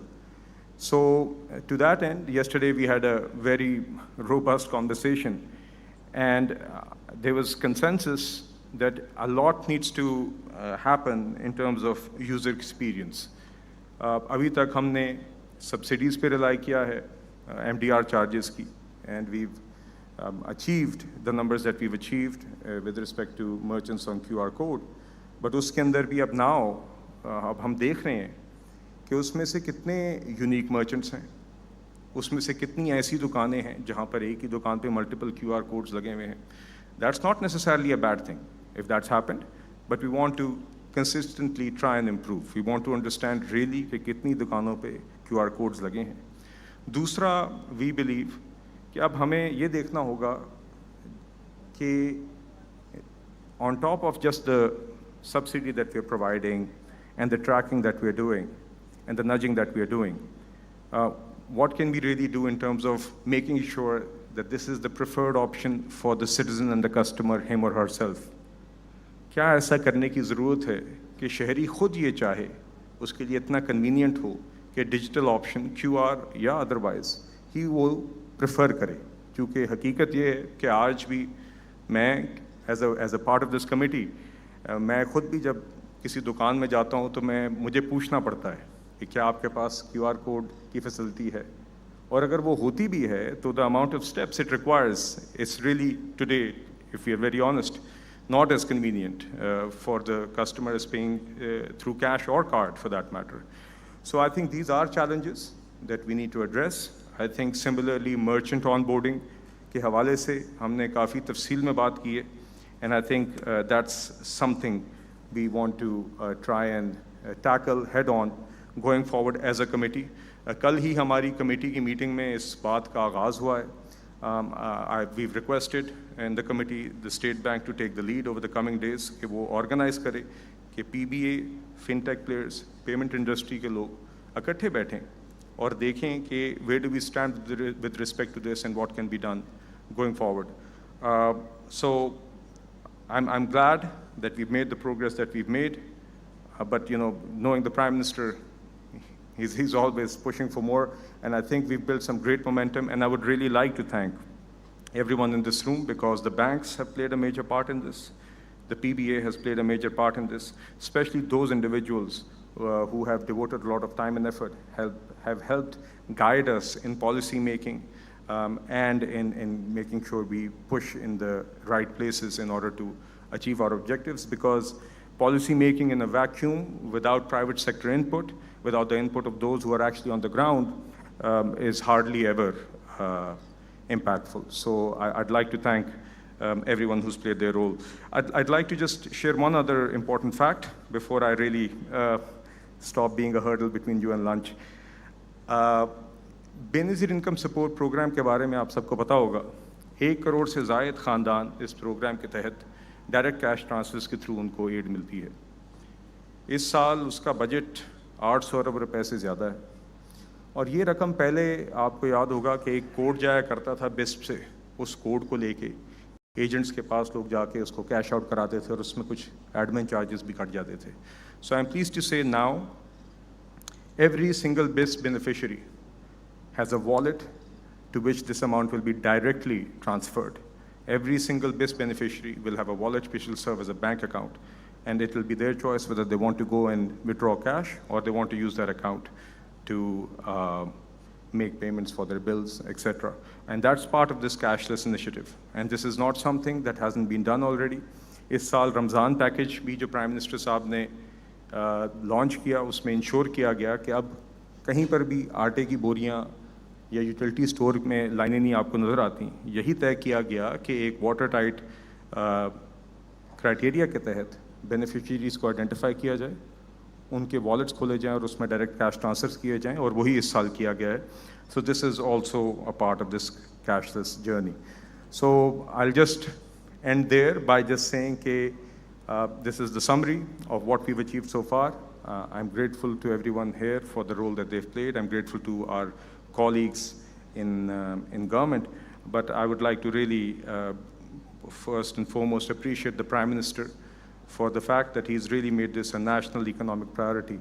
And it continues to be an economic priority.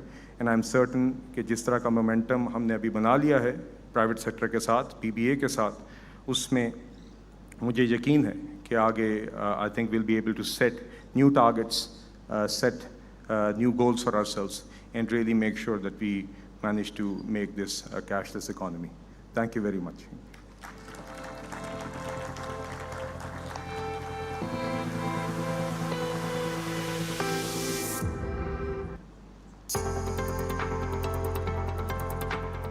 Thank you so much, Honorable Minister. And of course, the initiative requires no introduction. It has been well appreciated across the board. Ladies and gentlemen, we'd like to present the Honorable Minister with a token of our appreciation, a small memento. To give away this memento, may I request Mr. Sadur Rahman Khan, the Managing Director of Park Kuwait Investment, to please join us up on stage. May I also request Mr. Atif Bajwa, Chairman Steering Committee, Mr. Zafar Masood, the Chairman PBA, Mr. Munir Kamal, CEO PBA, Mr. Nasir Salim, the Senior Vice Chairman at PBA, Mr. Yusuf Hussain, the Vice Chairman at PBA, to please also join us up on stage. Ladies and gentlemen, may we now request Mr. Sadur Rahman Khan to please present this memento to the Honorable Minister.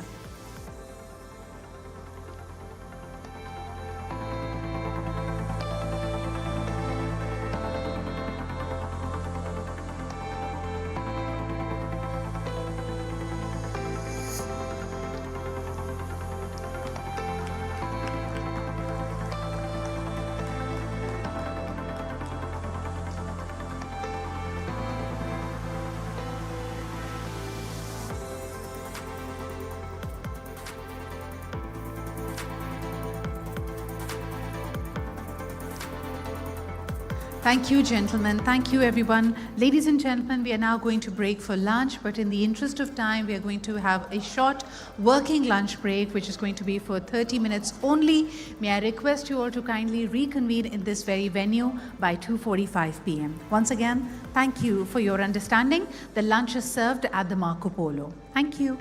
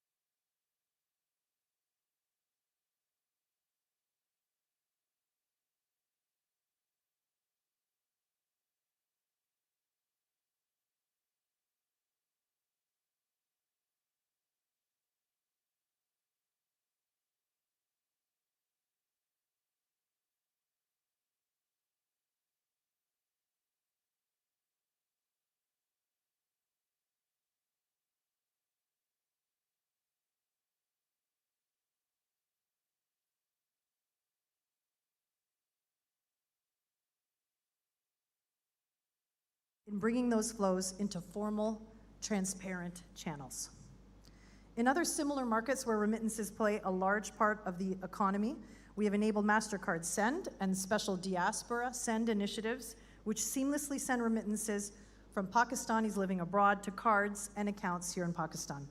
Next week, our regional team from MasterCard Move Solutions will be here in the market and engaging with all of you to facilitate our innovative means to enhance more inward remittances. Small businesses and farmers also form the backbone of this economy and are another example of MasterCard's work on financial inclusion. Working with the Bank of Punjab, we have helped more than 850,000 small farmers, soon to be 1 million, and small businesses access digital payments and with them the formal economy. And as a result, you now have over 850,000 businesses that are visible to credit, data, and the possibility of growth.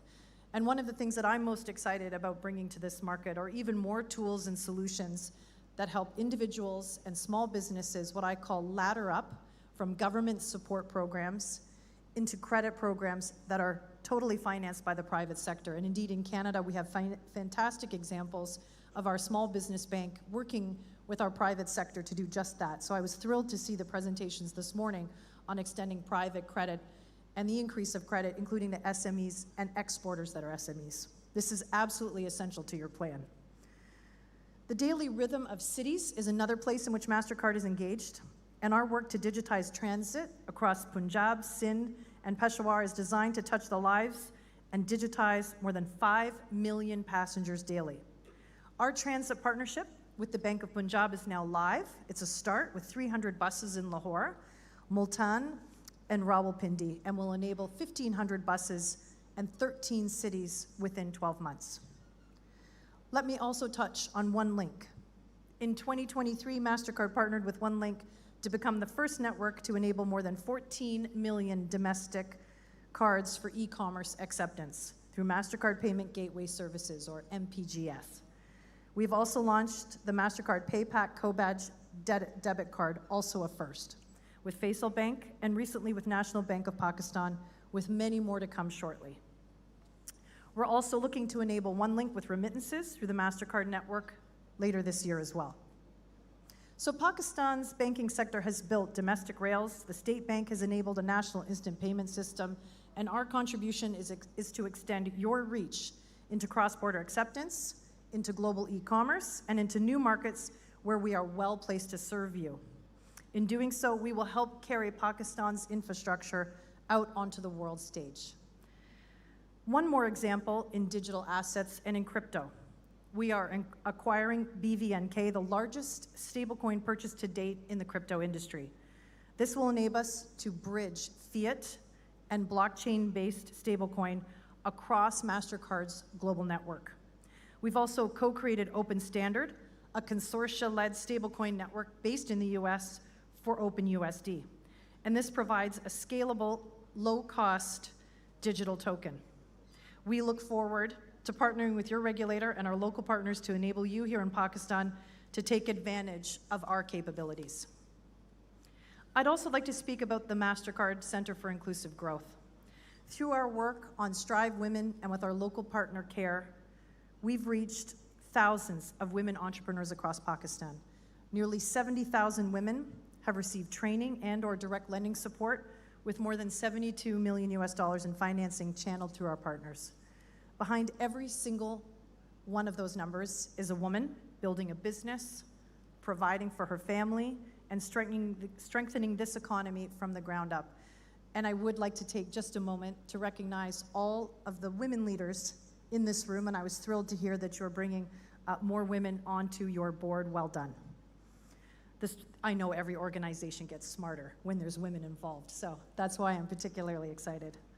The Strive Women program that MasterCard runs signals one of the great economic opportunities that we see in Pakistan, bringing women into the formal economy. We all know everyone's working incredibly hard in the informal economy, but now it's time to give women the wage that they deserve. Pakistan has one of the largest opportunities anywhere in the world to bring more women into the digital economy through accounts, mobile services, and programs, all built around their needs. And when women take part, what we know for sure about development is that children are better off, they become better educated, and households are healthier, and communities grow stronger. So, Strive Women is where MasterCard has begun in Pakistan, and there's a great deal more that we can do together. That leads me to my final theme, the potential we see in Pakistan. Having spoken about where we are today and our partnership, let me now turn to where we can go next. Considering that so much of the infrastructure that's essential to our partnership is already in place, our opportunity ahead is to turn this into what we call everyday habits. Everyday habits that have to change from cash to digital, and to do this at scale. So I'd like to talk about 3 quick ideas for us to think about together, and we can workshop these with our team. We want to be part of this discussion in between the summits. And with you and fintechs that are here today, we will work incredibly hard because we believe that this next chapter must be written by all of us in this room. So the first is acceptance. Pakistan has, to a remarkable degree, already made the shift to digital person-to-person payments, so P2P payments. The frontier now for all of us in this room is acceptance at point of sale, is the merchant. It's the small shop, it's the rural retailer, the everyday trader, and reaching them is a question of acceptance economics, of credit, trust, and reach. This happens to be the very challenge that we at MasterCard have spent 60 years working through in other markets, and we will be glad to put that experience behind Pakistan's national agenda interoperably and on top of the domestic national rails that you have already built. The second area is data and credit. Millions of people are now visible on digital rails. And for the first time, this holds the promise of what I like to call a credit revolution, and I believe that credit revolution has to happen globally. It can only happen if data can move responsibly. So I'd invite us to make progress on data sharing frameworks that protect consumers while enabling credit and risk decisions to reach people in the formal system that you are now able to see and gather additional data points on. Banks, fintechs, and regulators are designing this together side by side, and we want to be your co-creation partner. My third and final thought is about trust and resilience. As more of the economy moves onto real-time rails, the security of those rails becomes a matter of national resilience as much as commercial confidence. And it was very interesting to hear the Senator and Minister of Finance talk this morning, particularly about cyber. Cybersecurity, cyber protection, fraud intelligence, and the ability to keep payments running through disruption are considerations best addressed together. And it's where a partner like MasterCard could be most useful.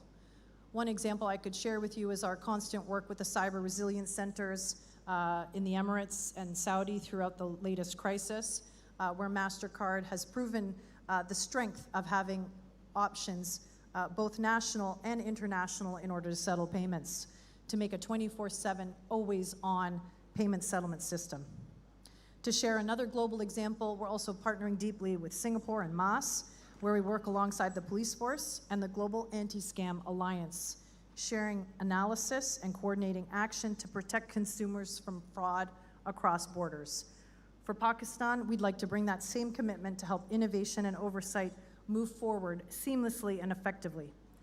I'm thrilled to share that MasterCard and our wholly owned cyber entity, Recorded Future, are holding an intelligence roadshow here in Karachi on July 14th and in Islamabad on July 16th. And I'd encourage all of you in this room to send someone from your team to learn more about what a world-leading cyber threat assessment and cyber protection and fraud prevention system looks like. Please do join us. As part of my role at MasterCard, one of my jobs is to ensure that Pakistan's priorities are heard clearly within our global conversations, in how we direct investment, in how we shape policy, and how we tell your country's story to the rest of the world. And I take that responsibility very seriously with Arslan and our whole team here in Pakistan. What I've seen in the numbers that I've shared here this afternoon, both the partnership, the potential, the future of our relationship, is that our work is already very much well underway, with a national institution setting an ambitious course, with issuers and fintechs ready to carry it forward, and with a great deal of room still to grow. And we would be honored to grow it with you. Thank you.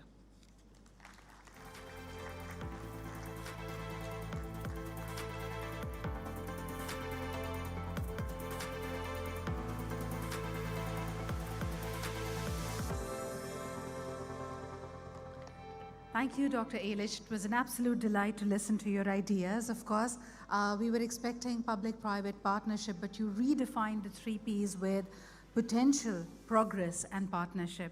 Ladies and gentlemen, although 3 great ideas were shared, and I'm sure that this is fuel for more deliberation and conversations for all of you. Dr. Ailish mentioned acceptance. The person-to-person acceptance already exists, but perhaps the point of sales is still facing a cultural hurdle. Then, of course, the data and credit, where, of course, a credit revolution will be made possible for the world. And lastly, trust and resilience. I think if you really look at all 3 points, what really cuts through is the trust factor. Trust at all levels, from institutional levels to the point of sales level, and most importantly, creating an ecosystem where everyone feels enabled. That would be the true test of innovation. Ladies and gentlemen, taking the same theme forward, may I now take this opportunity to invite our next speaker. His talk is titled as Understanding Digital Currencies, the Implications and Opportunities for Pakistan. And for this, once again, ladies and gentlemen, just as Zafar Saab has been reiterating, we see a very strong role for academia to be contributing to this discourse and dialogue. So we have with us the senior lecturer, Entrepreneurship and Innovation from the MIT Sloan School of Management. Please join me in welcoming Mr. Imran Saeed.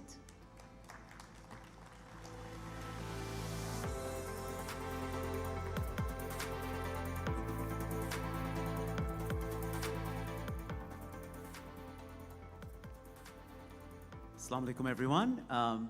Great to be here. Thank you, Zafar Saab, Munir Saab, and everyone here for inviting me. What a great event. I had a chance to talk to many of you last night, and I can feel the excitement in Pakistan right now and with the opportunities. So what I'm going to talk about today is, as we said, understanding digital currencies and specifically, more broadly, the future of money and its implications and opportunities for Pakistan. Okay? So let me start off very quickly, right? The biggest mistake that most people make when they think about digital currencies is that it's a replacement for cash, right? It's easily transferable, it doesn't degrade, it's easily trackable. All of those are right. But the thing is that digital currencies aren't just about replacing cash, right? So they're not. They're about making money programmable. What does that mean? We're going to talk about that a little bit right now, but just moving forward, if you look at the evolution of money, right? We start, physical cash has been around for centuries. We then got into electronic banking, where the value was held in, ledgers in some mainframe somewhere. We then got into mobile payments, and as we've seen, mobile payments have really spread in Pakistan quite a bit. And now we're at the, we've got pretty significant digital currency adoption, the number 3 in the world, actually, in Pakistan. And now we're at this point, I don't know if this works, but where we are at the cusp of both programmable money and AI-native finance, right? So most of these other steps took a decade to happen, and then these two are happening together. Now, before we get into those two things about programmable money and AI finance, let's talk a little bit more about the digital currencies and the landscape. Right, so if you look at categorizing all digital currencies together in sort of 2 quadrants, right? We look at the horizontal axis, centralized versus decentralized, and the vertical axis being state-issued versus privately issued, right? So you've got your top left right there, which is central bank digital currencies, right? Those are centralized, state-issued. We've got a huge pilot which has been going on for years, multi-billion dollars of transactions in China. You've got the e-rupee in India. You've got the digital rupee pilot that started in Pakistan. So a number of things happening on that front, right? Now, if you go the opposite route, which is decentralized and privately issued, you've got, Bitcoin, Ethereum, which are volatile, and, the exact opposite space. Now, interestingly, you've got this white space up at the top, which is decentralized, state-issued, and that's going to stay white space because no state is going to issue money that they can't control, right? So that's there for a reason. But the most interesting one here is this last one at the bottom left, right? Which is privately issued and centralized. So that's where you have both stable coins, primarily Tether and Circle, and then you've got tokenized deposits and bank money. So let's talk a little bit about, and then if you look at the overall landscape there, the state of play, well, used to be at 134 countries that were exploring CBDCs. Now it's up to 146 actually. 3 have actually officially launched it. You've got Nigeria, Bahamas, Jamaica, about 300 billion in stable coins outstanding, 99% dollar pegged. And then, as we said, Pakistan is number 3 in global adoption. So the debate that's going on right now is, people are saying whether the economy is going to move, the world economy is going to move towards CBDCs versus stable coins. And you can see the interesting thing, the facts about each of them up here, right? CBDCs are issued by the central bank. Stable coins are privately issued. The banking and risk is sovereign, although stable coins have reserve assets, primarily the dollar. The CBDCs can be programmable by the state, whereas stable coins can be programmable by anyone. And they each have what they're good at, right?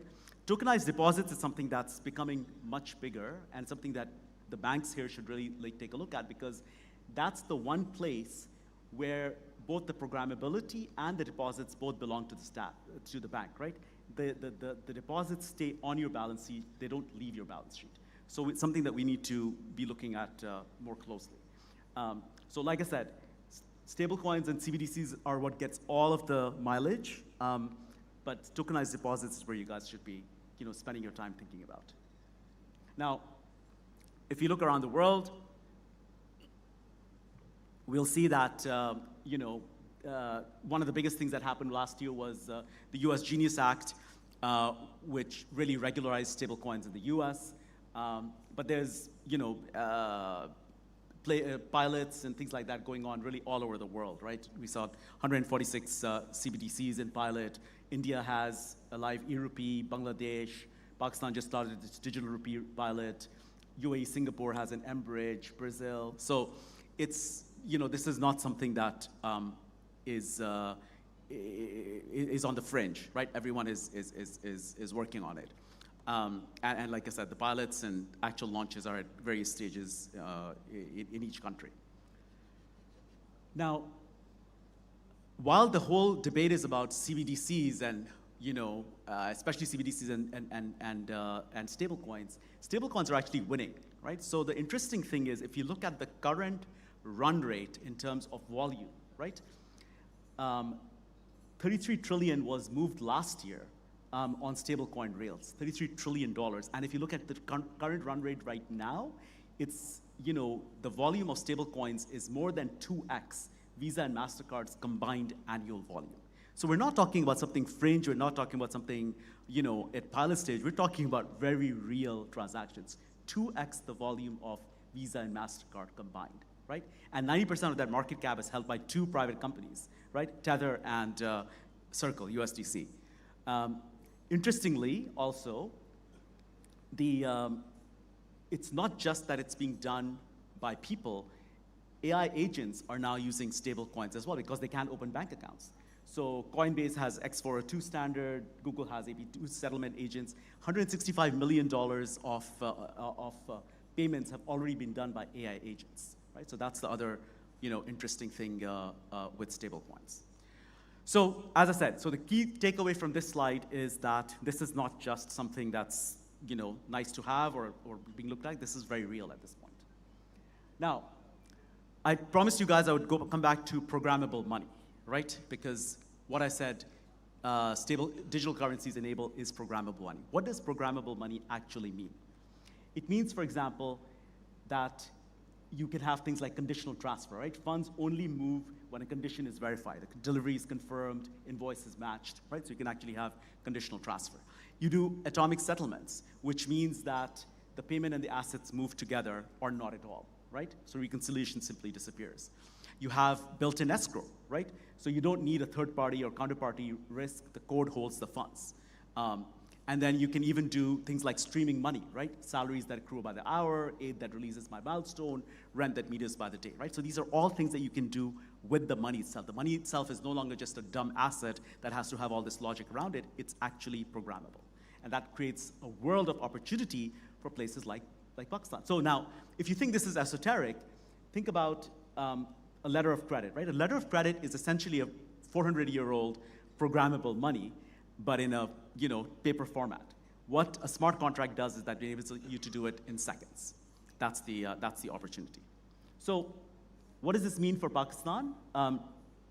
What it means that I just came up with kind of 5 products that Pakistan could ship using programmable money almost immediately, right? One is, the Benazir income scheme, which targets 9 million families. You could do targeted social transfers, which are where the money is programmed to be spent only on food, fertilizer, or school fees, and nothing else, right? So you could have 0 leakages. You could do parametric crop insurance, where a particular rainfall date, if it's too late, triggers automatic payout, so you don't have claims processes, adjusters, delays. You could have tokenized trade finance, so letters of credit as code, documents, verification, payment releases, atomic delivery, all happening as part of the programmatic money. You could have programmable zakat, right? So disbursement rules, full audit trail built into the money itself. And here's another interesting one, right? Remittances with rules. So money coming from, say, Dubai converts as a locked rate and lands directly as mortgage payment back home. The opportunities are limited only by your imagination, right?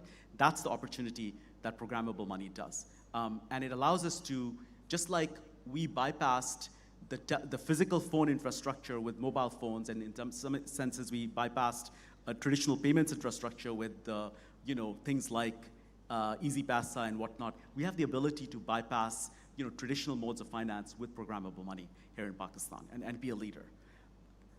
So the other interesting thing is that every one of these runs or rails Pakistan already has, right? Rast, mobile wallets, Nadra identity, these are the opportunities.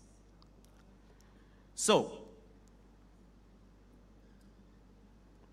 now the next point after this is that once you have programmable money, you can now not only have people use it or program it, but AI agents can run the logic, and you can do what we call autonomous money, right? So imagine AI agents managing your, corporate treasury, where they're negotiating FX rates in real time, liquidity optimization across rails overnight, moving value between coins, deposits, CBDCs based on, best returns, stability, risk, liquidity, all of those sorts of things, right? It's going to be far better than any humans or any complex system trying to manage, corporate treasury.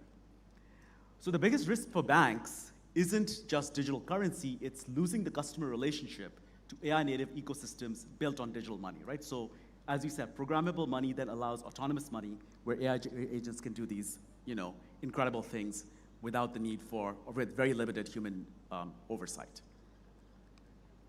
Now, Pakistan, as I said, is in a very unique position where we have a lot of the rules, regulations, and pilots that have all arrived in the last 24 months, right? So first and foremost, we've got the rails in place, Rast, EasyPasa, JazzCash, almost 40 million users and wallets already available. Digital Rupees already is in.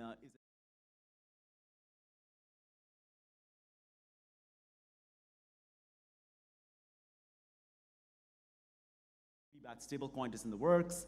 And then we've got pilots going on with the Digital Rupee prototype, Prism Plus settlement, right? So we've got a lot of these things.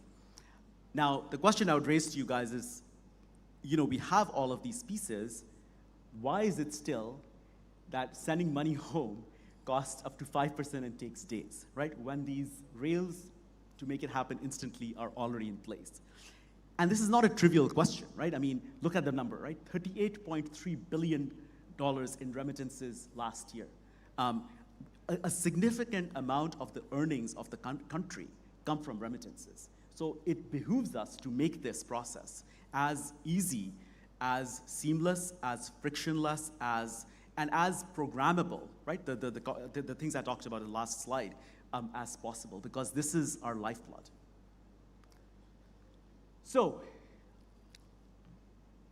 what does this mean for Pakistani banks? So first of all, the threats, right? If the banks, if you guys don't do this, the stable coins can capture the remittances corridor, right? I've already got fintechs working in Dubai and places like that that are starting to use stable coins for remittances. And there's a huge opportunity for Pakistani banks to jump in the fray as well. Otherwise, these guys are doing it. You know, deposit disintermediation, right? Cyber fraud and consumer protection, if it's not handled properly, can create huge turmoil, right? So I know a lot of people have talked about cybersecurity this morning, which is great.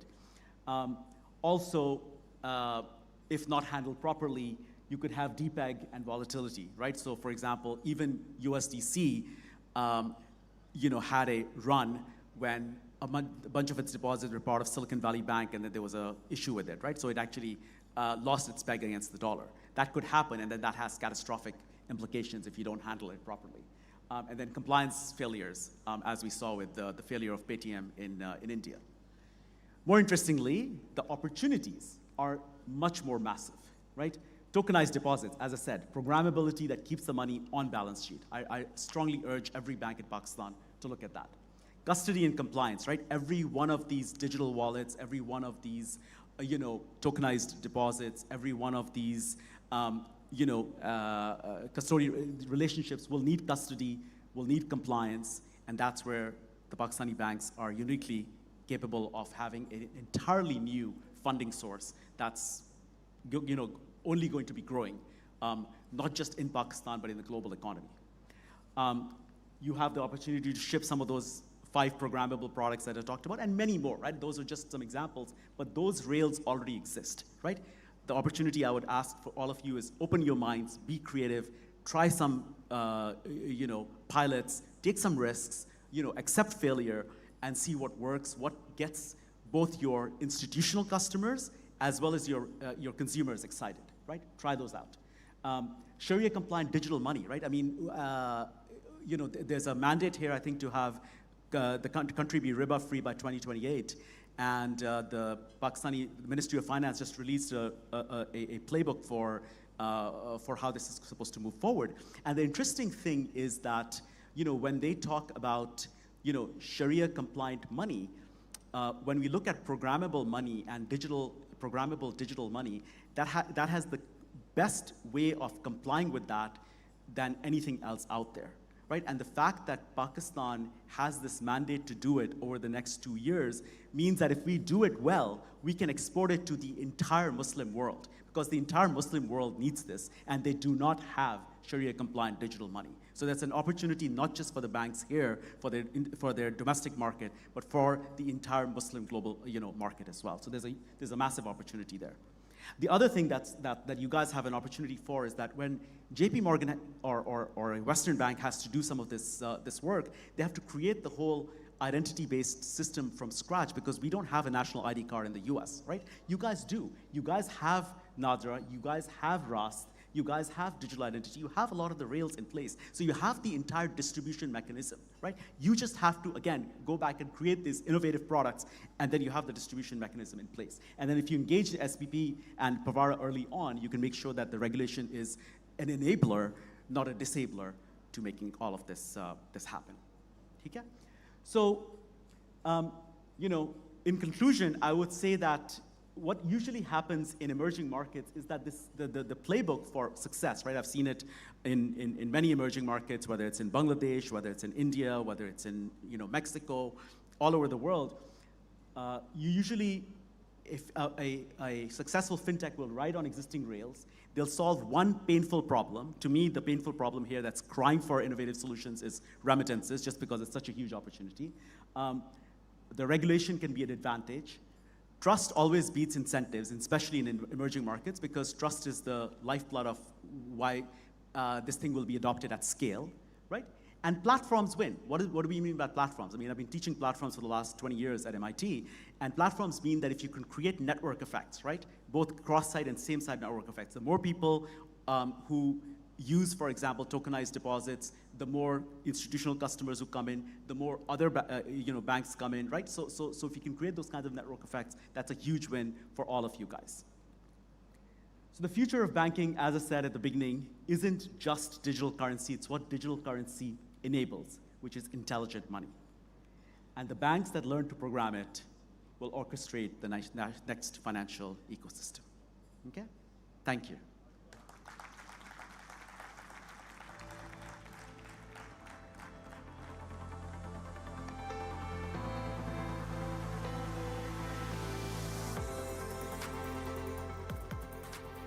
Thank you, Imran Saab. This was indeed one of the most disruptive conversations and presentations we've had in the summit so far.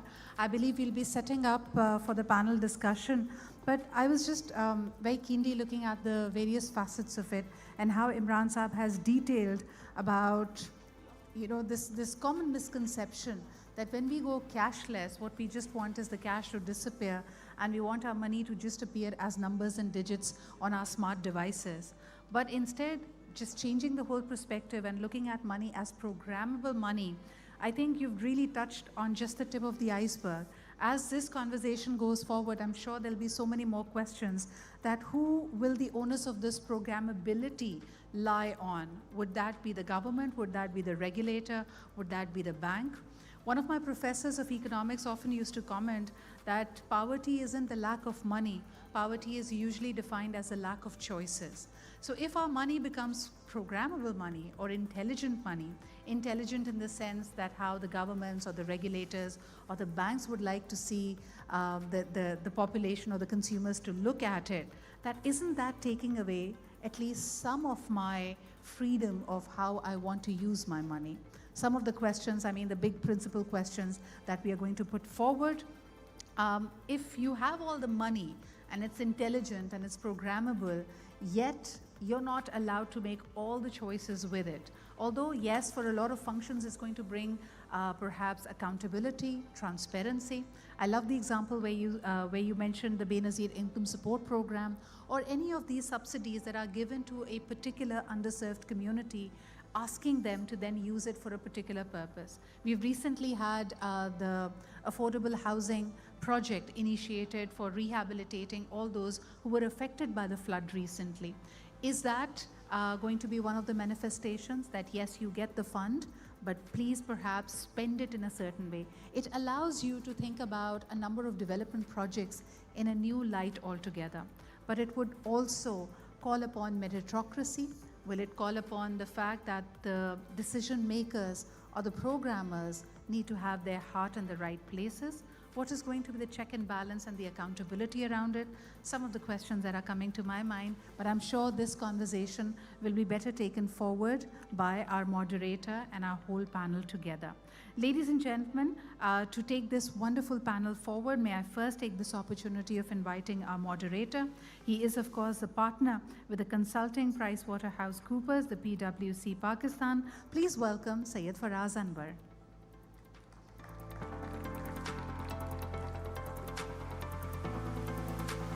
And now to invite back our panel, ladies and gentlemen, once again, please welcome the senior lecturer at the MIT Sloan School of Management, Mr. Imran Syed. May we have him up on stage again?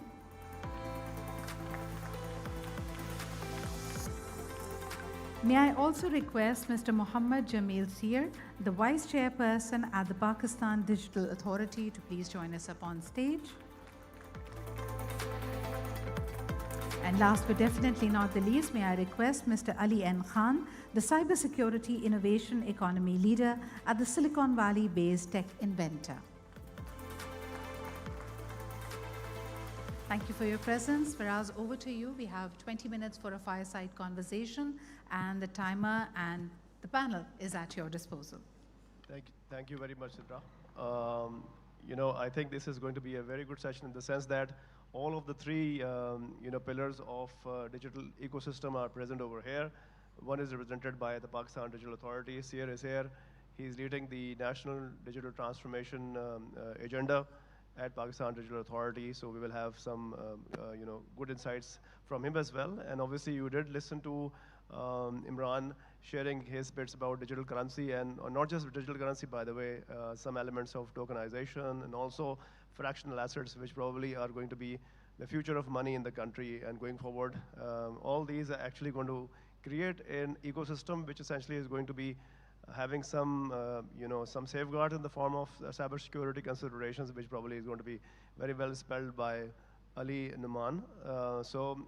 To initiate the proceedings, I think it's going to be a good idea to start asking Seer about what Pakistan Digital Authority is. So essentially, what we usually understand here is that Pakistan Digital Authority has got a number of roles.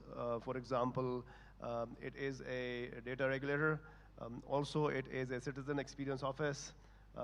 And not last but not the least, obviously, it is the National Digital Transformation Authority. So keeping in view the significance of all these roles, how do you actually translate all these roles into specific actions to create the right kind of impact within the economy? And the second part of my questions here is about the fact that since obviously a lot of it is actually very new to us because we never had that institution before.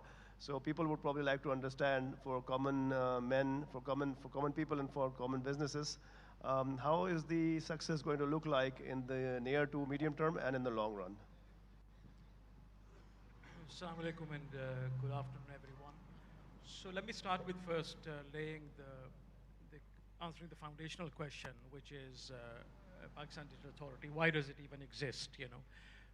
So let's go back to 2025. In 2025, January, there was an act passed in Parliament called the Digital Nation Pakistan Act.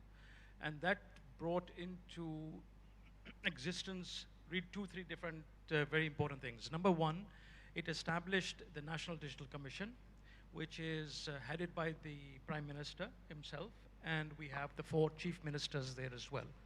So this is the apex body to look at the complete transformation of Pakistan to a leading digital nation.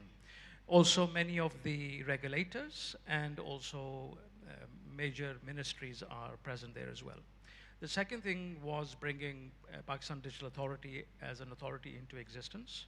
And third was that there should be a national digital master plan that brings together all the connects all the different pieces that are happening right now today in terms of transformation in a unified way.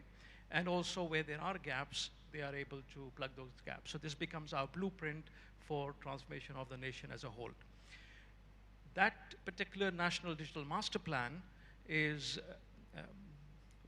assumed to be based on 3 core pillars. One is how do we transform Pakistan into becoming a leading digital economy. Number 2 is a leading digital society. And number 3 is a leading digital governance model. And the 4th underlying foundational pillar is the infrastructural elements that will bring about all of this change. So if you want to become a leading digital nation, society, economy, or governance, you need to have the rails in place. So DPI is one part of it, digital public infrastructure, which includes the digital identity, digital payments, and also data exchange layer, plus some of the core connectivity elements. So you cannot obviously have a digital world if you don't have connectivity. You cannot have a digital world if you don't have storage and compute power. And you don't have a digital world if you don't have the access devices, whether it is machine to machine or person to machine needs for accessing different products and services. So holistically, this looks at how we can transform Pakistan into becoming a leading digital nation in the world. When we talk about the economy, we are looking at potentially becoming the 20 largest digital economy in the world. And when we look at society and governance, then looking at obviously becoming a very efficient and effective governance model and society. Some of the things we talked about earlier on, I've been hearing about, obviously money is one central theme. And frankly, the way we are approaching all of this is not to take the conventional approach of what exists today, let's just take forward. We are trying to look at reimagining how our world could look like and how our world could operate based on the actual core reason of existence of something. So we today are talking about money. I haven't yet heard anyone talk about the real existence. Why does money exist in the first place? And why does banking exist in the first place? And those are the kind of questions we are trying to answer. that what could be the breakthrough models that will transform and change the way we operate as a nation, as a country, and we can become, move on first principles perspective versus being a nation that is always looking at what's happening outside the world and trying to apply that in the country. Definitely looking at how we can pivot out of the low-cost syndrome that we've been stuck in for almost 70 plus years. How do we move away from labor arbitrage into IP creation? So these are some of the thinkings that are happening. To answer your second question, which is what could we assume or have the world look like in the future? One of the North Stars that we are trying to go after as a mission is whether it is government to citizen or citizen to government or citizen to other private sector organizations or business to private sector organization, business to business or business to government, is this phenomena of one click, zero forms to fill, zero documents to give, and you basically have got what you wanted to get done. That's a very good imagination or reimagination of how the world is going to look like. I mean, I'm fairly impressed with when are we going to see this and how we're going to see this. So the time will tell. Hopefully, we're going to see that in the foreseeable future, Sir, with the kind of effort that you and your team have been putting in. And obviously, you were mentioning about the fact that you've got that national data exchange layer and the other bits which are complementary to the rails that we already have. For example, we do have the NADRA system. We also have RAST. By the way, you know, we were looking at the fact that India and Brazil operate instant payment systems, and they probably are one of the most leading countries, two of the most leading countries, which are utilizing that information very constructively for digital financing, or like you talked about the first one-click financing, which is that they're using that for. Obviously, we do have a lot of payment data aggregated within the RAST platform. And also, by the way, there are other platforms besides RAST which could actually be aggregated to create that kind of data repository for digital financing or one-click financing. So thank you very much, Sir, for... Maybe to add to that, you are familiar with the fact that we have launched the reference architecture and now working on the technical architecture for the National Digital Exchange layer, which is called WASL. And that we are hoping to get up and running, operated by NADRA, which will change the way we transition into digital flows of any kind. And it's going to be a world first because we are trying to make it as AI native as possible, so that we are trying to create a new standard. So X-Road is typically the standard used, which is from Estonia for the exchange layer. We are trying to build something which will, inshallah, be one step ahead. And the second thing, just to mention, the approach we are taking is very much of a human-centered design approach. So we are putting users at the center. In this case, it's the citizens of Pakistan. And the citizens of Pakistan either are wanting to be involved in their own personal life and have things to do, or they may be part of a business. So in those two areas, we are very much looking to design the future of Pakistan with the citizens of Pakistan so that it's something that is meaningful, and especially the youth. We are spending a lot of time with Gen Z and Gen Alpha, trying to understand what their expectations are of government of the future, so that what we build is not for here and now, it is going to be much more breakthrough. And frankly, when we sit with these really bright kids, it opens our mind itself into what is possible and amazing. And I would welcome anyone from the banking sector or the financial sector wanting to craft the story for how the ease of doing business can become easier, because we do want to change that. We've already mapped out what does the end-to-end business life cycle look like, from thinking about setting up a business, setting up the business, operating the business, growing the business, and exiting the business. Now we are trying to understand what the pain points are and then try to build something which will be, hopefully, inshallah, a world-first solution as a platform. Thank you very much, Imran. So now my next question, sorry, my apologies here. Thank you very much. So Imran, my next question would be to you. I think you have actually very well elaborated in your presentation about how is the journey going to be looking like for Pakistan. And in fact, you have identified some of the interesting data points.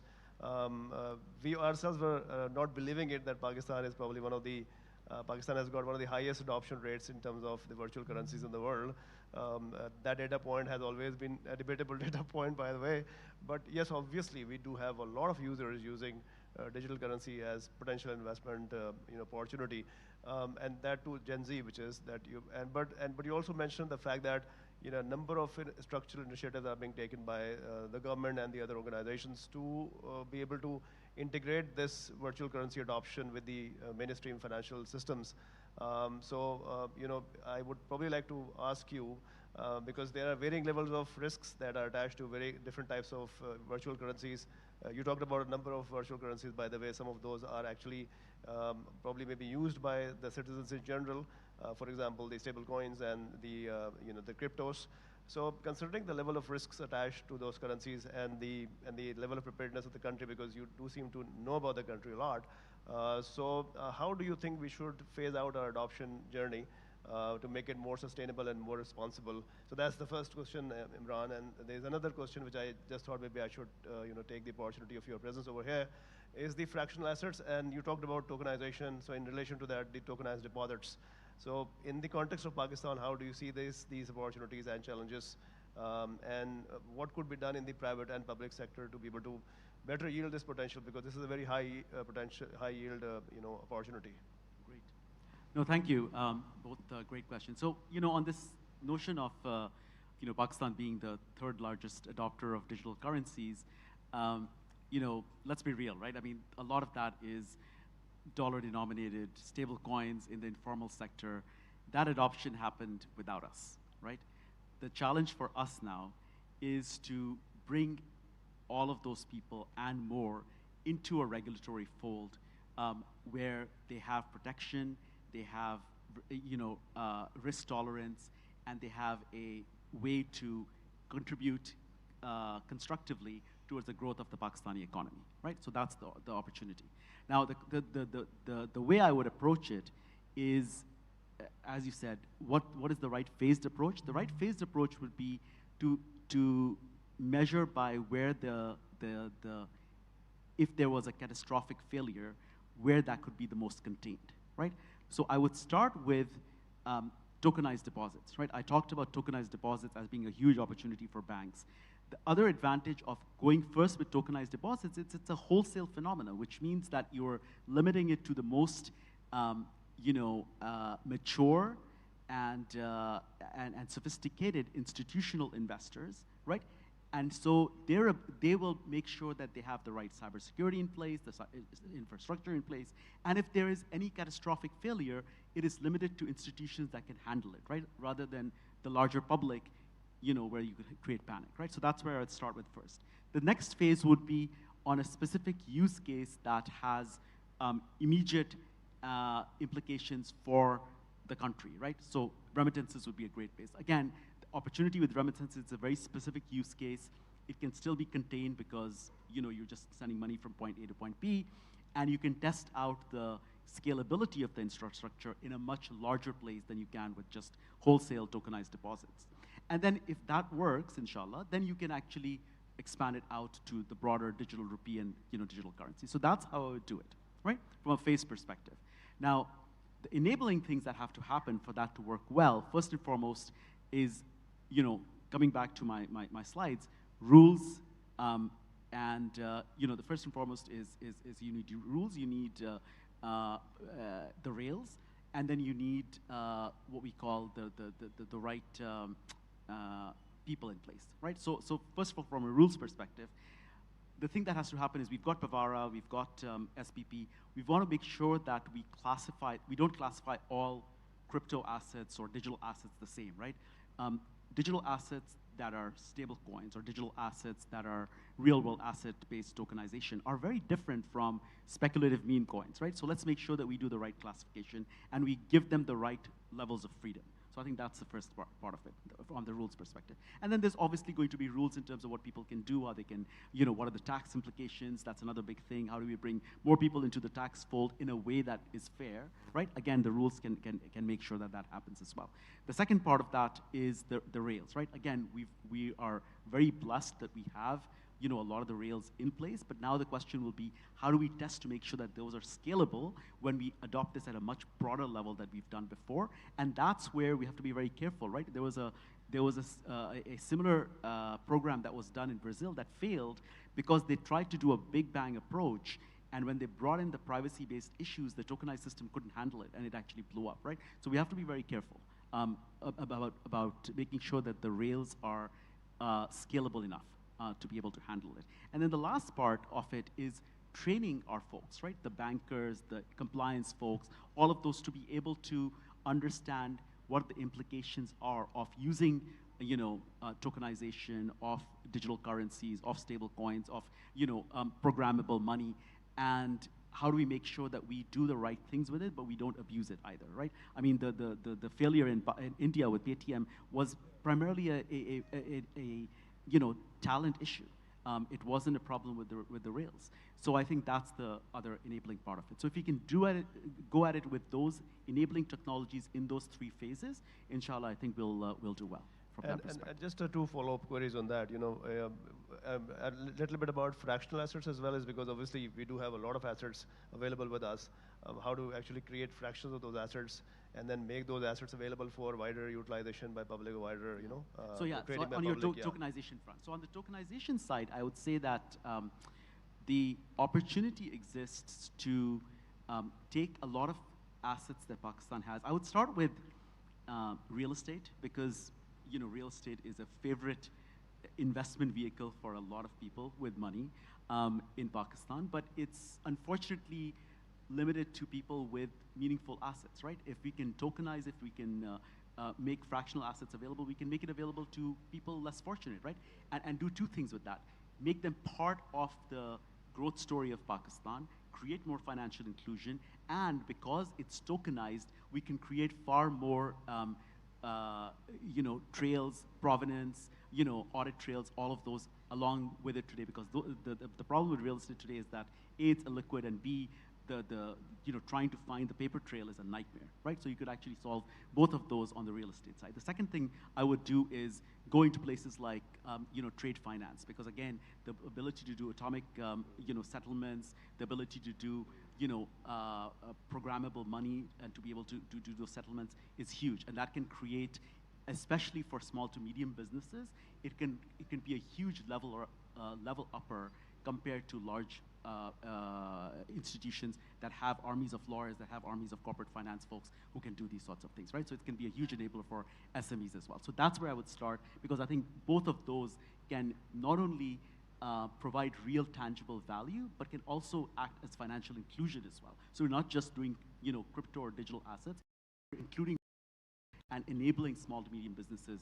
to do better at the same time. So with respect to asset fractionalization, I'll share a few of our experiences as well. For example, we've got clients which are probably more interested in having asset fractionalization projects done in Punjab, in the real estate sector, is because of the fact that those are probably relatively cleaner title deeds and lesser probabilities for some of the disputes to come in at a later point in time.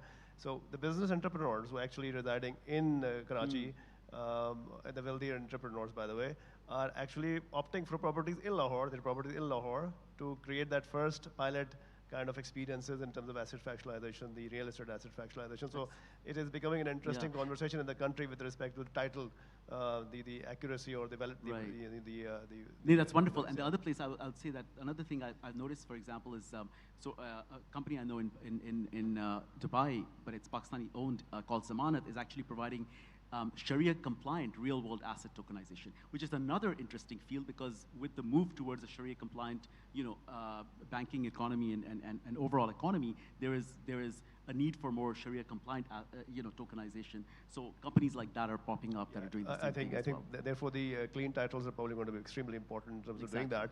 So, and obviously, Ali, the conversation is now tilting towards the one biggest thing that needs to be done in terms of making all this secure and resilient. Obviously, a lot of people, including the Minister for Finance as well as the Minister of State for Finance, and obviously all the other different panelists and speakers did converse on this specific topic. I think obviously with your expertise, we'd probably like to ask from you, with the kind of the world that we are anticipating for Pakistan, the digital world, with Pakistan Digital Authority, Bawara also doing a lot of good things, and also State Bank of Pakistan and the government of Pakistan as well. So how do you actually, what kind of pressing challenges do you think are the governments are facing or going to face, the businesses are going to face, and how do we actually make ourselves more resilient in terms of addressing these new business frontiers?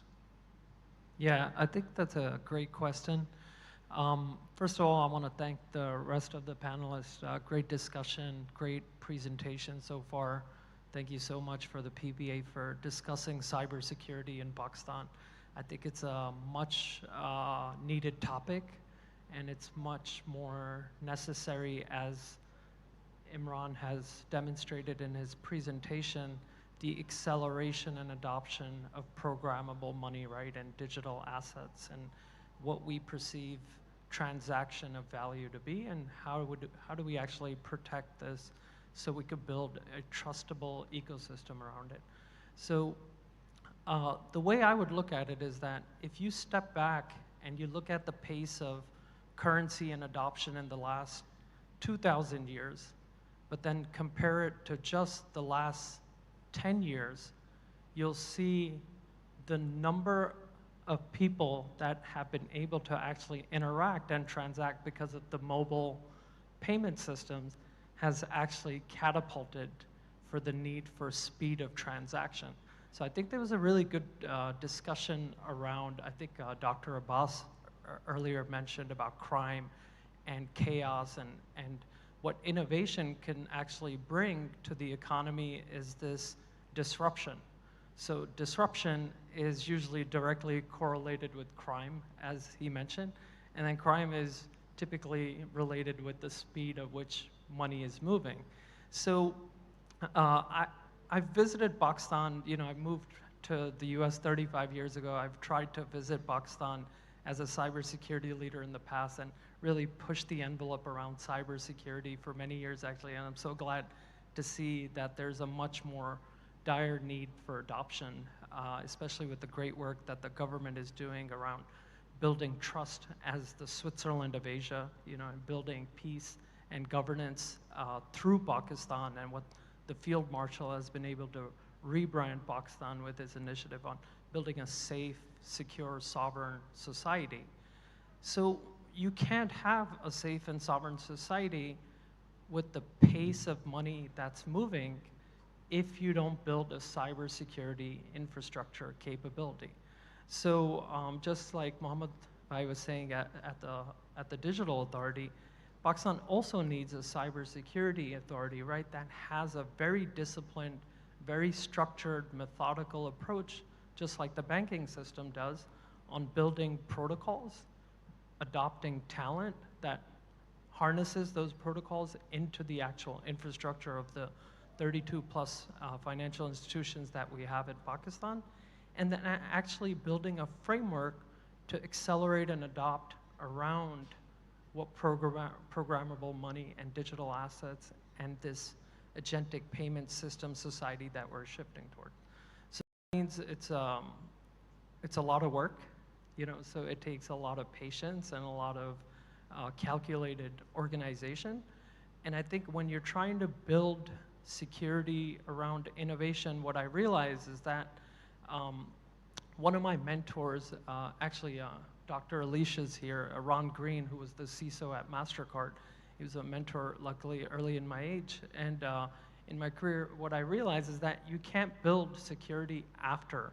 You can't focus on cybersecurity after the fact. You have to build it during development, during review cycles, during audit cycles, and cybersecurity is not just about, oh, it's SOC 2 compliant, and you know, every year I'm gonna get audited, so I have to click 5, 6 check boxes, which unfortunately a lot of startups resort to.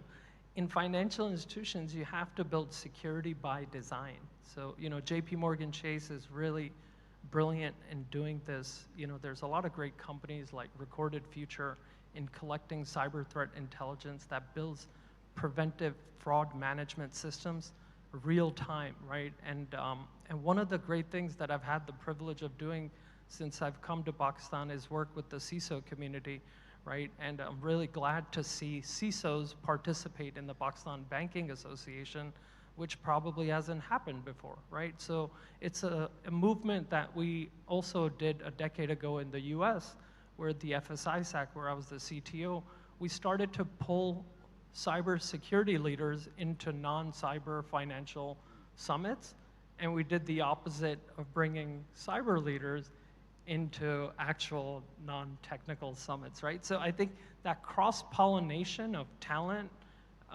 building a really sound strategy and working with secure by design, meaning continuing iterative processes of during design and development sessions and embedding a security engineer as part of your digital innovations leadership is probably the most important decision you can make as a leader in financial institutions today. So that's just the basic foundations of how I would approach secure digital innovation within Pakistan. Yeah, I think in the context of the developments that are happening, the criticality of it is far greater than ever before. I mean, in terms of the governance that you're talking about and making them as part and parcel of the team, that is developing a concept or delivering on a particular outcome. So I think you're absolutely right. I think we have got more or less like 5 minutes for the audience Q&A, if you would allow, Sidra, or our time is up. Obviously, I can see the time is up, is already there. So can we have a 5-minute session or not? Okay, sure.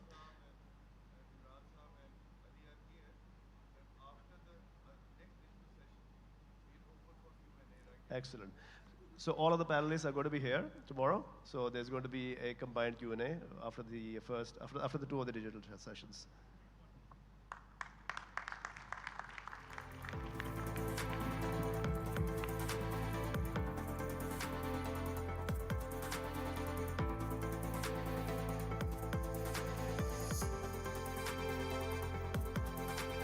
So sorry for us, we couldn't accommodate that, but Zafar Saaf has alluded that we'll have a combined Q&A tomorrow. But thank you once again to this brilliant panel for doing a fantastic job in discussing a very pertinent theme. Ladies and gentlemen, please give them a big round of applause as they now take a photograph.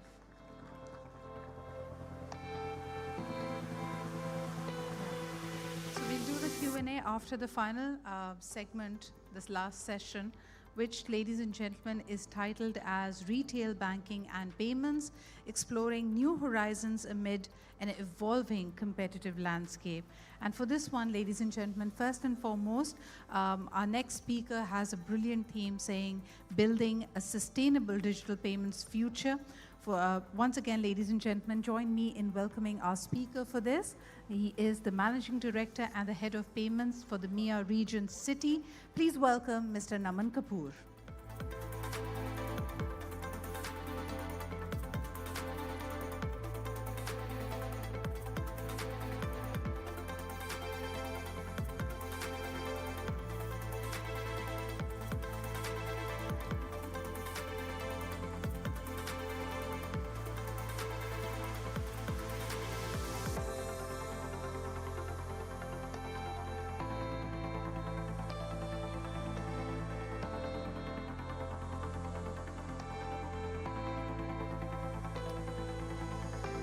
Good afternoon, everybody.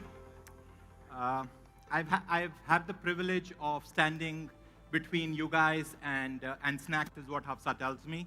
So I will try to make it as simple and interesting for all of you guys. I'm Naman Kapoor. I take care of Citibank Middle East Africa payments business.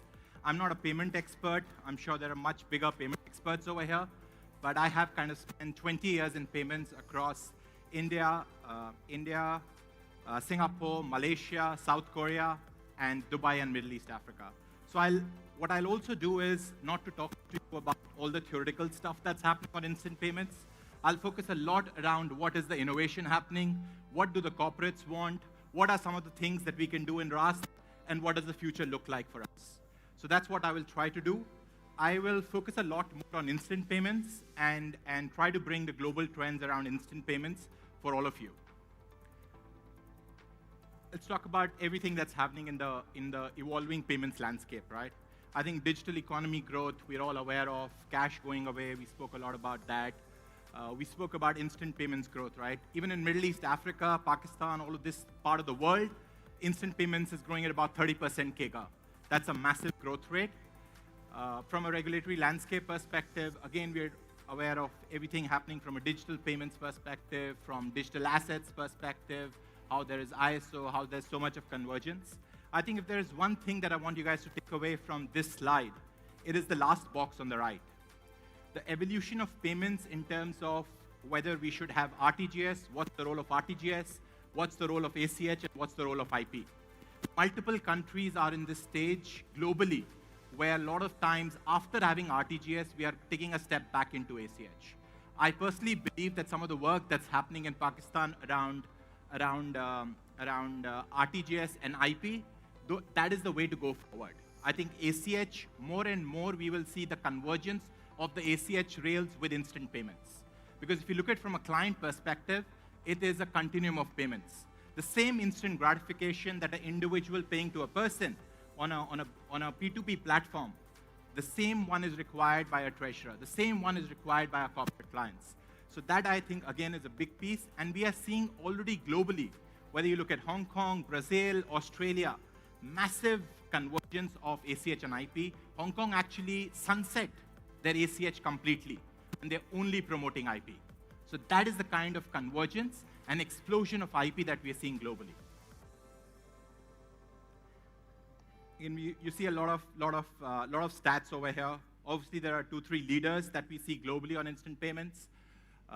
There is UK that has really exploded.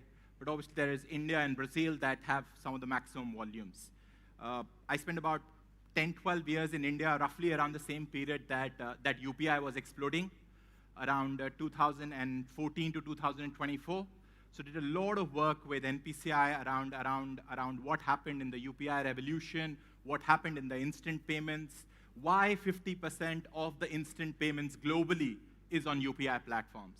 The evolution of UPI from payments to platform, I'll again try to take you through that as well. But I think the most important piece is the maturity curve. As we talk about, and in Rust right now, we have a lot of P2P, we have a lot of G2P, so we already have a lot of 1 and 2 stage in Rust, right? But where do we want to get to? We want to get to increasing a lot of the P2M acceptance, and then again, from a cross-border APIs perspective. The 38 billion of remittances that come in, what percentage of those remittances go to the Rust platform? And that is where we need to go. Most of the cross-border payments coming into Pakistan should finally be going through Rust, instantly into wallets, instantly into customer bank accounts. And that is where, again, a lot of the future is from the fourth point. And the third point around P2M acceptance.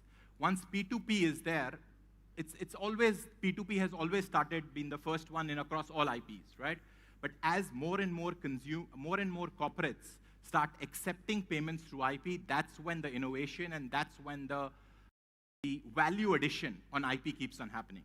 Let's all be very clear. There is no magic in instant payments. Instant payments is just moving the payments.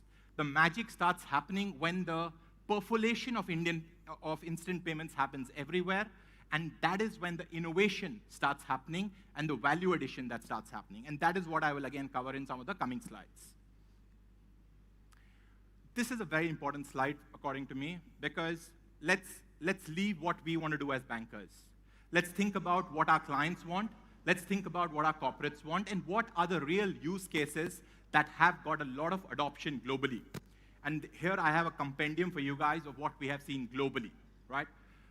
Ride-hailing, food delivery, gig economy, absolutely the first one, right? All of these B2C payments, every taxi driver, every restaurant, everybody wants that money to be credited to them on a daily basis at an order level, not on a weekly cycle. So again, massive, massive adoption over there. Marketplaces that we use, Amazon and all the large marketplaces, all of us, when we apply for a refund, want an instant refund. None of us want to wait for 1 day, 2 days for refunds. So again, an instant refund on online marketplace. Airlines do so much refunds. Our baggages get lost.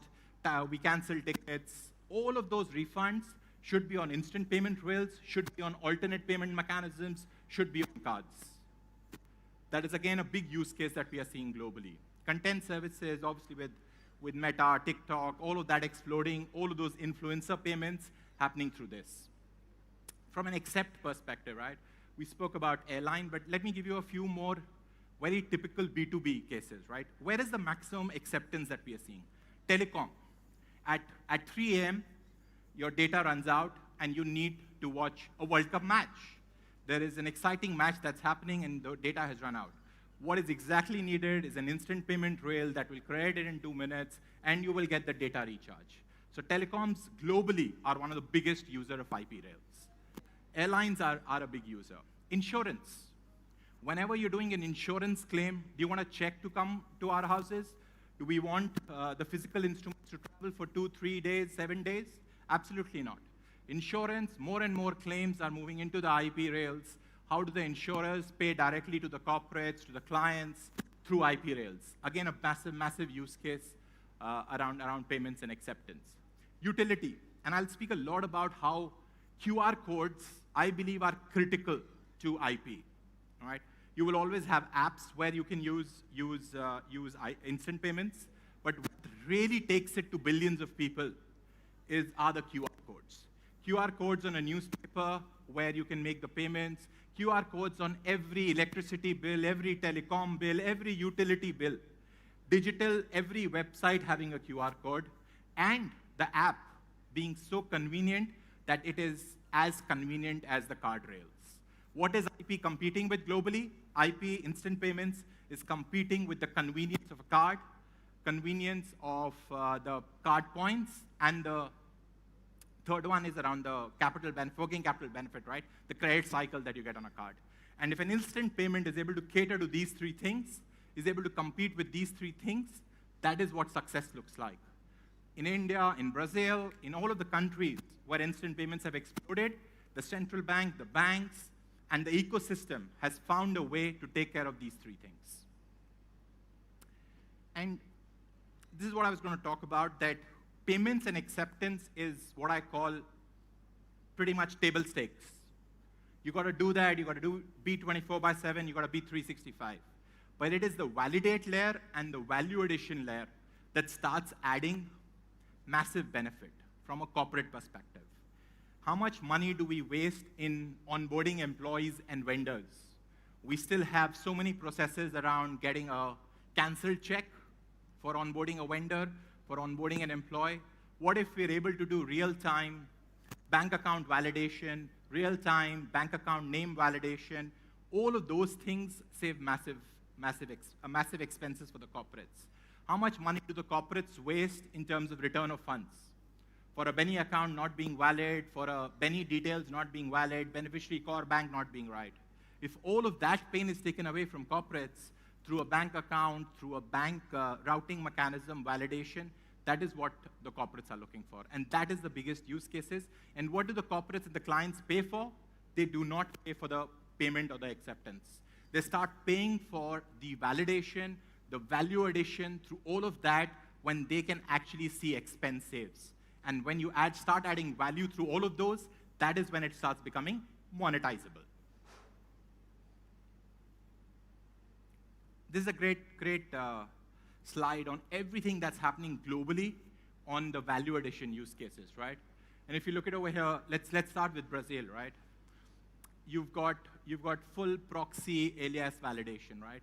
Any point of time, we want to check, is this the correct alias? Will the money reach on a Sunday night? Will the money reach at 4 a.m.? Absolutely, we can check that.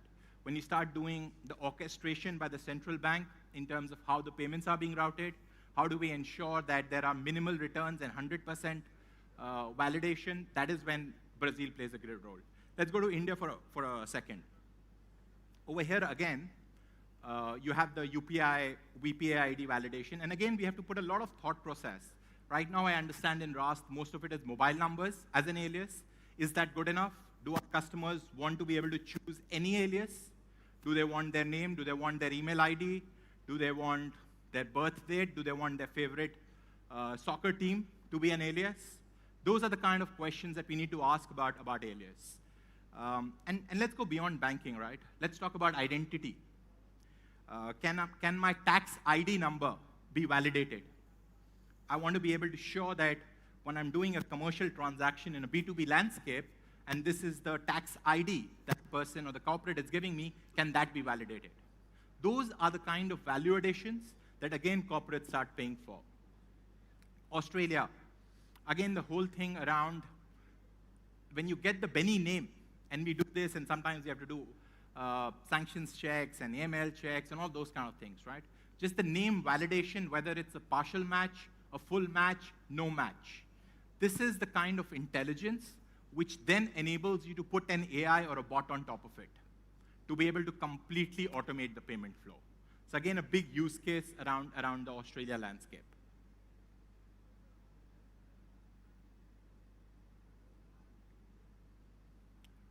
Now let's look at this around the QR piece, right?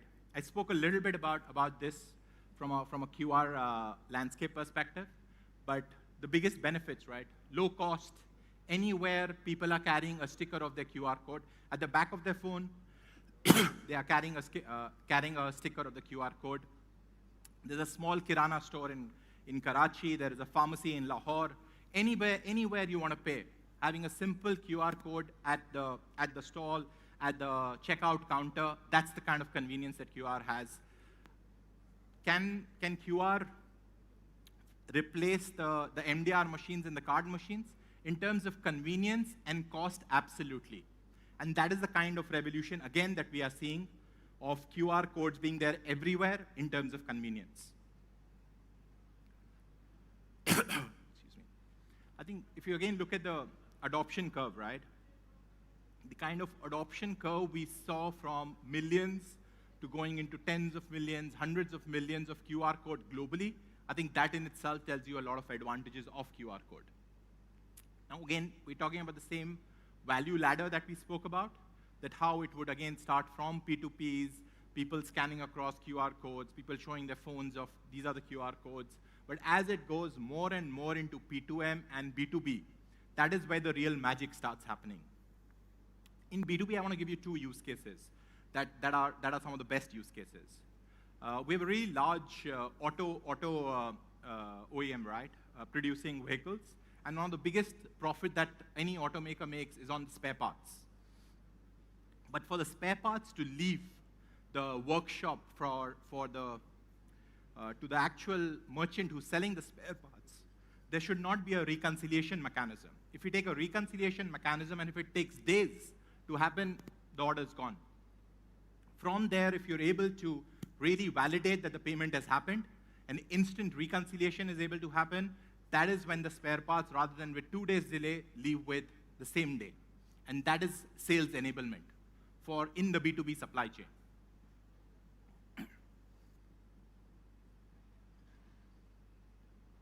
Let me give you a quick example of some of the stuff that has happened in one of the South Asian countries, right? We right now have a two-party model, but if somebody asks me what is it that has taken UPI to about 50% of the global volumes, I would think it's the four-party model. In the four-party model, the remitter bank account and the beneficiary bank account are at the back end. But the fintechs like Google Pay, Phone Pay, Walmart, any of those, Flipkart, any of the global firms can come in and give you the best client experience. If I have to point out one thing which creates IP explosion, then that has to be consumer experience and client convenience. That is what it comes down to. I would also request the banks to look at what is the kind of client experience that a PhonePe and a Google Pay is giving. And how do we replicate that? A lot of the other banks have not been able to do it.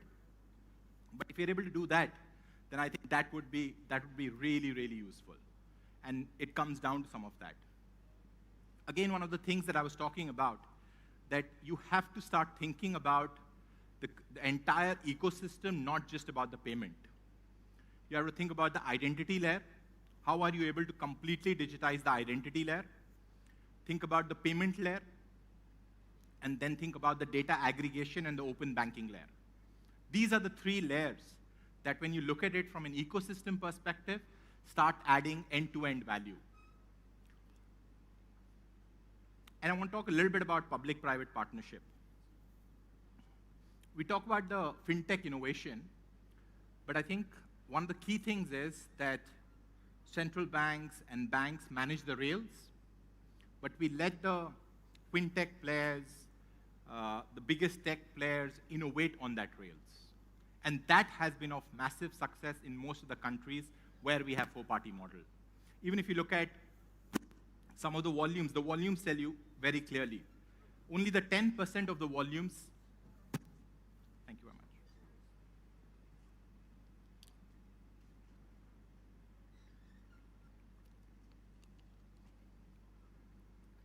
Only 10% of the volumes, even in UPI, are on the two-party platform. The two-party platform is when there's a bank app on both sides. But when you have a fintech app in which you completely delineate the fintech client experience, your payment app and your banking app are totally interoperable and interchangeable. With utmost client experience, that is when the magic starts happening. And that is what should be a focus for us to be able to grow Raast more and more. So I've spoken a lot about IP payments, and I have 2 minutes left. So I'll just, last 2 minutes, I wanted to leave you with digital money, right?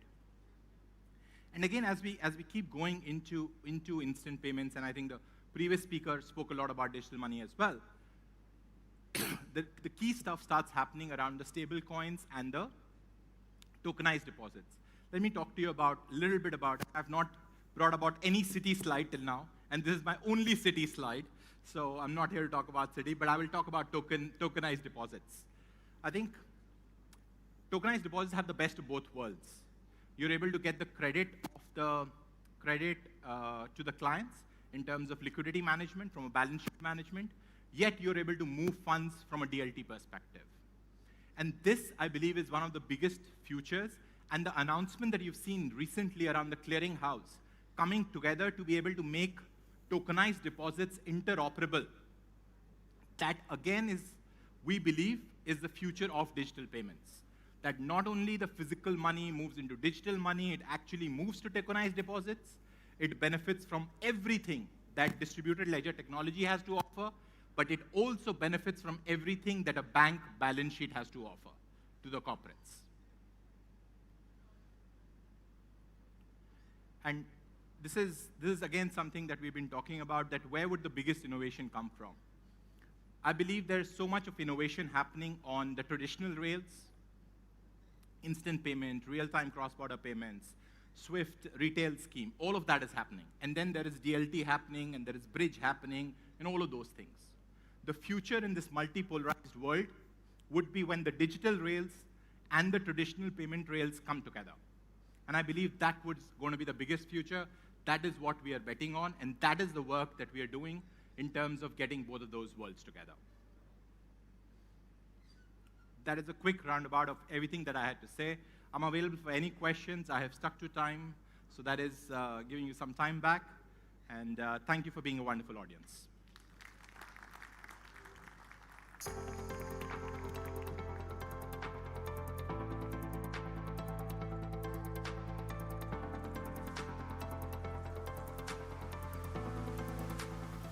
Thank you so much, Mr. Kapoor. This was much anticipated. Ladies and gentlemen, of course, we're shaving off every minute that we can so that we can compile it as a Q&A at the end of this session.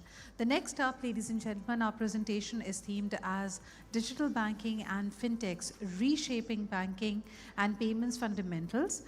For this, we have the Investment Director, the Head of Digital Financial Services from the Services Equity, the British International Investment here with us. Please join me in welcoming Mr. Maximilian Biswanger.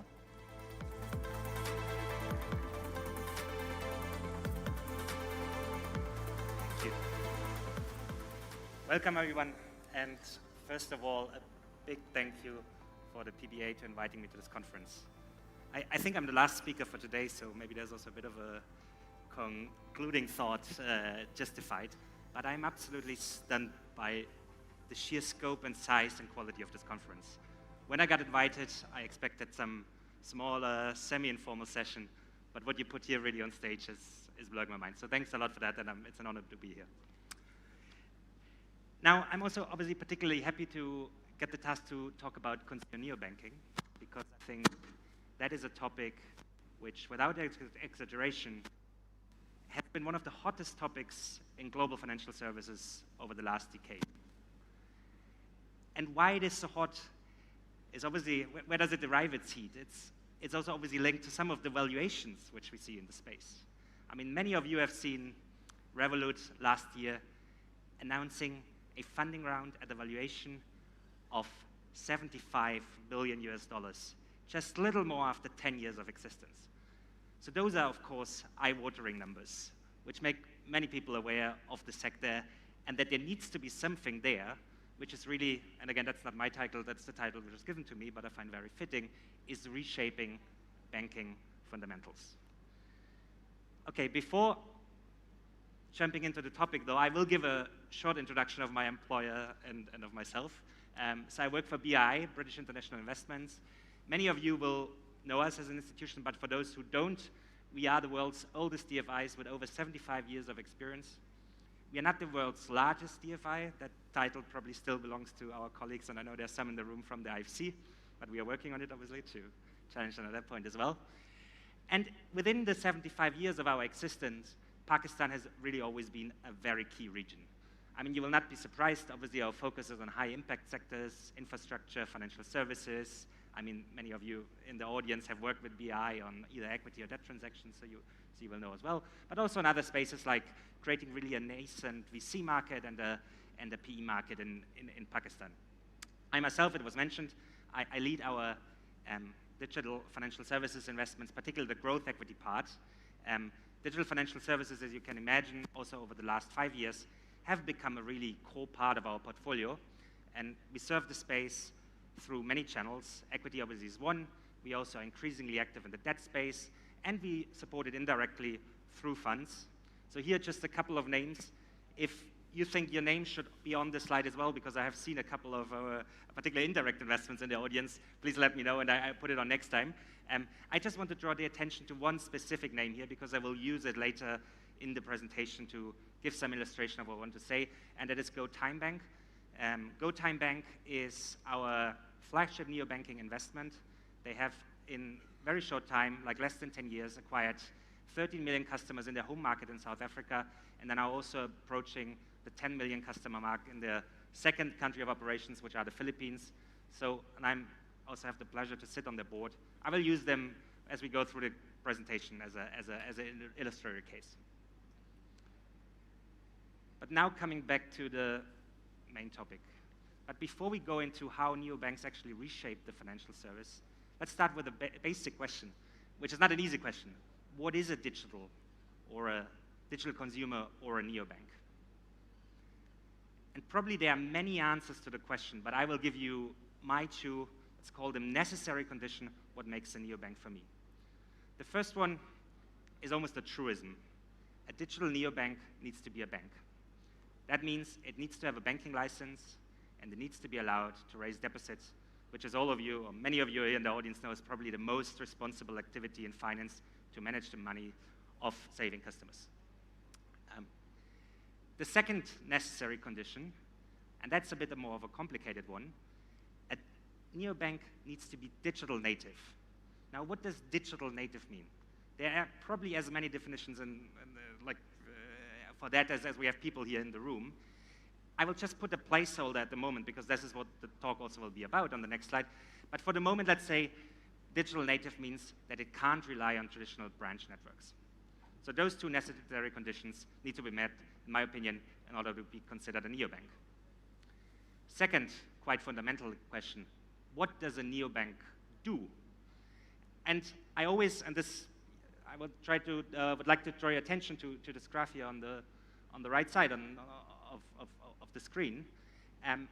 Very often in the history of neobanks, what you experience is that neobanks start actually with one single product, which they do extremely well. In the case of Revolut, at the beginning, that was really an FX product, which, and I put it a bit too simple here, but which basically allowed British holidaymakers, when they go to Greece, when they go to Spain, to exchange currency quickly and at good costs. Nubank, another globally leading neobank based in Brazil, started with lending. GoTimeBank started with accounts and payments. But what then happens is once you have your product and once you have your customer base, there is a lot of convergence happening. And actually, neobanks become universal banks, going into lending, going into FX, going into investment, wealth tech. So that is really what neobanking is all about. But now coming back to the real topic of the presentation, so what then makes a neobank so different to a usual bank? I've included here a bit of a, I don't want to call it a laundry list, but it's quite a long list. And again, if you would go into details of any of those points, the 20 minutes, and I see I'm already at 7, would hardly be enough to cover all of those points. But let's go through those points one by one, at least briefly, and we can pick some of them up also in the discussions afterwards. So I think almost my favorite topic in neobanking is distribution. Why favorite? Because I think a lot of people, particularly outside the banking sector, think that neobanking or digital banking needs to be all digital. Now, this might be true in some global and developed market examples. Again, Revolut probably would consider themselves purely digital, although there is still a physical card involved, which was quite fundamental in making people aware of the brand, and I come to brand later. Nubank also fully digital. But in most of the markets, and particularly in emerging and frontier markets, our investment thesis as well, and again, excuse me that I very often have my investor hat on, is that an all-digital distribution doesn't work. That is not how you acquire customers. So hence, and I don't know who invented it, but I think it was a neobank, the term phygital was invented. So what does phygital mean?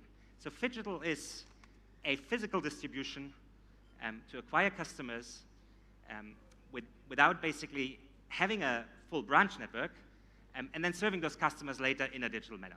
So that's in a short term is the phygital definition. I'll give you one example from our own portfolio. Again, TimeBank is our flagship neobank. What they, for example, decided how they acquire customers, they built a kiosk system, which as you would see, it looks like an ATM.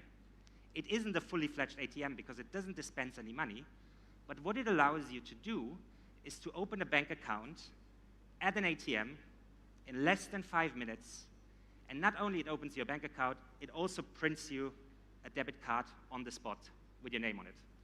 I always joke that our investment time is like 2 days quicker than Revolut, where you still need to wait until the card arrives. But that is TimeBank's model. That's obviously not the only phygital model. There are many others. So in South America, you see a lot of examples, particularly in Mexico, where you have feet on the street on the account, like ambassadors going to the people, going basically out into the market where people feel comfortable to open up and to think about banking services. Now, what this phygital does, though, and that's when I first time want to draw your attention to my only table here in the presentation on the right side of the panel, is it allows you to acquire customers very quickly. And just a bit of a background, I will use Nubank, which is arguably one of the most leading neobanks in the world, who also is competing obviously with traditional banks in the country, Itaú, one of the most traditional Brazilian banks. So it allowed Nubank to acquire 130 million customers in slightly more than 10 years, versus 55 million customers what Itaú managed to acquire in more than 50 years. So obviously a massively difference. But then the most important thing, it allows you to acquire this customer at a completely different cost point.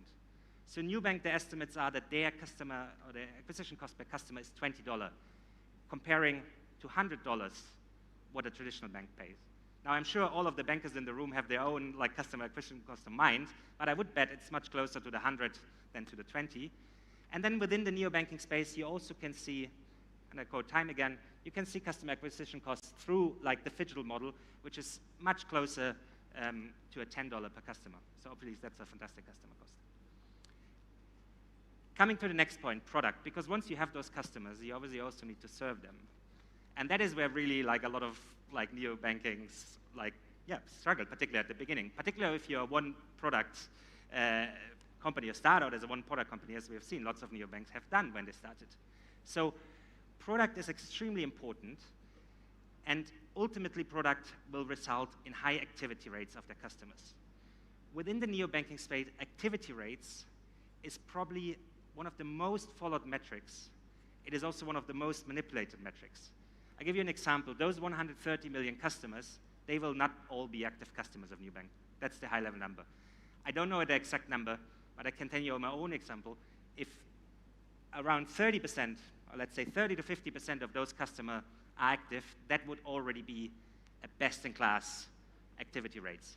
But those activity rates, as I said, they're so extremely important because you can have a very low customer acquisition cost, but if you don't use the customers and if you don't make the money with the customer, you won't reshape the fundamentals of banking. Next point, analytics and credit. And again, like, could probably fill a whole day of sessions. But neobanks, obviously, they pride themselves to have been on the very forefront of the developing of sophisticated analytical models. When machine learning came up, I mean, a lot of banks adopted this very quickly, particularly to underwrite customers which have no or very low credit record. Again, analytics doesn't only apply to credit, but I think it's the most important area where banking is reshaped, and ultimately, again, looking at the P&L of the bank, that should result in a very different cost of risk than you would see with traditional banking, or you would see with traditional banking if they would try to serve customers which haven't been served with credit before. Next point where fundamentals are reshaped. I think like one of the most important things in the identity of a neobank is that they are cloud native. Cloud native meaning that they use cloud computing infrastructure and they don't rely on traditional mainframe infrastructure. I won't go into the technical details, but I mean, what in very simple terms this allows you is it allows you to grow quickly because you don't need to build out your own infrastructure. You can rent it or pay for it as you go. And you don't have any spare capacity because with these high growth rates, you really need to keep your costs in check. You only really pay for services which you, like cloud computing infrastructure, which you actually use. So that, if you ask a neobanker, next to distribution, is probably the second most important point why costs should be substantially lower than in traditional banking. Now let's have again a look at the chart. Where are we today?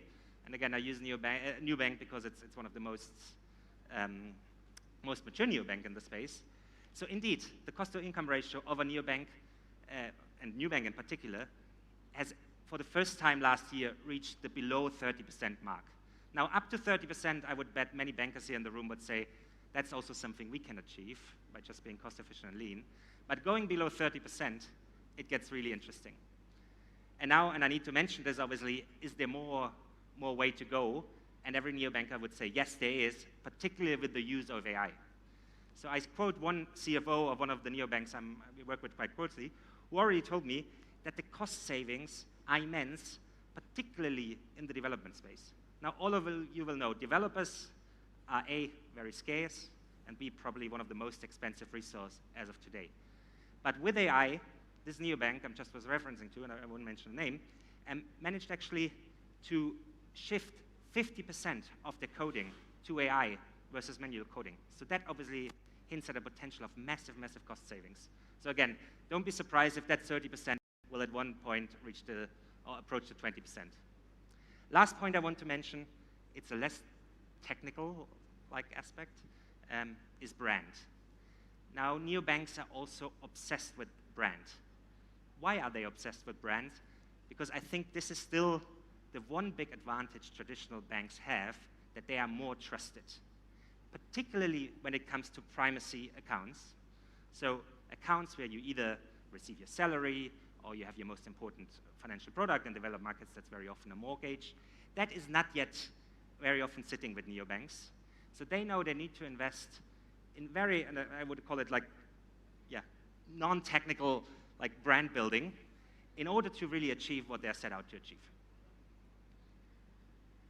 Now, all of those reshaping, does it then really lead to a more profitable way of banking? Now, obviously, we have already looked at a couple of stats, but every banker at the end will look at the ROE. And so where are we on ROEs? So yes, you can see with Neobank also last year achieved a ROE of 30%. Now, that is good, but probably many of you think it's not as good as it actually should be. Revolut has just published, I mean, they're obviously not public, but they have published their results. they have achieved an ROE of 35%. So again, we are going there, but we are not yet seeing actually the ROE levels that is probably required to sustain some of the valuations we also see in the neobanking world. So Nubank, for example, is currently listed at 5.5 times their book value. Revolut, anyone has an idea what the valuation of Revolut is based on their book value? 6, 7? It's 12 times the book value. 12 times. So obviously that, I think, is a book value many bankers would also like underwrite if it would be on offer.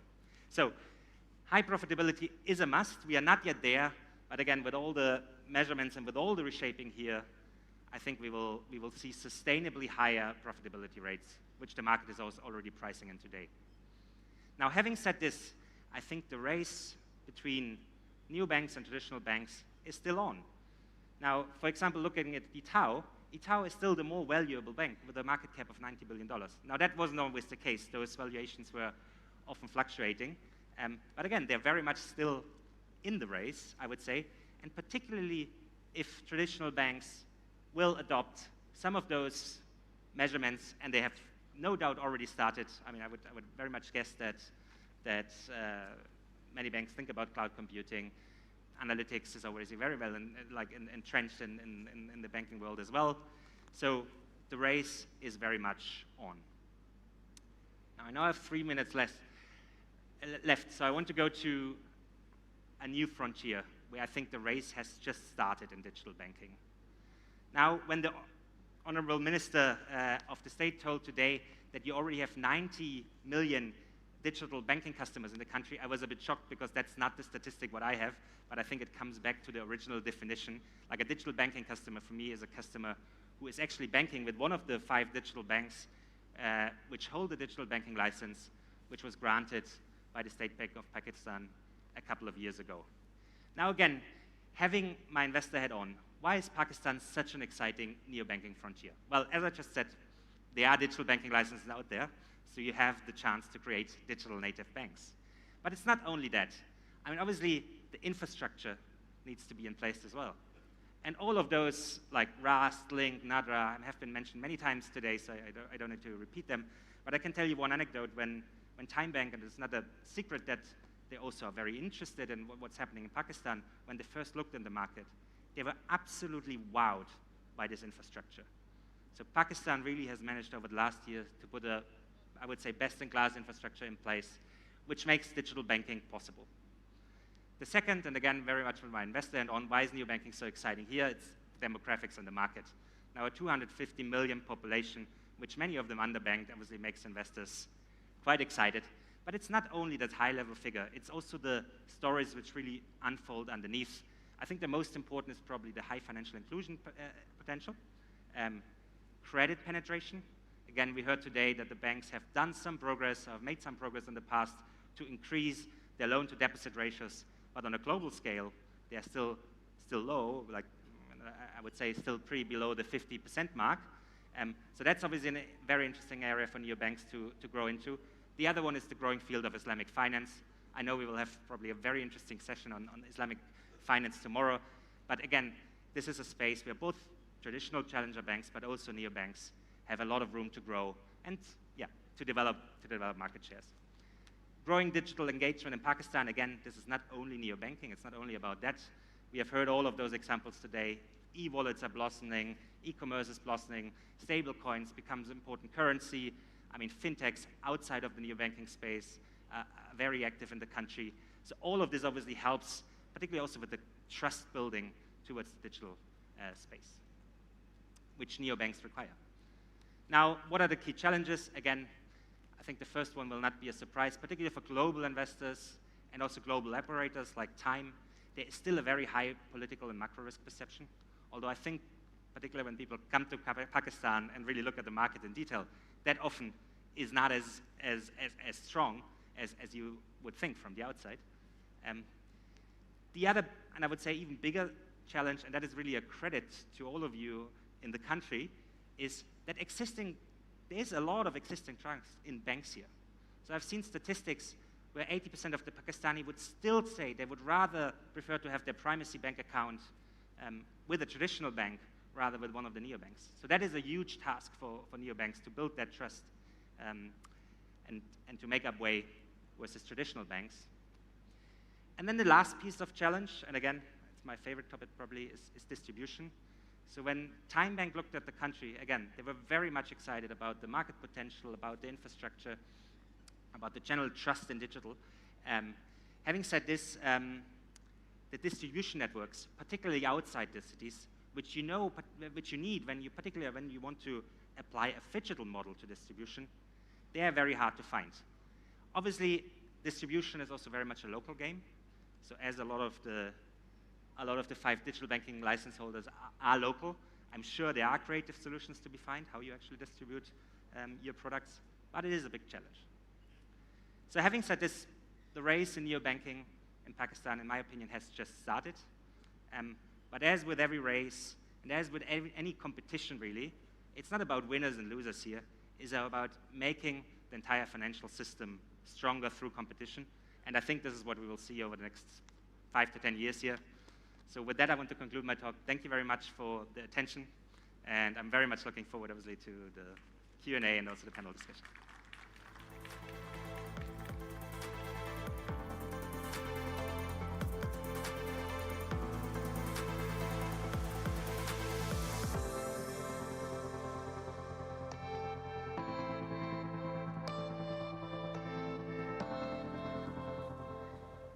Well, thank you so much for that, Maximilian. We are going to now set up the stage for our final panel discussion for the day, day 1 of the Pakistan Summit, Banking Summit 2026. Ladies and gentlemen, this one is going to be once again drawing in from all that has been said before, but of course we will be adding new panelists to it. When it comes to retail banking and payments, of course there are various new opportunities that lay ahead, but I particularly really like Maximilian's last slide where he pointed out what are some of the key hurdles and challenges.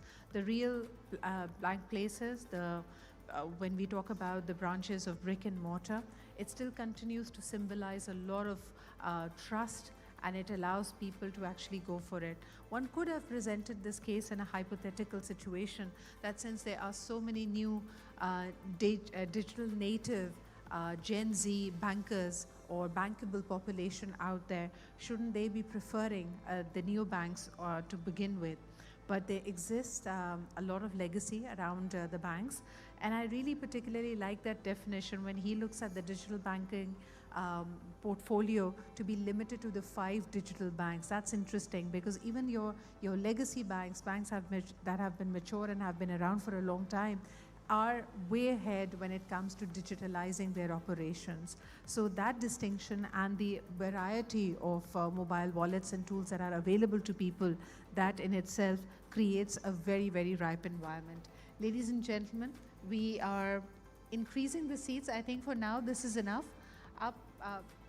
We can add more seats as we come to the closing of it. As Zafar Saab has pointed out, we may have a combined Q&A to go with, but the ones that are already there, we are going to begin with that.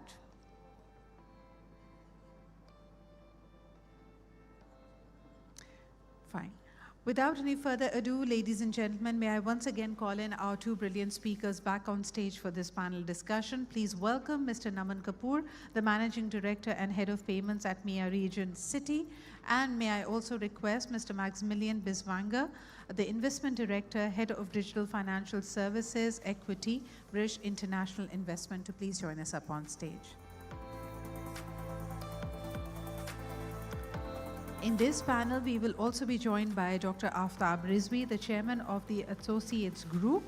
May we also request Mr. Fan Yong, the Chief Technology Officer with the Digital Finance at Huawei, to please join us up on stage. And to moderate this brilliant panel, may I once again request the Secretary of the Pakistan Banks Association, Mir Najibur Rahman, to please join us up on stage.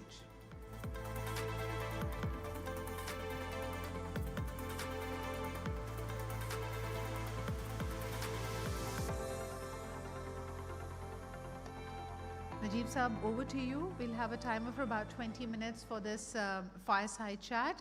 And as we come to the closing of this, you may, if there is interest and questions out in the audience, may direct it to the panel before this as well. Over to you. Thank you very much, Sidra. And wow, what a day it has been so far. I think we've had an amazing turnout and some amazing speakers who have come in all day today.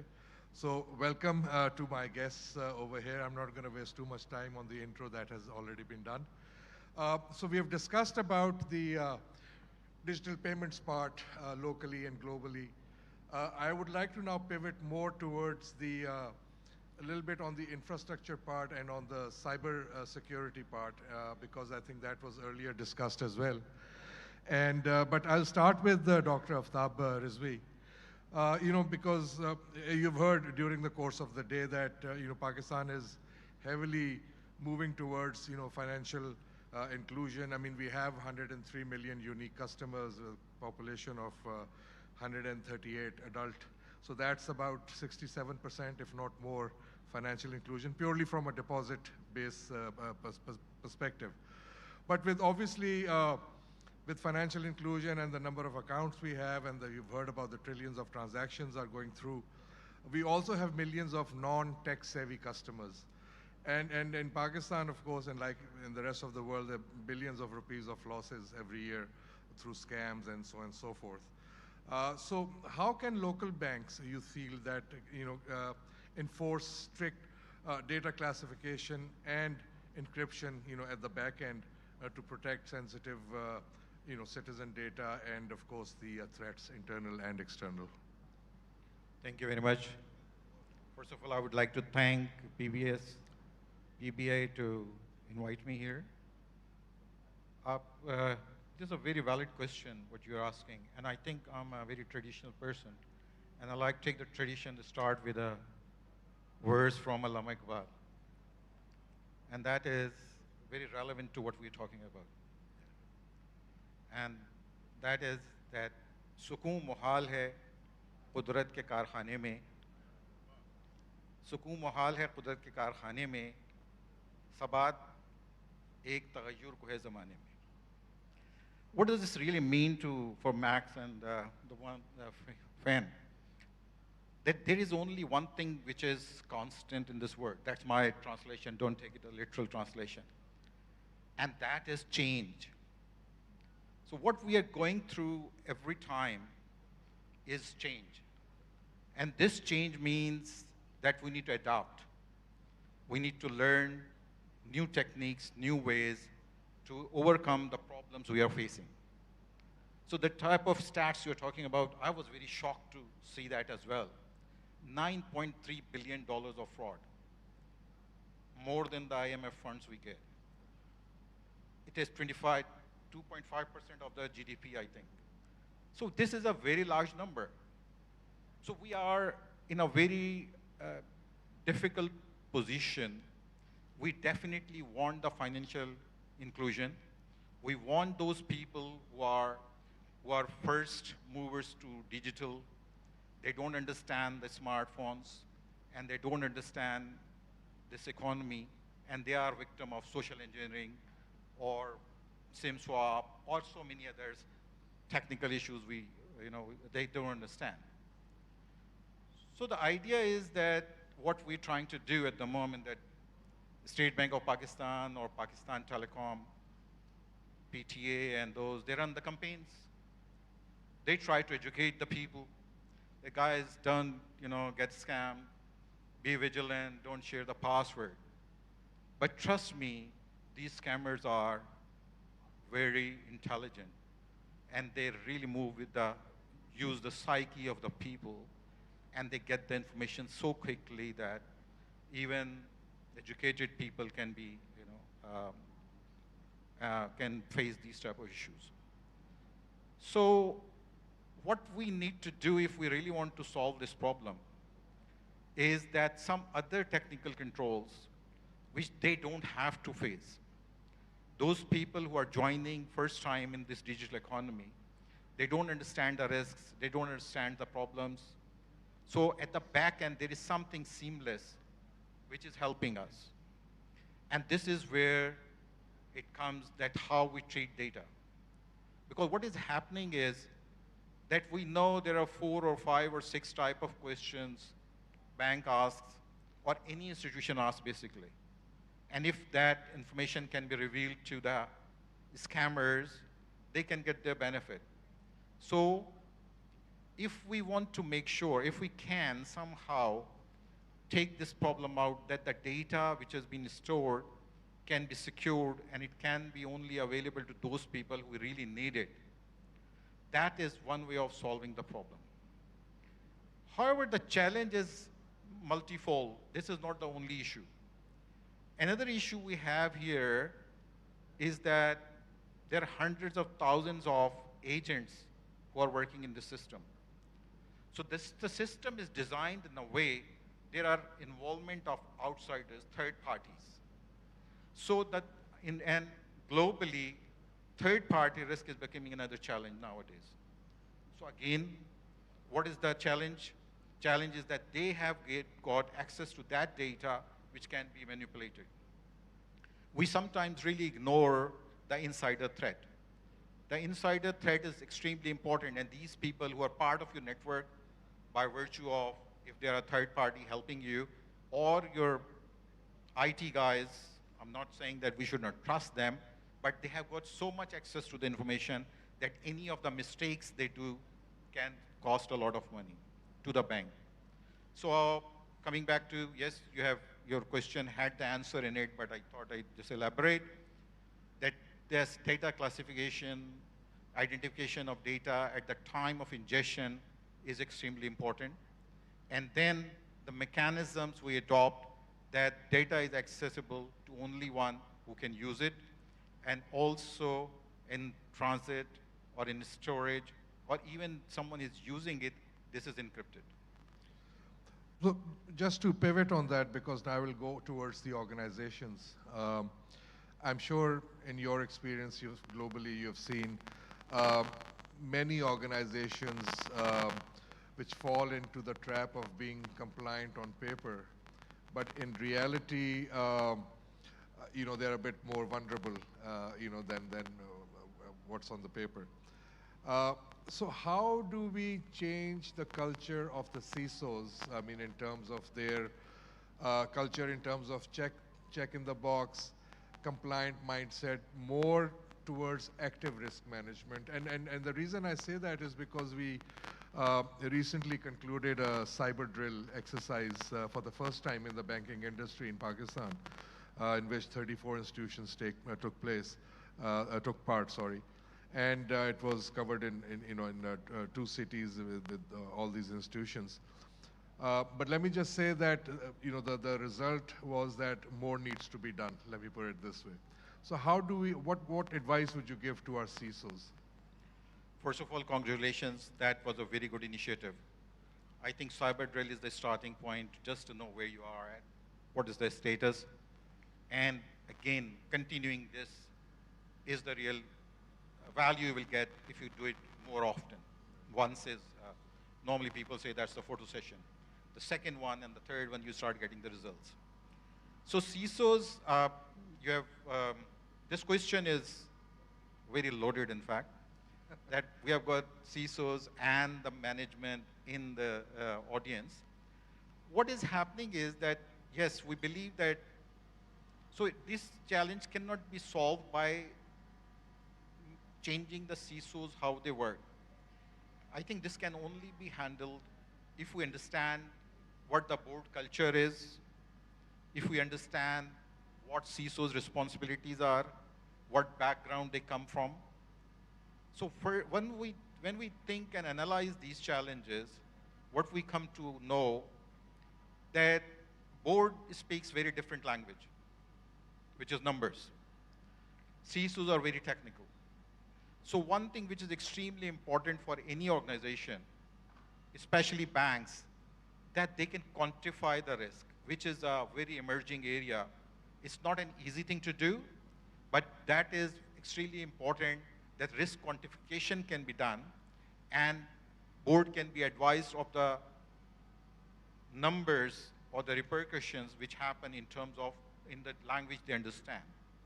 So that is the first and most important part. The second most important part is that CISOs also look at the issues which are non-technical. What does this mean is that cybersecurity should not be considered as an IT issue. It should be considered as a governance issue. And especially today, if we saw that our minister is saying that cybersecurity is a problem, State Bank governor is saying cybersecurity is a problem, that means it's not an IT problem. It's a governance problem. And actually, if we can make this mind shift change, that will solve lots of problems. Thank you. I'll now move towards on the infrastructure side. Fan, thank you so much for being here with us.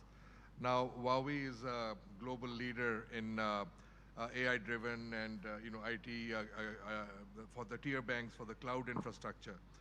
And with your experience, obviously you cover the Middle East and this particular area in Pakistan also.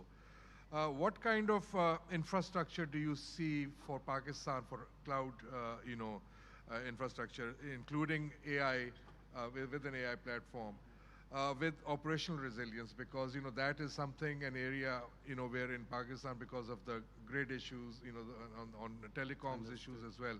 How do you see that from your experience for Pakistan? So firstly, thank you for inviting. So glad to be here. From my experience, because I used to work in Europe, Asian Pacific, North Africa also, and I meet a lot of CIOs, even the CEOs. So I think the most important for us is, the business continuity. I think this is the key for the banking and for the, we call also for the financial industry is the key. And how we can build all, the sustainable growth for the banking industry all around the resilience, because the resilience is not just only from a technical, even the infrastructure perspective, it's the whole, operation and even the innovation driven for the bank actually. So from this perspective, with Huawei, a global footprint and experience and expertise, we divide into 4 areas. The first area is like a foundation. We are promote the resilience and autonomous infrastructure based on Huawei product and also our portfolio. That means we can build up an autonomous and the resilience for the data centers, for the campus, and for the branches, for example. And based on that, we should to think about the availability and the reliability for the application, because the banking, the service is running 24 hours, always on. So the availability and the reliability for the applications, for the services, and for the future innovation is crucial. So for this part, we divide into 2 sides. The first one is how we consider the application modernization, because a lot of bank actually is running on the legacy system, right? So for this part, we are not to change. That means to do the big bang migration from day one to future 2B architecture, because it's very risky. So that means we are trying to promote, based on this foundation, how to leverage and migrate step by step from the legacy to the cloud native and cloud-based applications. And in the other side, that means for the data, because the data is one key to, to monitor the operation and support the future AI. So this part, we do have built up and shared, and the unified data platform can support the different requirements from the different business department, for example. And then we are trying to work with our ecosystem, even the bank, to set up the different AI-based scenario use cases to let the future come. That means all is from the customer requirements, is from the customer perspective. And if I may just ask a follow-up on this, because in Pakistan we see a lot of banks using their data on site or on-prem. Yes. And they are a bit reluctant to go off-site. I mean, within the country, but by regulation. Yeah. And what? Why do you think, or what confidence do you bring in so that the banks feel comfortable that not using cloud infrastructure as a backup, but an actual live, environment for their banking, use? I think for me, and also I think for all the CIO and CTOs, I think the cloud, the word, is not just one service or platform. It's kind of approach for the sustainable development and delivery. Because the cloud is kind of like the microservices, like the APIs, like the open banking, it's things like this approach. And in terms of the deployment, we have the multiple deployment, like on-prem deployment, like virtualization, like private cloud, public cloud, even the hybrid cloud we can do, because Huawei, we provide the comprehensive stack for the cloud. But it need to be work with the bank. That's case by case, country by country, and customer by customer. So what is the the regulation, because the regulation, the regulatory, the requirements is the key.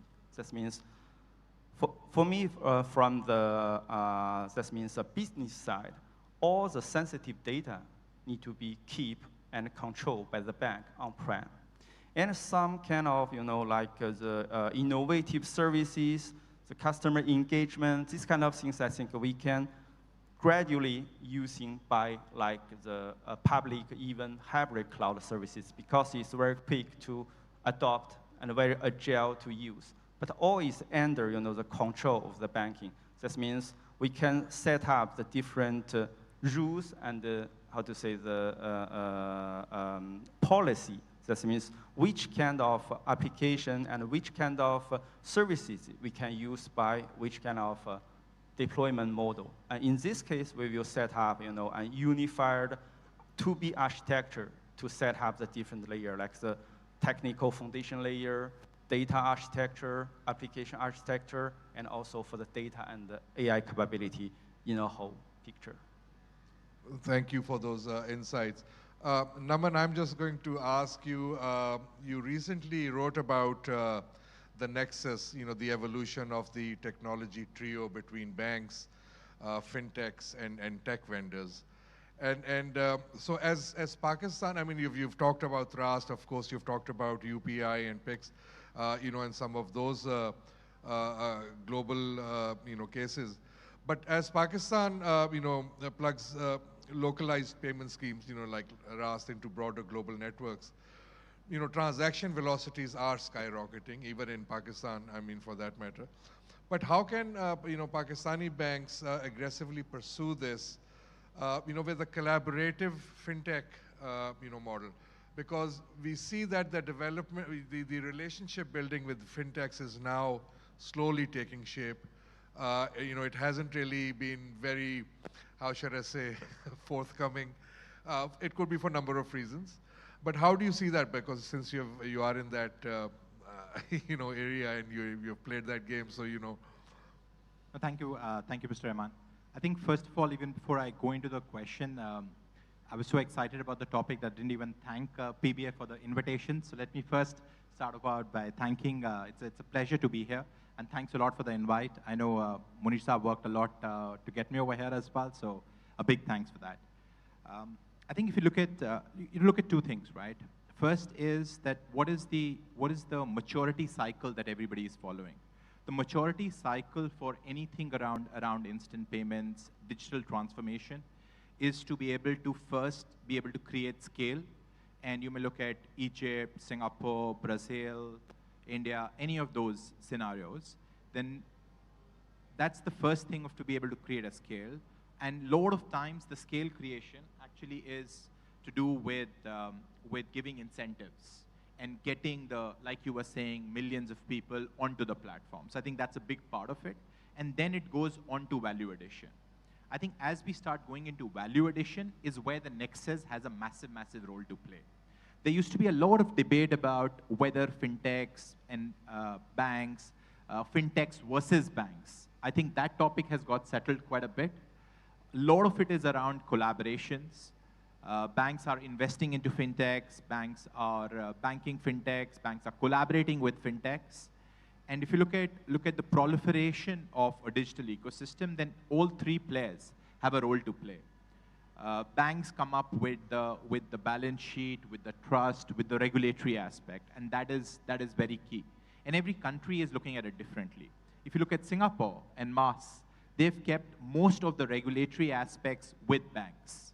But if you look at UAE, over there, a lot of the fintechs are getting regulated, and a lot of the regulatory conformances are with fintechs as well. So I think that's one thing that we need to decide for every country, that where do the most regulatory aspects and regulations who need to be complied with. And then it is about collaboration across all three players. Because after the trust and the balance sheet comes the innovation and the value addition. The fintechs play a massive role in that aspect. And the technical layer of, like who I was talking about, the cloud, so whether it's cloud, whether it's AI, whether DLT, then how do we make the infrastructure 24/7, 365, completely resilient, no downtime in the cloud and the AI space? I think that's key. So I believe that all three have a key role to play, and as the three come together is when a true digital ecosystem that benefits an economy comes into play. Thank you for that, Naman. And I know I'm a bit watchful of time, so Max, my last question is to you before we take questions from the audience. So, BII has a development, mandate. And so my question is, because as you know, you've seen it in Pakistan also, we have now 3 digital banks up and running, 2 more are, on the way. And so how do they balance, the need for financial inclusion? Because we see that most banks are operating within the urban, even though we have branches across the country and, in rural areas as well. But from digital banks' perspective, even though they want to be in that financial inclusion, part as well, and going into rural areas is a bit more expensive. How do you suggest that they manage that part? Because obviously everyone wants to be where the money is. Yeah, that's a very good and interesting question. I think it ultimately leads back to what is probably my favorite topic within neobanking distribution, right? Because it's clear that the branch model won't work rurally, countries like Pakistan, but everywhere in the world. It's not a cost-effective way to serve rural customers. At the same time, is it working? Yeah. It's working. Okay. At the same time, it's also clear that an all-digital model won't work rurally. You won't come to the customers. You won't create the required trust with the customers to bank with you, because particularly rural customers, they still want to see physically what is there, who's there, who manages their money and manages their saving. So basically, the two sides of the extreme, all physical and all digital, won't work. It needs to be. How do you do the phygital model in the rural context? Well, I think the best is probably through partnerships. Again, one of our investees looked at markets, finding those partnerships to get to the rural population. It's obviously a key part, because I mean, that's where a lot of demographic potential Pakistan is sitting. Unfortunately, you will notice, I don't have the best answer. How do you actually go to it? I mean, you need to be creative. I think field agents, ambassadors, meeting people, where rural people like to shop, rural people like to convene, like really approaching people directly through a field network. That's one way. The other way, which is always coming up, is obviously, I think, the networks in the rural space is the FMCG space. So partnering with FMCG companies, that's another way to go. Now, one of the neobanks which got the license, and I also know well personally, is Burak Bank, who is Fatima Fertilizer as a shareholder. So obviously Fatima, they know a lot about the rural community. They know a lot about kind of rural distribution. So again, with the local context, with the local knowledge, I'm sure you will find a model how you can serve those customers cost effectively, but it's not an easy way because you need to find this create digital where you create trust, but you also approach customers in a cost-effective way. So. No, I appreciate that. I mean, there is no one answer, I think, because I appreciate that. Well, I think this topic is so vast, I think, overall digital payments and what we just need a 2-day conference just for that alone, I think. But obviously, we'll end today on this front. Now, if I may request the audience, if they have any questions, either with this panel or the panel which was here before us, which was moderated by Faraz. If the ushers can bring the mic over to the gentleman over there.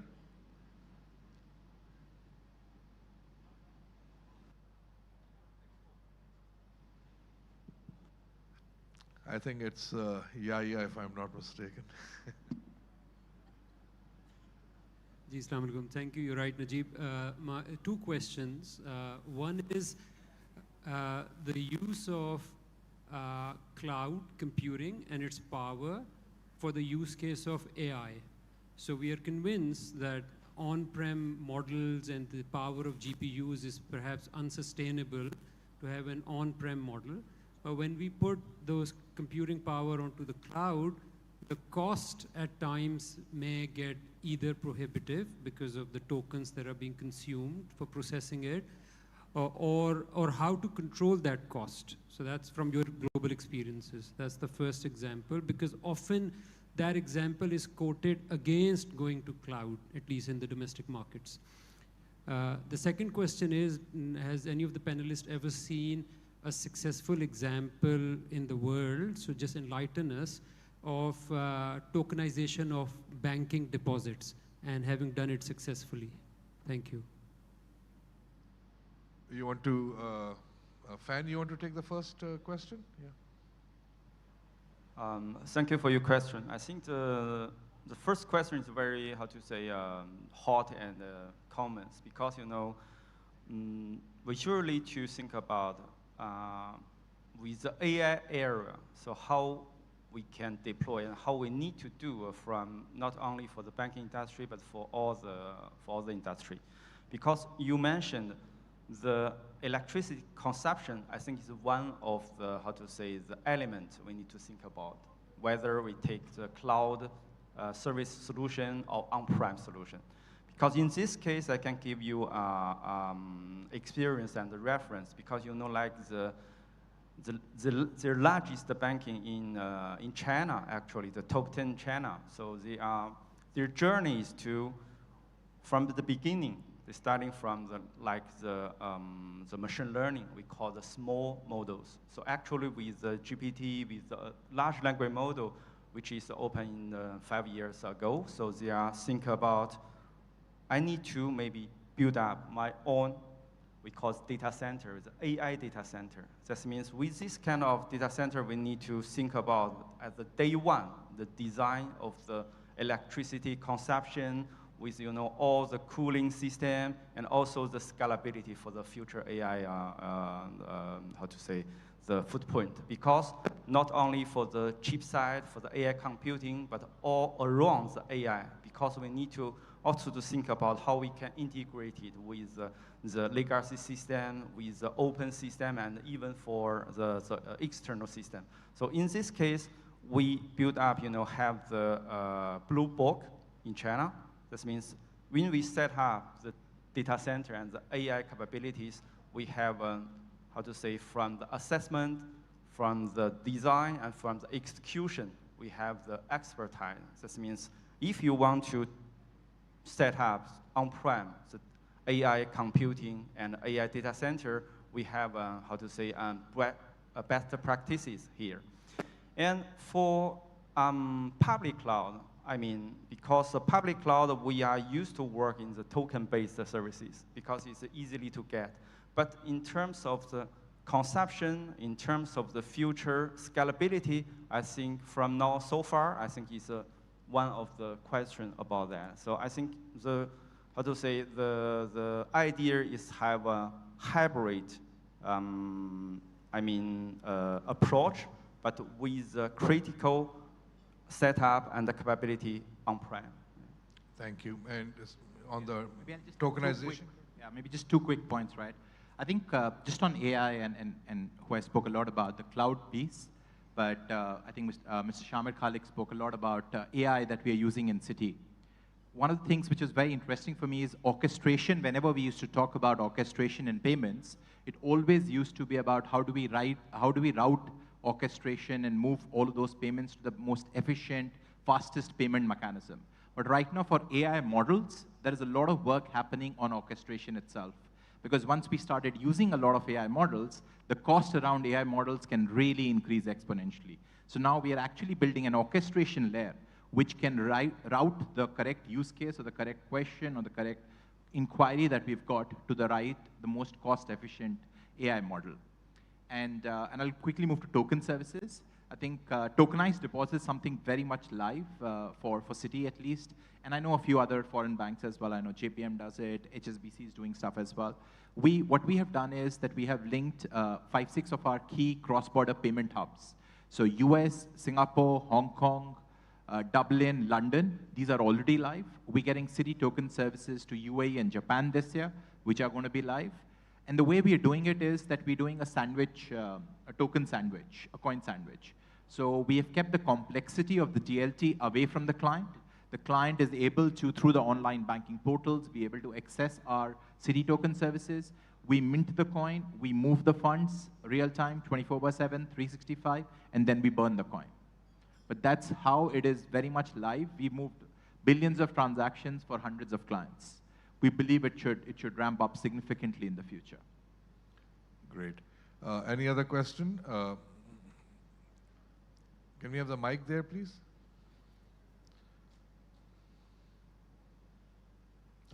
We'll come to you.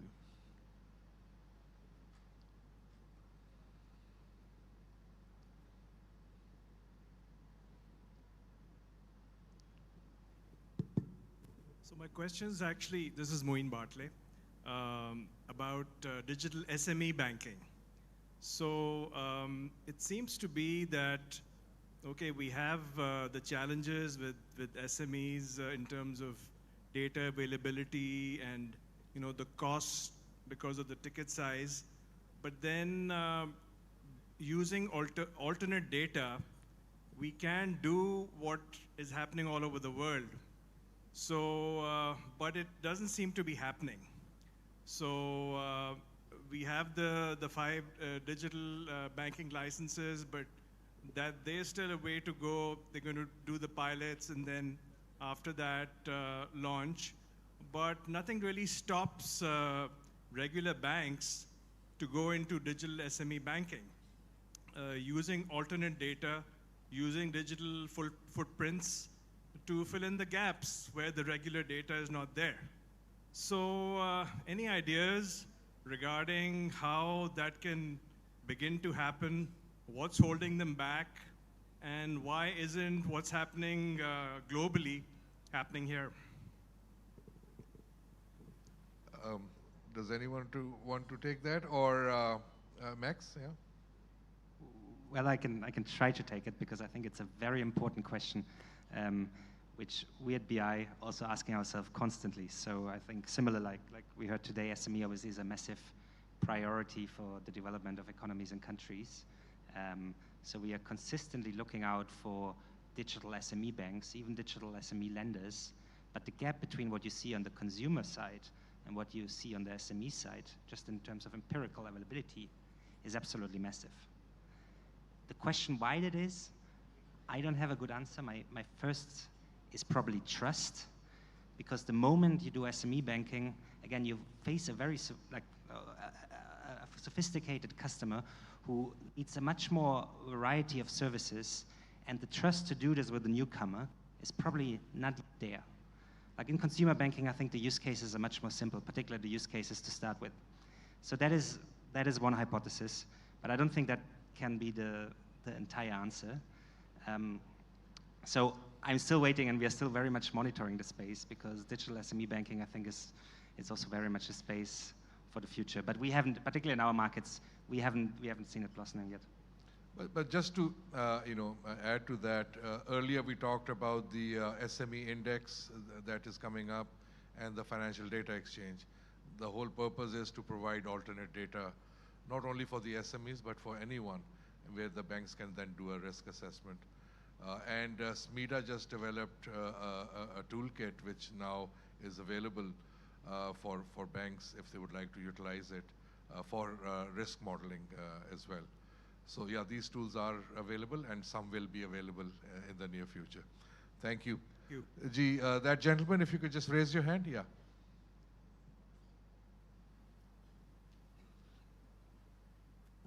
Hi, this is Amir from Citi.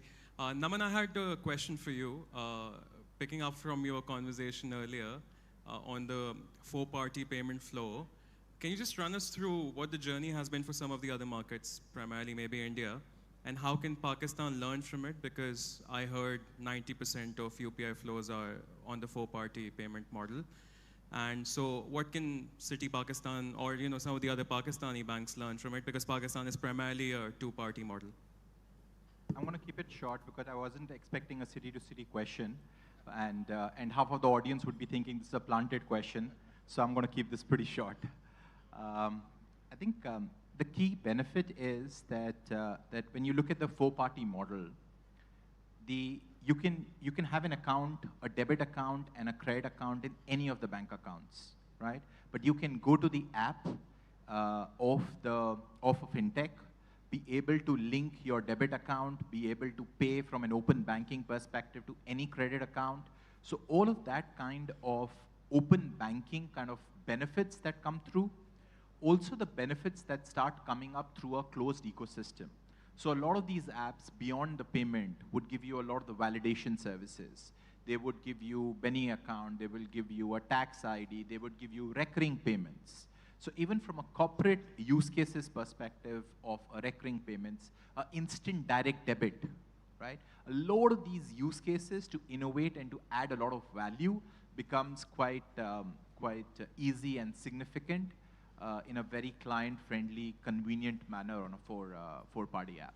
So I think that's been a big success mantra in certain places. But I think the jury is out whether two-party or the four-party is the right model.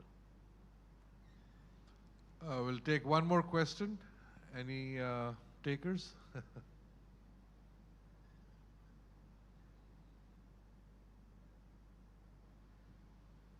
I guess not. Oh, no, sorry.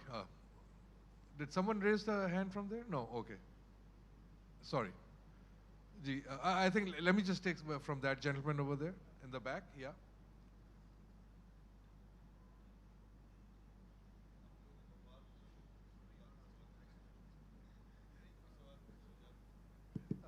Hello, this is Usman Sheikh from Masa Microfinance. I've been listening to all those good discussions. Sorry, can you speak a little louder? Thank you. I'm Usman Sheikh from Masa Microfinance. Talking in perspective of we have a very different niche with reference to basic banking. We have clientele of who are not too much exposed to the basic banking and services and ecosystem. We have clientele who are very much less banked. So what in terms of distribution, in order to find some sort of pitch, if we can have some use case from other countries regarding what's the biggest catch for a customer to go for the digital, number one. Number two, is that any sort of friction in the mind of the customers, right? What we have witnessed in our surveys and all, that people do not want to or opt for the digital, like with the clientele we have. So we have been facing these kind of situations. I have already served in commercial banks, retail banking as well, and this is the difference what I have observed for the microfinance sector clients over here in Pakistan right now. So if anybody, I could have some insight from the Naman as well. Like India and all those countries also must have been facing these challenges when they started digital and going to digital. So what would be the biggest catch for us to pitch them? Got it. Naman, you want to take that as well? Ji. So like I mentioned before, the previous panel is also available to take any questions. From Pakistan Digital Authority, we have Sayyar Saab and some... Acha, if you want to address that? I think एक तो इनका खैर सवाल उससे था, it was related to more on the friction in terms of the customers, the microfinance sector that they serve, the digital adoption is very low. I believe that's what the question was, and how do you address that? You know, especially, yeah, ji. So, who wants to take that? Naman, I think you would be the right person to do that.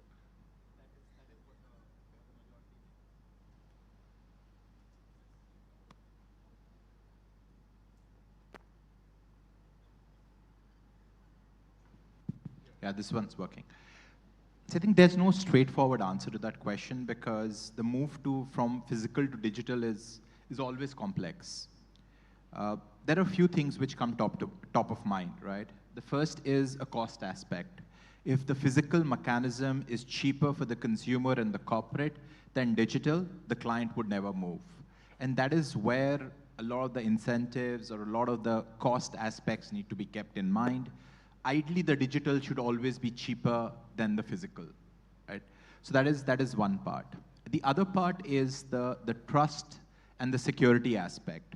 There is a massive view still with a lot of consumers, corporates, that face-to-face banking, branch banking, and Max, you spoke about it, the benefits of it, how a lot of that is still very, very critical for the clients. So I think as the digital app or a digital portal, more and more trust, digital service angle, whether it's a chatbot, whether it's a whether it's an agent behind the digital, I think that again plays a massive role. So I don't think I also have a straightforward answer, but the impediments that you need to take care of is cost, service, trust, and reliability. I think if you're able to prove to the consumer that these four are taken care of in the digital mechanism, the movement happens from physical to digital, and it takes time. In none of the countries it's happened over months or years. I think in every place it's taken 5 to 10 years. Aftab sir, you wanted to add? I would just like to add for the experience we have in Australia. There's a bank, digital bank, and they are very selective as well. Like the problems we are having in Pakistan of the digital literacy and so on. They have a very small customer service. Obviously, they use chatbots and everything, rest of it. So they received a call from a customer saying that we are having trouble in filling the application form. And you know what the response was? This is not for you. So I think it was so simple for them to decide that we don't want to take that client who is not literate enough that they can fill the forms for onboarding. So maybe you need to think along these lines. Interesting. Okay, so thank you very much. I think we will end here. Sidra, over to you.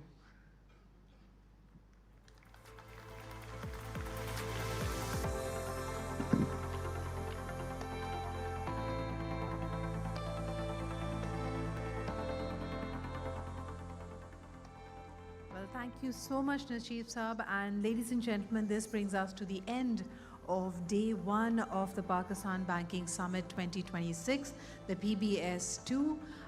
It has been a wonderful day. I know that by the end of it, the attendance is a bit scanty, but once again, thank you to all those participants who stayed with us till the very end and for some of the robust questions that were asked towards the end.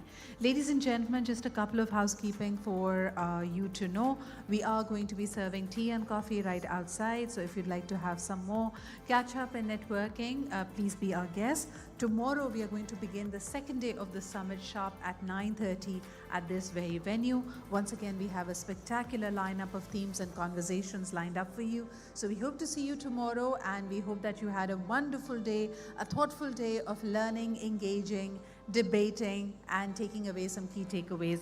Good luck to all of you. We'll see you tomorrow for day 2 of the Pakistan Banking Summit 2026.